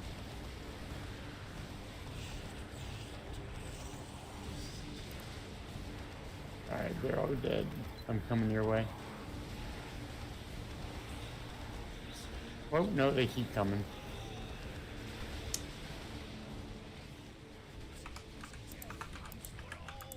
Yeah, they should run. Yeah, I think they run. Well, they were run. I guess they're falling back to a position they don't want to be in. Nice. Oh, Crush! Oh, they remastered the music for the collection too. Okay. Now I'm really interested. Sporsis. Alright, we got a bunch of war gear. Let's see. Donate to improve Carnifexes. Unlocking the next upgrade. Stranglethorn Cannon. Grants minor experience. Warp Corroding Venom Cannon. 120 damage to demons. Fell of the Red Terror. On kill, regain health. On kill, temporarily increase speed.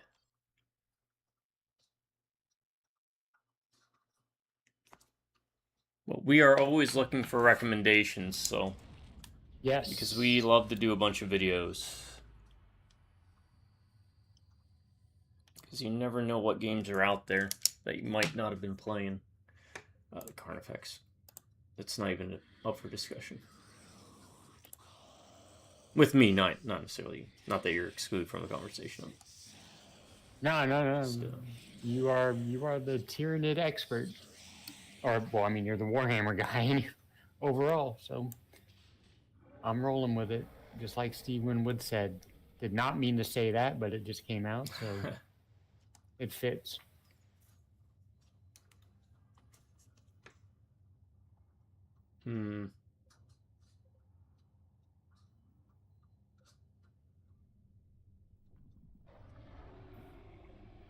So the Carnifex has the Barbed Strangler also. A Thornback.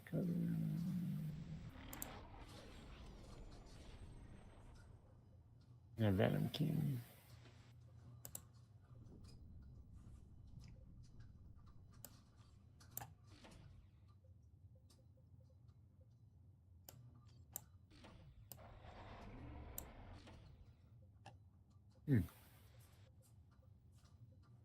I have no idea what the next mission's going to be. Priority box channel Secundus. Lord Ascendant. Wrath Aeon of Ruin. Got it. You can't click on it to see Capitol Gardens. Defenders have fallen. They were unprepared for an attack from within. We shall hold the spire and await your transmission bearing further instructions. Glory to the Ascendant. Glory to Khorne. 1, 2, 3, 4, 5. How many levels are there, do you know?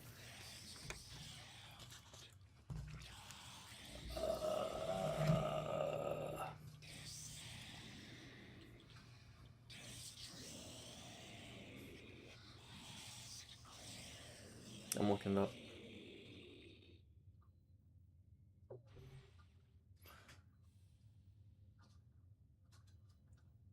The indoor missions, yes. Reminds me a lot of Warcraft 1, Warcraft 3.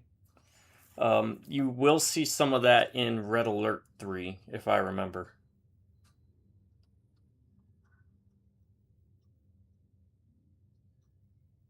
There's at least 15. Oh, okay. So 15 plus missions is what it says here for all the campaigns in Retribution. Myth the Fallen Lords would be another one similar. You don't really have indoor missions, but there really isn't base building. It's you have to survive with the units that you have. Let's see, destroy the bunker. What do we want? Okay. I don't know if I want to switch to the Venom Cannon or not. Oh, well, I don't have a choice. I think I sold my one Venom Cannon I can use. Let's see. Yeah, so we'll go with this. Maybe. Level 9. You're happy with your units? Oh, yeah. I love my units.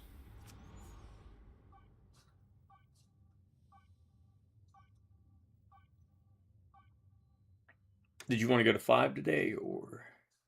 Yeah. Okay. That's fine.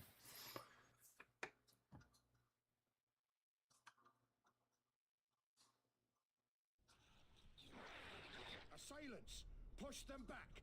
Do not let them gain a foothold on the spire. Idiot tearing his own half feet. Yeah, Command and Conquer 3, the main campaign was very much built around a co-op kind of experience. They address that in the DLC. So it gets a bit better with that one.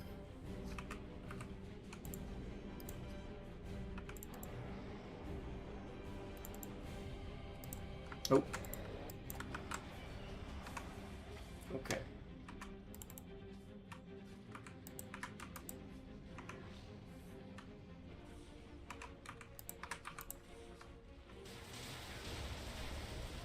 Yeah, that was a little bit of fudging on their part.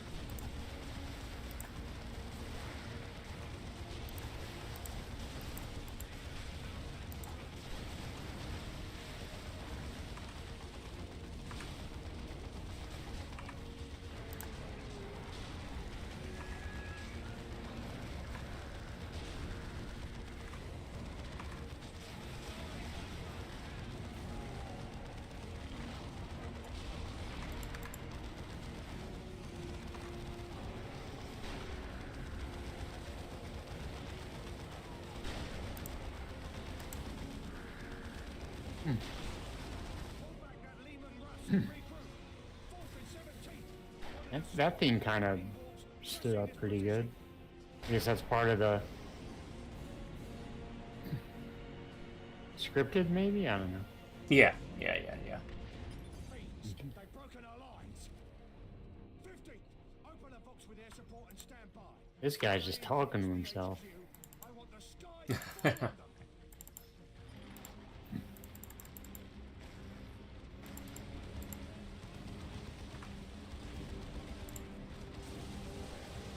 Destroy gate to open bridge.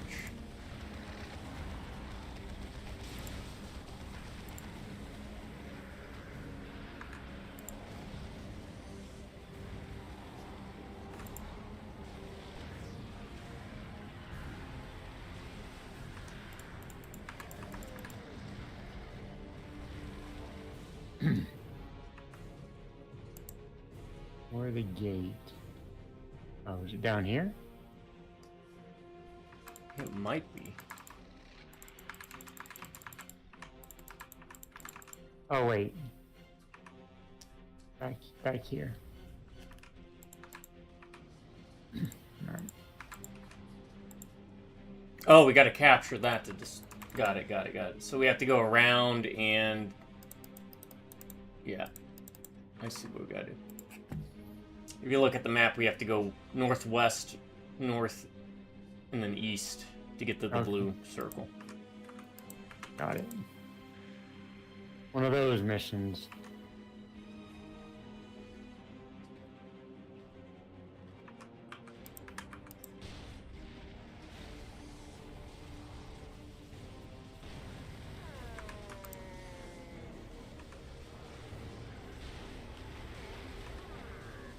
How was the collection though? Like bug free? Were there a lot of crashes or anything?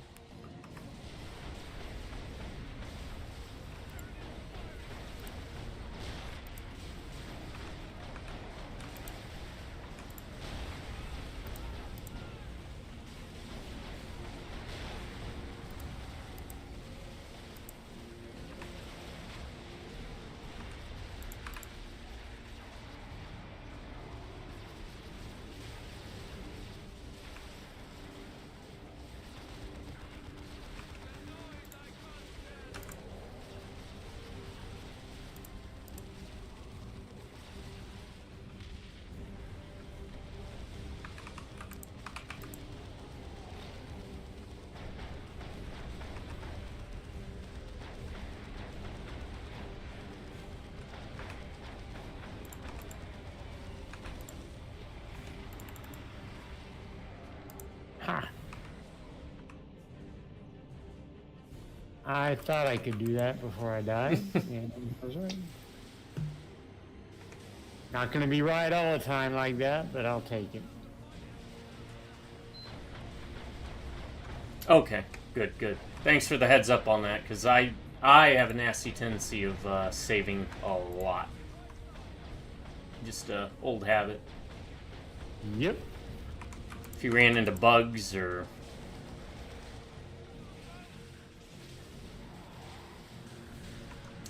issues, the last thing you'd want to do is restart an entire game.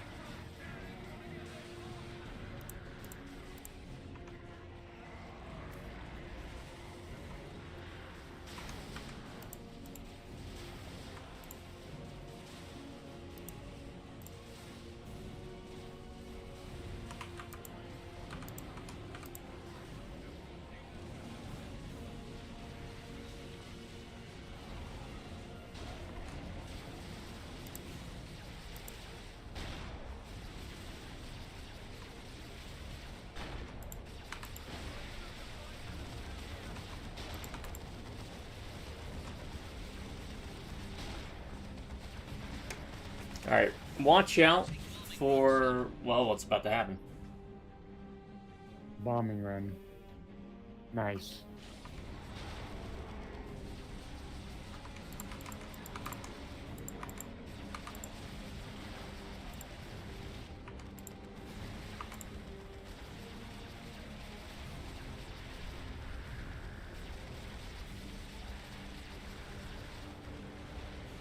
Oh, yes. Save corruptions, yeah. I'll definitely keep that in mind to cycle save. A lot more than I do. I try to get in that habit, but... Alright, there's a point down there if you don't mind capturing it. Because I can't capture it with this guy. Oh, yeah. Go down the stairs. Oh. Yeah. Oh. Or that way. Sorry, my cursor's like, I don't know. I'm all over the place.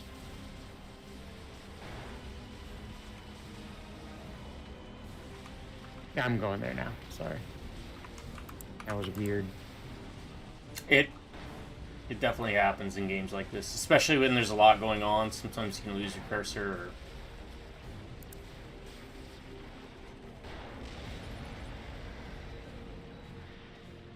Alright. Appreciate you stopping in, Synops. I've got your recommendations written down. We'll be adding them to the ever-growing list. And thanks for your own recommendations for RTS games and stuff for me to keep in mind. Especially with the saving, because that is something that always gets me. And good luck with Daikatana.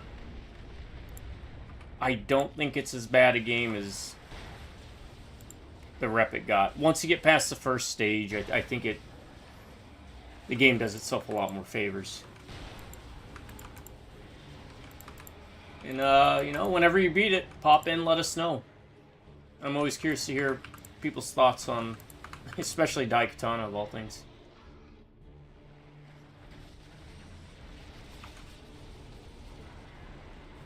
Alright, we completed that objective, right? Capturing the point. I think so, if that was the objective. This thing is not going down, though. Whatever it is. Yeah, a Chimera, it's a troop transport. You usually need, like, anti-tank. Nah. Which, with the Venom Cannon, you'd have, or, Oh, it would go down faster with the Venom. Right.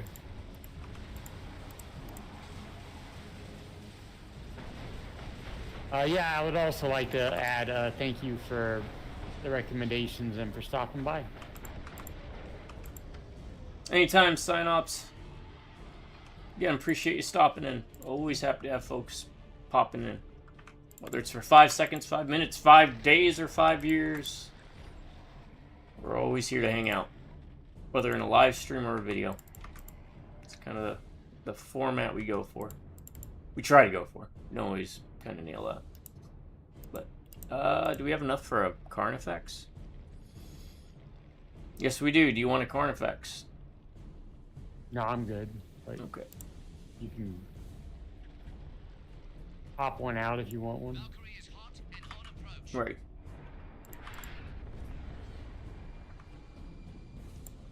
Where are you at? Oh, you're coming back up here, right? Yeah. Okay. Yeah, I just wanted to get the Carnifex out. I could give him a Barbed Strangler and Sporsis, but then his melee would not be very good.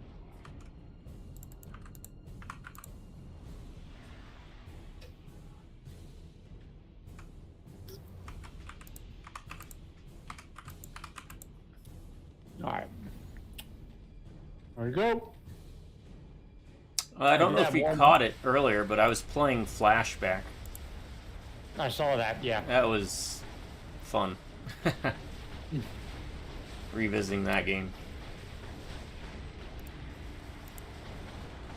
Visuals, still hold up. Still amazing. Yeah, it's really great.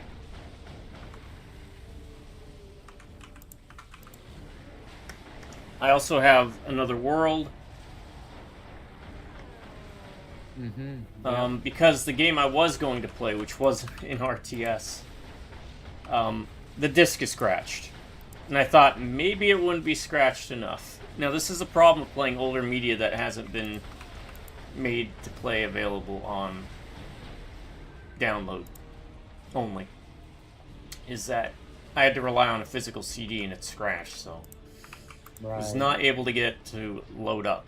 So I had to buy more copies and try and get, hopefully that'll circumvent the problem. So I gotta wait on those to come in. So until then, I'm gonna be playing, I'm gonna see if I can beat Flashback, Another World, and Abe's Odyssey.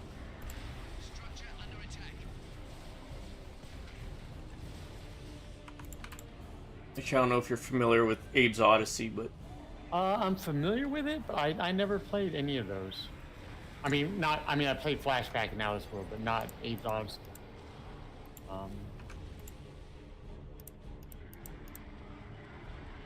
One of those where you know it's a good game, you just never got around to it. Never got around to it, yeah. It's of that vein, that Prince of Persia Flashback, kind of that side-scrolling puzzle adventure game. Right. It's stop motion, though. Alien World. I actually saw a list when I was playing Flashback. I was looking up online, and the accumulated list said Tower of Monsters. It's like, not really, but I'm glad to see it on the list pop up somewhere. That was a really fun This is a game. really good game. Yeah. And we'll have to talk if we want to ever revisit old games we played. Like Obscure or Tower of Monsters. I would not mind at all cycling through. Because it's never Maybe. a bad thing. Just peppering one of those every now and then. And then now that we are better at this, because I think those were all pretty early on. Yeah.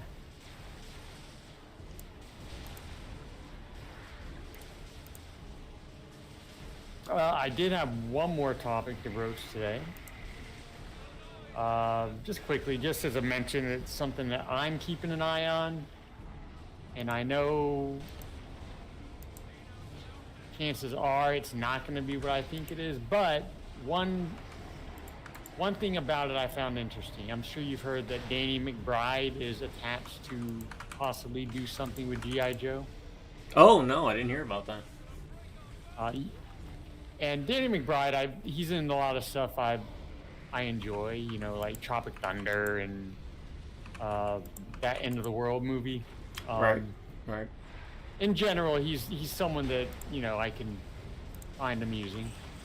He also, I guess, did that Righteous Gemstones, which is supposed to be really, really good about, I don't know what it's about, but I just heard it's really good. But what caught my attention was what I read. He initially approached the studios, and I forget which one is doing it, possibly, about doing a Dreadnought movie.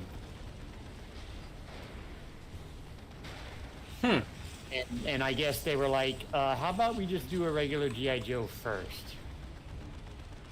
But I was kind of impressed that his first thought was possibly to do a Dreadnought movie, you know?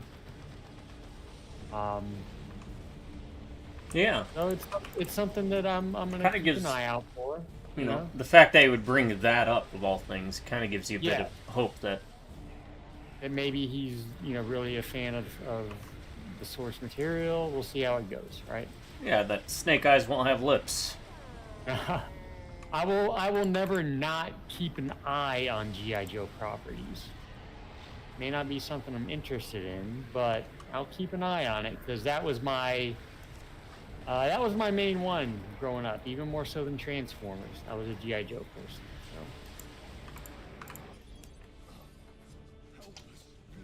So. It's kind of interesting. You kind of have like the gamut there. Yeah, much like that Tomb Raider G.I. Joe comic. I'd be really interested when that comes out. Because that's something I never thought of a crossover, but kind of makes sense. I forgot to pick that up. That's fun. Which one? G.I. Joe what now? Tomb Raider. Oh, yeah. Comic that's coming out. It'll be something That's I'm right, probably you going said to that. pick up when it comes out. Collected, of course.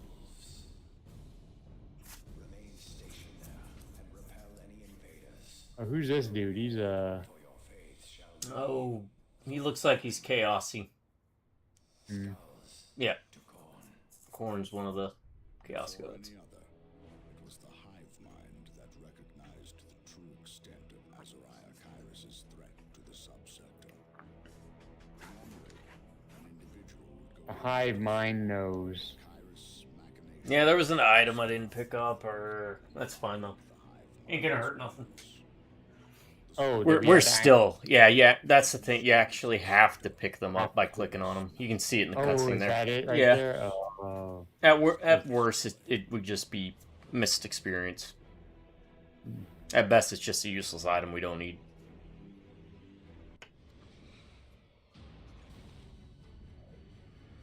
I just earned, for completing 7 co-op missions as a guest, accelerated nerve conduction.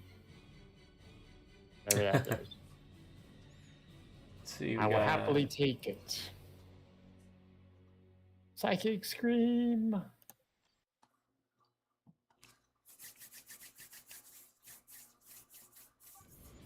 That's what they should do. Warhammer flavored ice cream. Psychic cream. Hey, yeah. You do a lot with that.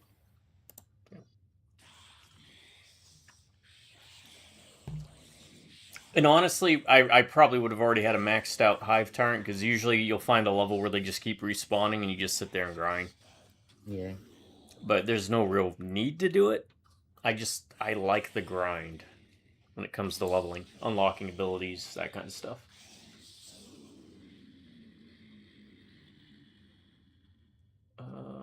How's this work? Toxic man. I don't know. It's less armor. It's more health. It's 50 more health. But it gives 20% flame damage resistance and 20% range damage resistance. That's not bad, but that is a straight improvement. I mean, his melee skill goes down, but damage.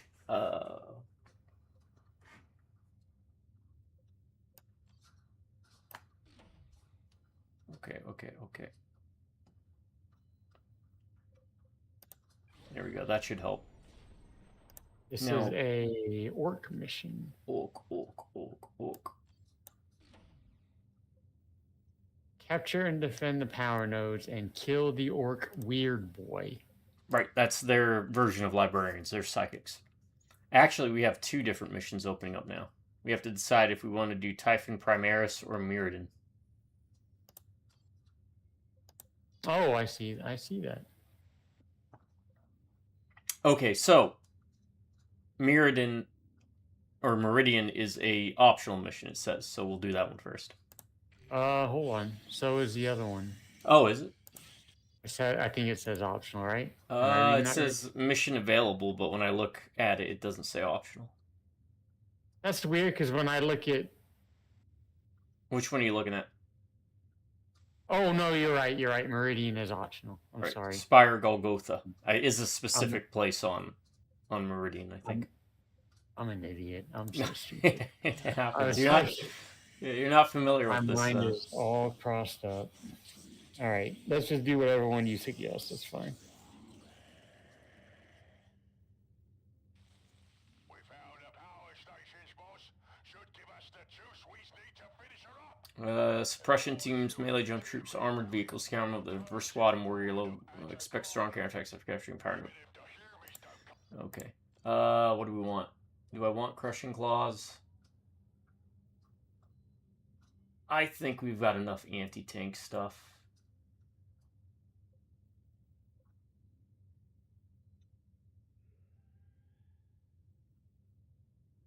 Nah, I'll stick with this. Thing is, do I want to give him a Barbed Strangler? Nah, I'll stick Crushing Claws. I like Crushing Claws. They look like crab claws. Yeah, we should be able to do at least one more mission and then pick up from there.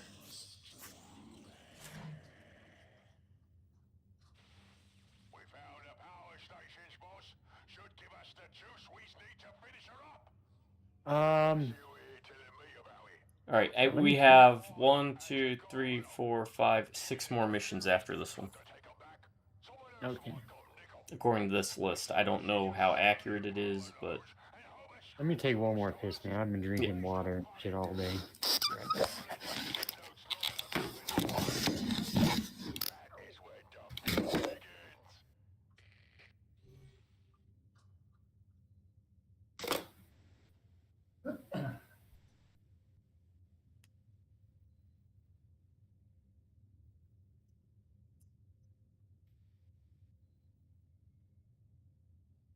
see, that would have won 2, 7, 8, 9, 10, 11, 12, 13, 14, 15. Yeah, okay.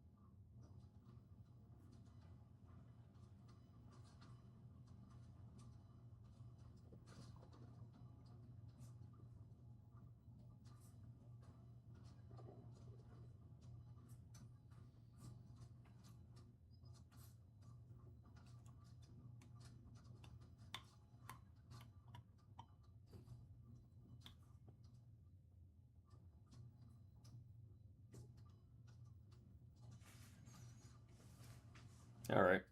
So that's where that would have came in different. What about the Orc campaign?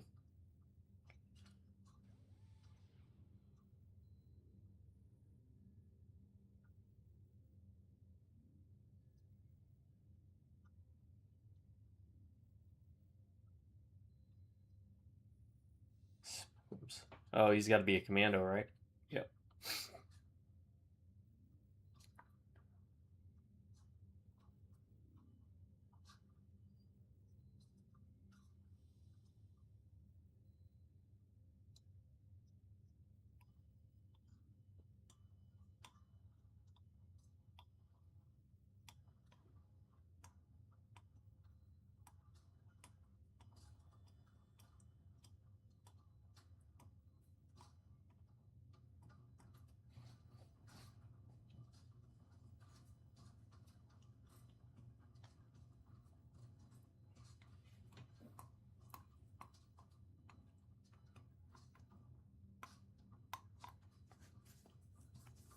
Had a lot of folks popping in and out today on different streams, which is always great to have.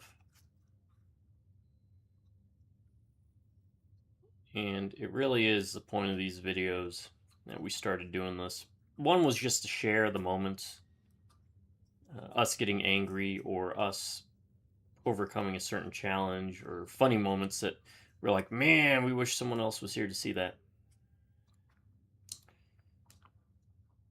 The other reason is to hopefully help other people find these games.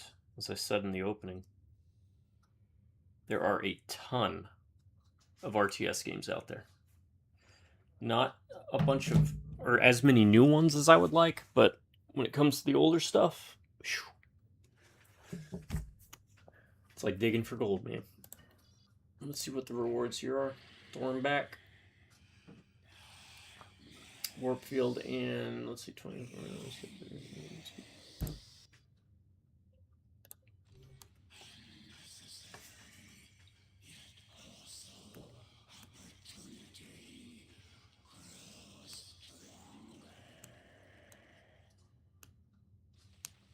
found the power stations, boss. Should give us the juice we need to finish her up. And why is you here telling me about it? I told you to find them and to guard them. Even if the humans don't come to take them back, someone else might come nick them. We're supposed to just sit on them power nodes and hope a scrap comes to us. Where's the fun in that? We only need them nodes long enough to finish building Daisy. That is when the fun begins. Kill the Orc Weird Boy. Is there a secondary mission in this one? Not sure. No. No, the arena one's going to be interesting. I remember that one vaguely. It could be a pain in the butt.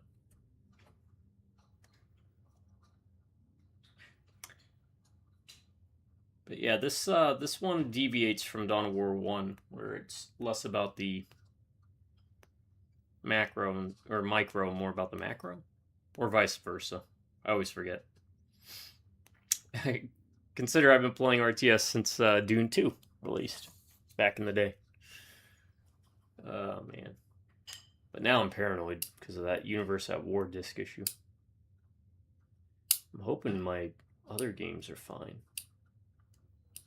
So I also bought an external hard drive, a spare one, in case that one I've been using has been maybe worked itself to death.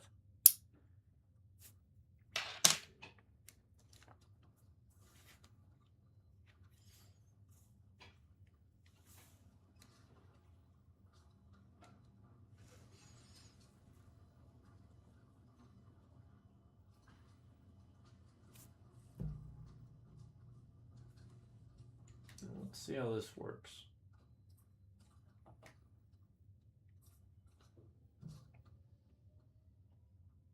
I'm not sure. Some of those older videos we might need to go back and do also because, again, we were using a different recording software at the time. So I didn't have quite the fine-tuning that I have with it now. Even though Dawn of War 2 Retribution seems to have had some hubbub.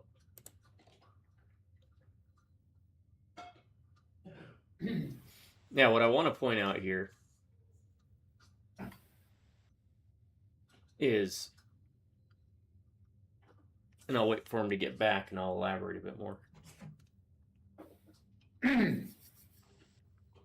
For example, the Tyrannid campaign is more unique than the other campaigns for Retribution. I forgot completely about this. I probably should have told him ahead of time. But the Tyrannid campaign's only character is the Hive Tyrant. So if you yourself are looking to give this game a go,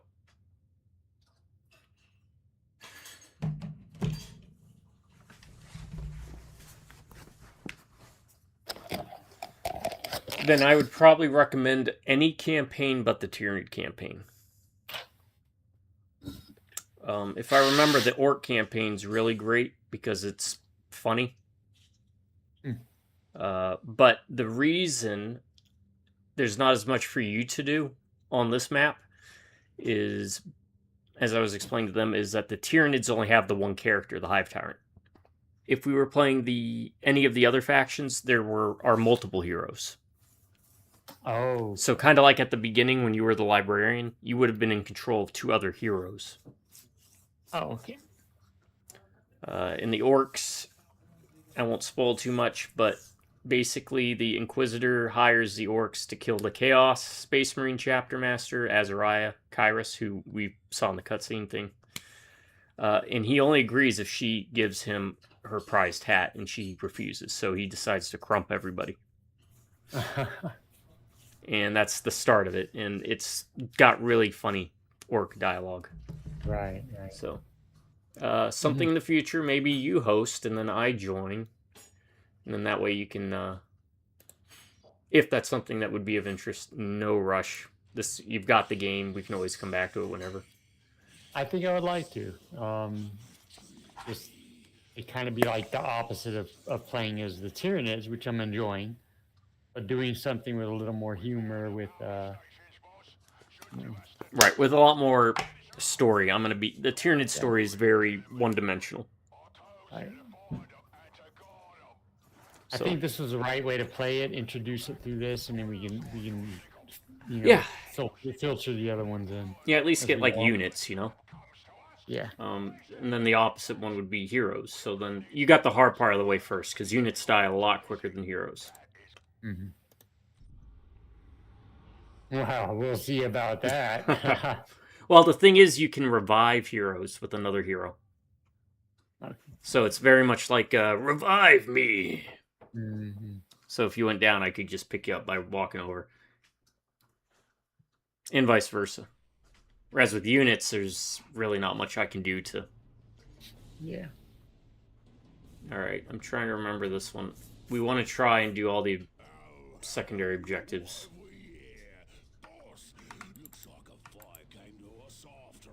Which are the blue circles on the map.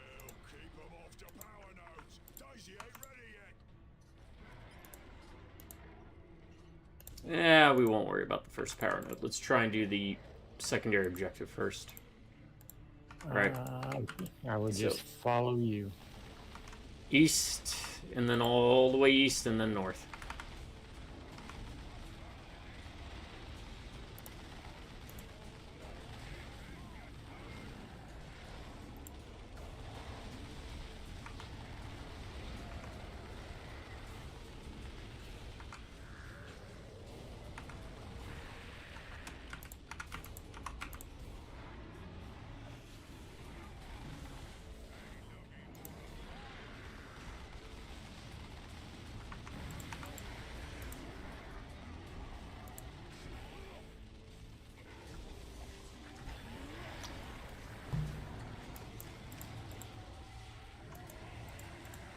Man, had some good times in the multiplayer in this.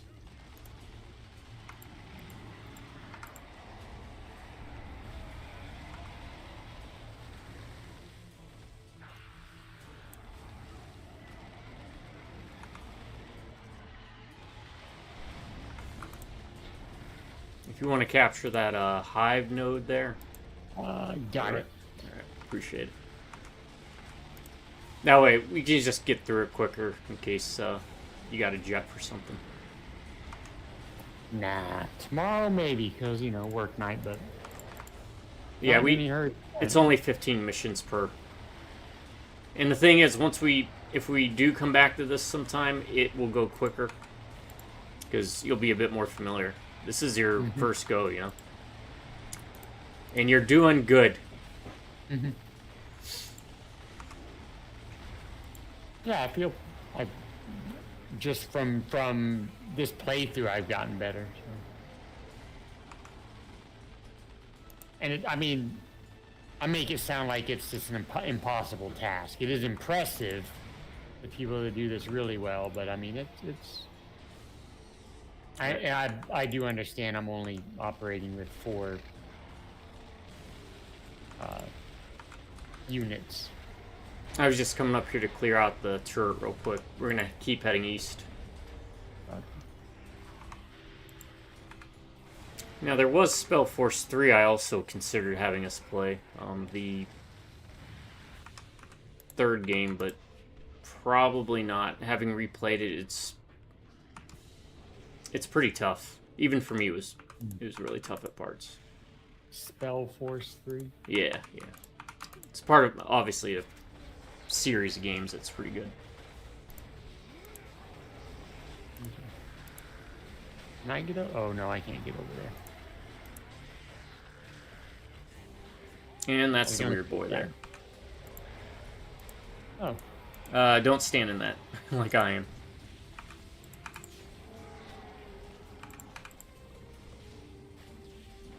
I came just right at the wrong time. Yeah. It dissipates, though, right? Yeah. It does. Why are you not going? No, is it like a range only thing we got going on? It should not be much longer. Whoa. Well, Oh, definitely don't go near that. That's a foot of gork. Oh, you're good. Yeah. And he blows up because when they lose their crap, they go boom. Huh. Got an implant attack. Good. We'll go grab this point real quick. That was neat. Him blowing up. One psycho. I like how they jetpack in. Yeah, Storm Boys are great.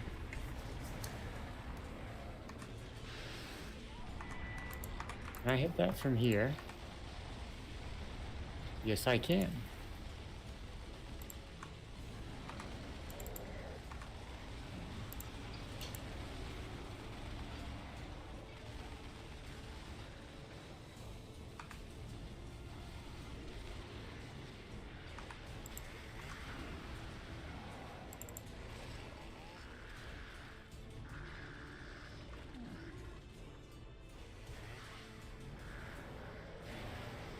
I figure we'll clear the map first and grab everything but doing the main objective. That way we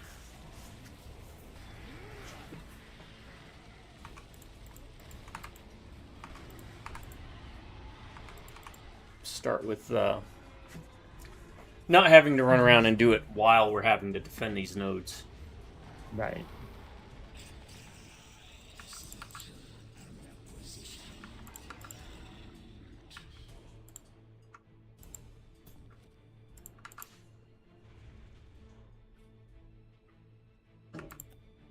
Go here. Yes.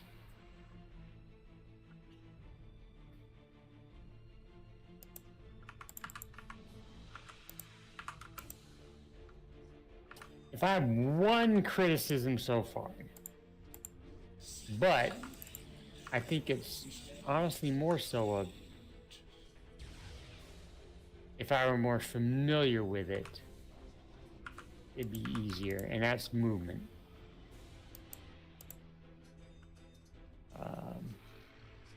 It's not very intuitive, but I think that's just me not being familiar with the game style.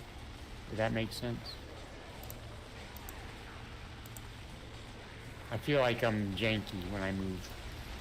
Okay. Yeah, it's got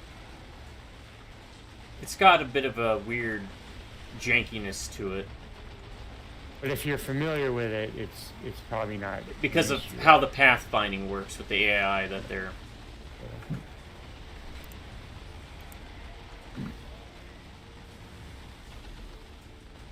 I mean, and sometimes I get myself stuck in things.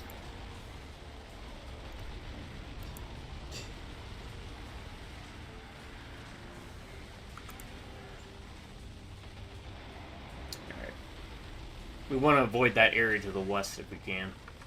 Okay. Just because we want to clear out everything else on the map first. And if you wanted to buy a unit of Raveners or something, you could.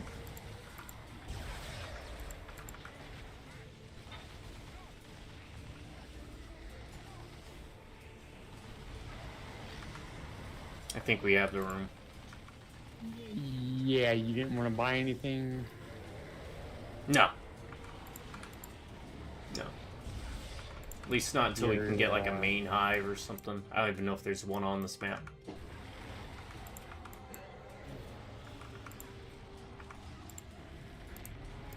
I mean, I'd rather just stick with what I have. Okay. I will then use our free summons that I get.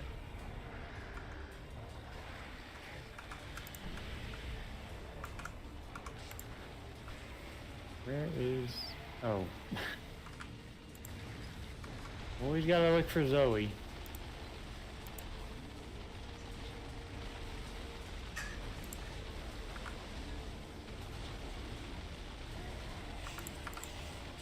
You are all stuck. Get unstuck. There.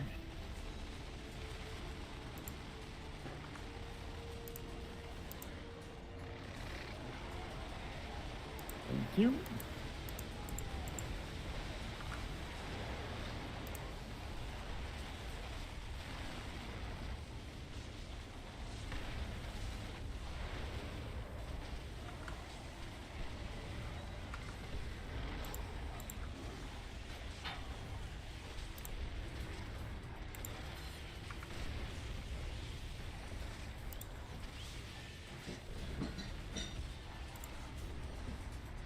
How is the boss man? How's Loco? He's doing pretty good, as far as I can tell.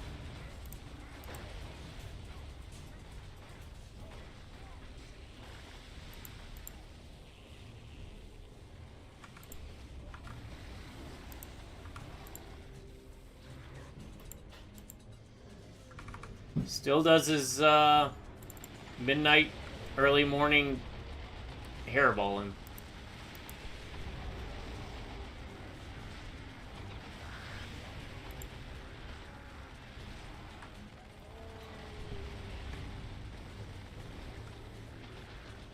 I wonder if you might know this. You know a lot more about animals than I do.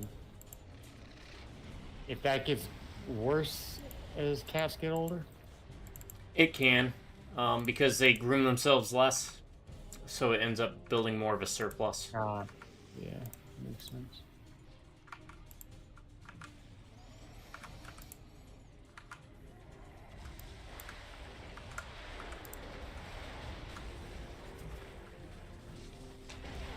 So I've been trying to brush them out more. The rule was each of us would brush them once a day, but I'm the only one that seems to brush them.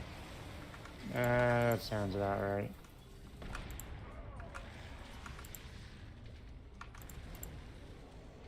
So, is it the Hive Tyrant has a power where they can summon? Yes, yes. Okay. That's hopeful.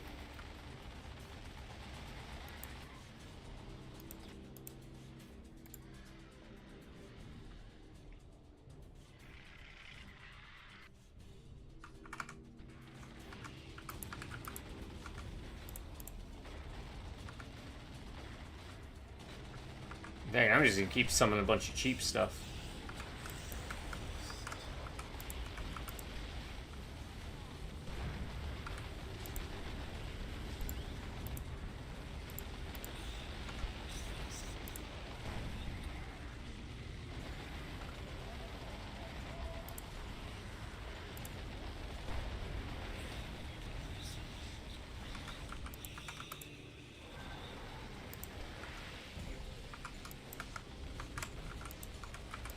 Just more meat to the grinder, you know. Mm-hmm. How's your spider friend? Spider friend. Yeah, you had a spider that was up in the corner of the room at one point, didn't you? Oh, my ceiling spider. He's been gone. He's moved on. He's moved on. Yeah. He was hanging in there for a while, literally. Every day he'd be up there and hey, what's up? Any spiders out there listening though, you're always welcome here. There's a spider spot available just for you. I will never kick you out.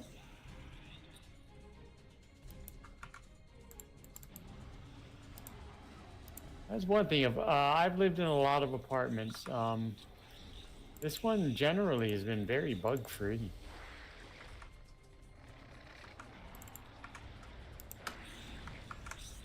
I think partially because the people that live around me. One more second. I'm gonna summon more. Got enough for one more. Might as well, you know. Hit the level cap. Or the pop cap. And the maintenance people, they do a pretty good job with the extermination and all that, so.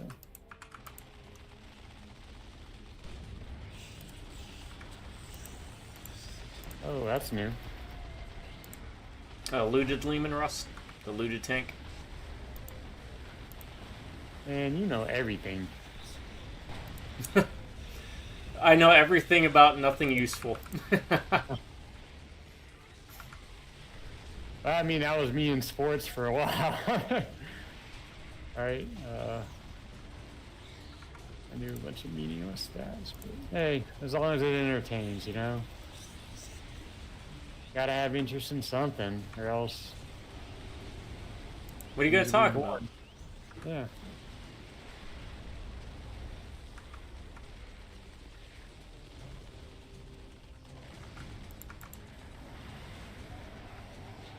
Alright, looks like as long as we don't cap this power node here, we should be fine.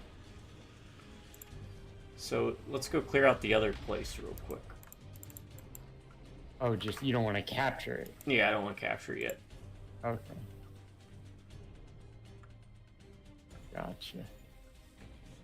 Strategy. Strategy. Tyrannid strategy.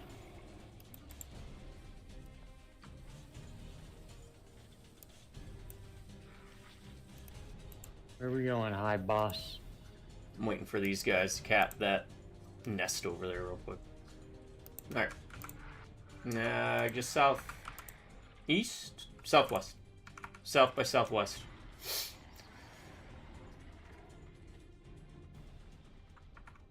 Uh-oh. Okay, we're good.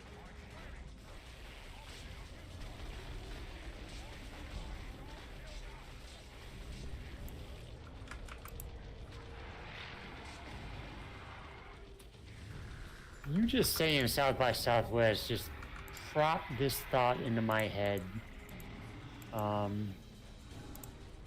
We've talked before about land nav, and I used to love land nav when I was in the Army. One of the things I was really good at, you know?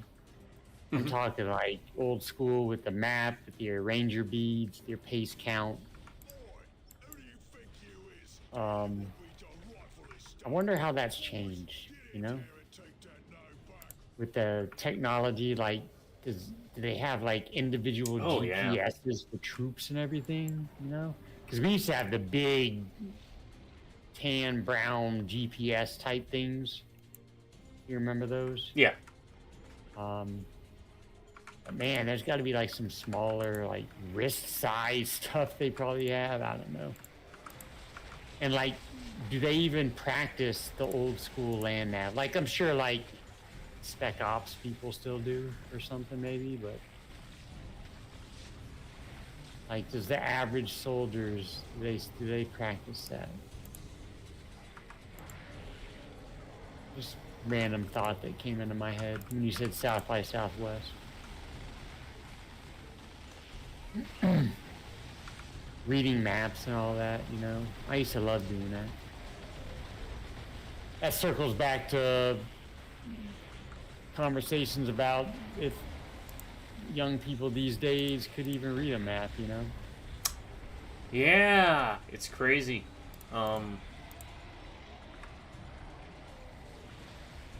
Like if ask someone to go on a road trip and give them like the atlas that you had got me for my car, Yeah. you know, like could they look at that and plan a route, you know? Right. Or is it going to be like trying to decipher an ancient text? Exactly. Yeah. Not to make it a pooping on young people thing, but you know.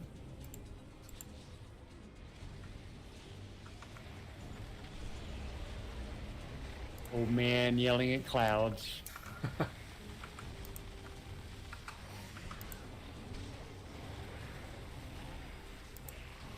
It's similar to when Adam got me that time on target table. It's not even the actual book. They had to print it out because they don't use it anymore. Yeah. For mortars, you know. Alright, now we go capture this one, defend it.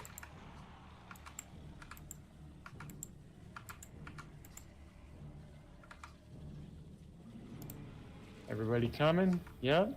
Okay. I think the orcs are gonna get there before you, Zoe.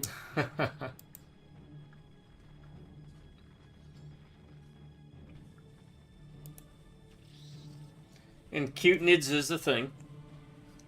There's a whole subculture Warhammer where they cutify it. Oh, cute Nids. Cute Tyranids? I Yeah. guess. Boss, they got another power node. Oh, well, that's just greedy, that is. Take it back. See, even that's humorous, you know, the way they're talking there. I can see how a full campaign would be pretty funny. They are beloved. Space Marine are obviously the most popular, but the Orcs, even if they're not the most played on tabletop, end up being a fan favorite. Who is the least favorite? If there is one, like, universally disliked. Well, it used to be the Dark Eldar, but now it's the Votan. Tau I'm are sure also you've usually talked about pretty... that before, right? Do what? I remember the Tau. You played a game with the Tau. Right, Fire War, yep.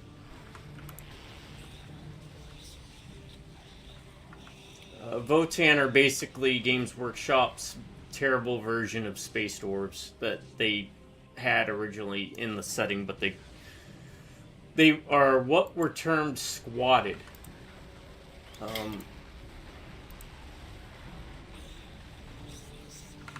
In the early editions of Warhammer 40k, back in the Rogue Trader days, there was an army or faction of space dwarves. They were basically space bikers called the Squats. And then when they never brought them back, the term, you know, the army was squatted came from that. And it kind of applied to whenever not just Games Workshop, but any type of miniature company got rid of an army in the next edition. Games Workshop realized, maybe we should put Space Dwarves back in since we've got everything else and we need to make money. So they brought them back, but they called them the Votan, and they are some of the most flavorlessly designed characters I've ever seen. I'll send you some pictures. They're basically short Space Marines, but everything's bubbly. Like the shoulder pads are like bubbles, and their vehicles are like bubbles, and Pad. That's weird because Space Bikers sounds like a really awesome group. yeah. They really have fun with. So when we first heard they were bringing back the Squats, we were like, oh, all right. And then they brought them back, and we're like, oh, no.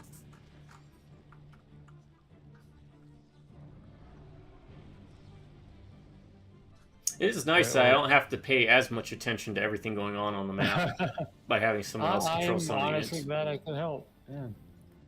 These orcs didn't stand a chance on this one. Geez. No, they did not. We still ain't got the power node back. There we got captured file. I think we do a big battle here. Been magpie The big base to bring things back is going to be in the northwest corner.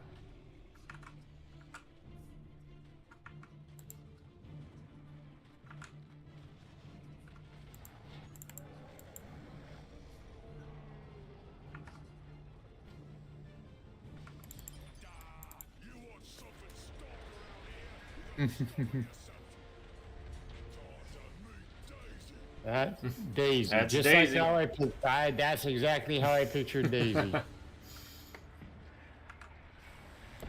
Where am I at?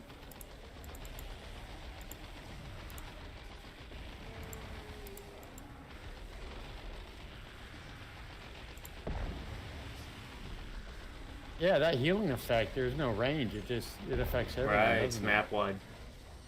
Really nice.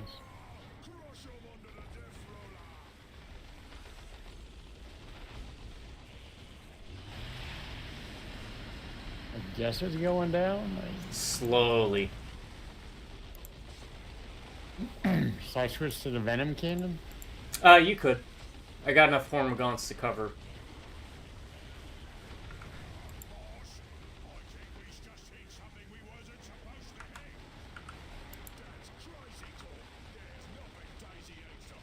Crush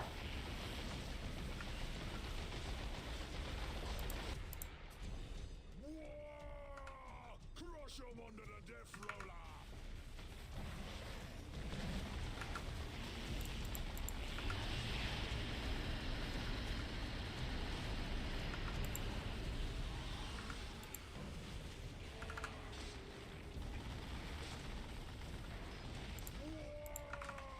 Crush 'em under the death roller.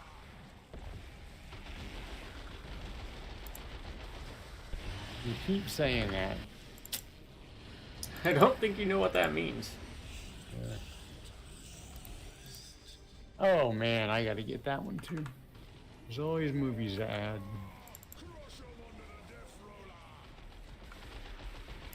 Slowly but surely. Let's hurry this along a bit.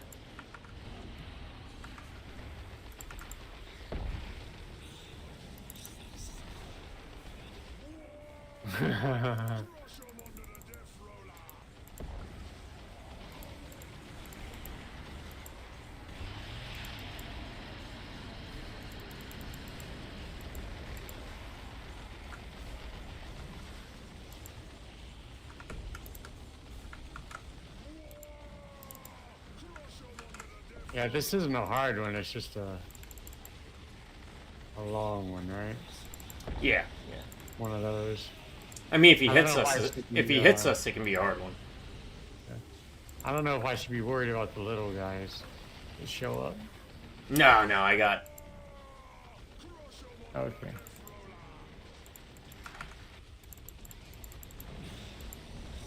Oh, you summoned the big guy, huh? Yep.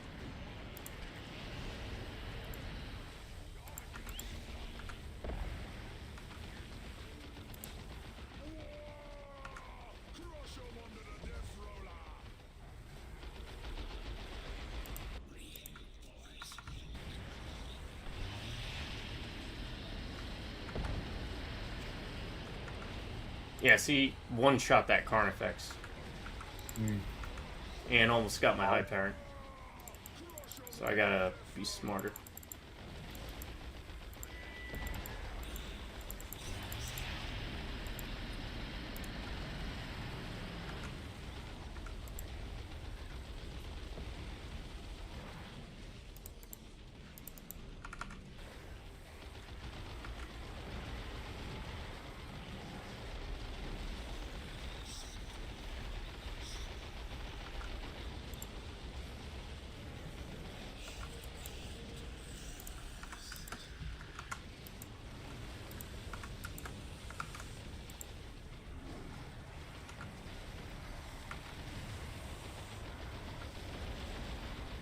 Alright, that should make it go down quicker too.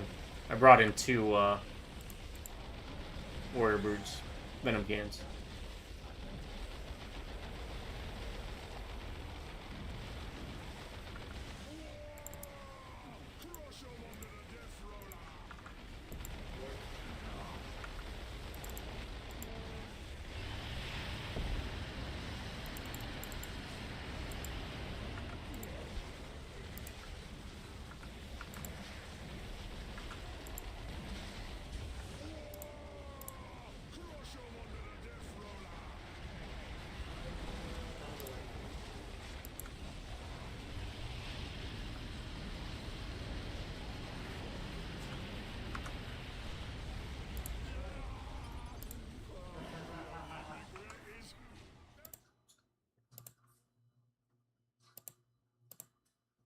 Nice. Nothing to pick up? No.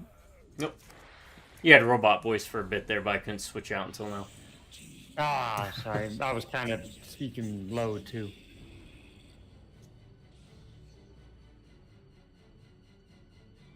Okay, that might be worth putting on. All right, want to call it? Yes. Okay. Yes. I imagine we finish up Oh, tomorrow, right? we should be able to finish up tomorrow, and then back to EDF. Well, I gotta do some. I gotta do some hardcore grinding. I'm working on it, but we got Code Veronica in between. Oh, that's right. You'll be here next week. Yep. And Yep. Yep. In Code Veronica, we'll wrap that Plenty up. of Look at that. We're time. wrapping up. Everything's coming to an end. And we'll have plenty of time to beef up the EDF. So we got. I'll be doing some grinding as well.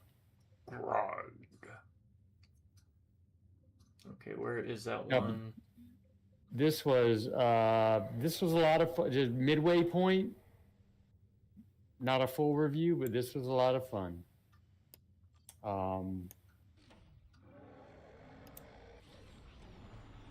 I honestly don't know if I want to get any more complicated with an RTS, but this is definitely right at my level where I'm enjoying it. I will do some research just so we can get base building involved to an extent.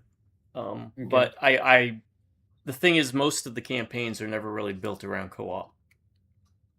Right. They're basically built around, I get a base, you get a base, let's beat up on a computer. And I kind of like the idea of two people managing the base and the troop stuff at the same time. So, but yeah, if this is as far as we go with it, we still have plenty of Dawn of War 2 stories to play through. The main game is different from Chaos Rising.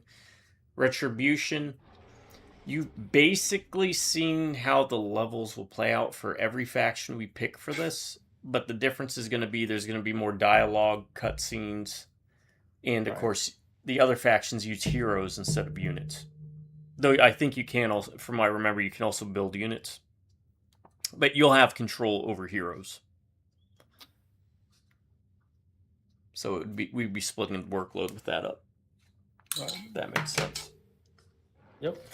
All right, folks, we're going to call it here. Thanks for joining us for another RTS Bonanza. Whenever there's an itch I just can't quite scratch, I don't need a doctor, a cream, or a prescription. What I need is to play an RTS. I never get tired of this genre. I just wish that there was more of it that I haven't played. And there are a couple, but for the most part, I've played everything good, for sure, that's out there, or better. This is his first full-on RTS. Well, not quite full, but 75% of the way there. And this is the first time I've ever played any of the Dawn of War 2 campaign co-op. And again, if you ever wanted to revisit it, Dawn of War 2's base campaign is its own self-contained story. Chaos Rising is its own self-contained story. And there are other factions in Retribution that have their own campaigns. So there's still plenty of stuff to play with this. I mean, we barely scratched the surface. So, one thing good, one thing bad, and one thing ugly that you can say about it since it's your first time with this.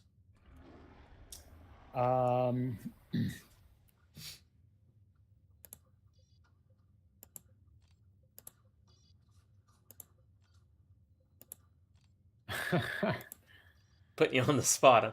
You did. All right. We'll save it for next time. Yeah, I mean, I can I'll do a more in-depth review. I promise you that. That said, folks, we are going to bounce. In this video, we covered our top 10 voices in music. Doesn't necessarily mean the best. It's just the ones that might hit us in the right ear soul, as I call it. And mine were Dio, Michael Jackson, Danzig, Johnny Cash, Louis Armstrong, Jonathan Davis, Matt Barlow, Wayne Static, Meatloaf, and Billy Corgan. And I got Lemmy from Motorhead, Geddy Lee from Rush, Rob Halford, Judas Priest, Ozzy, Dave Mustaine, Megadeth, Joey Belladonna, Anthrax, Danzig, Chris Cornell, Soundgarden, Steve Winwood, and Papa Emeritus from Ghost, with honorable mention to Weird Al. There you go, folks. 2 top 10 lists for the price of 1 video. You'll never find a better value or bang for your buck anywhere else on the internet except here at YouTube's best kept secret. Thank you for joining us, and hopefully we'll catch you next time. If you have any game recommendations, please let us know down below. I'm always jotting them down, and I am putting them in the pile. Same with top 10 lists. We are always open and receptive, and you never have to play by our rules. These are self-imposed rules that we put upon ourselves, because sometimes having restrictions on things enhances the value or the challenge of trying to come up with something. Yep. To our subscribers, thank you. You all stay awesome and you have an amazing day, or if you prefer, stay amazing and have an awesome day. Or awesome and amazing day. I always forget. I'll say it and then my brain won't catch up, so I just do it 3 times over. Drive by Rubneck and Viewers. Well, we're past the howdy. Take it easy.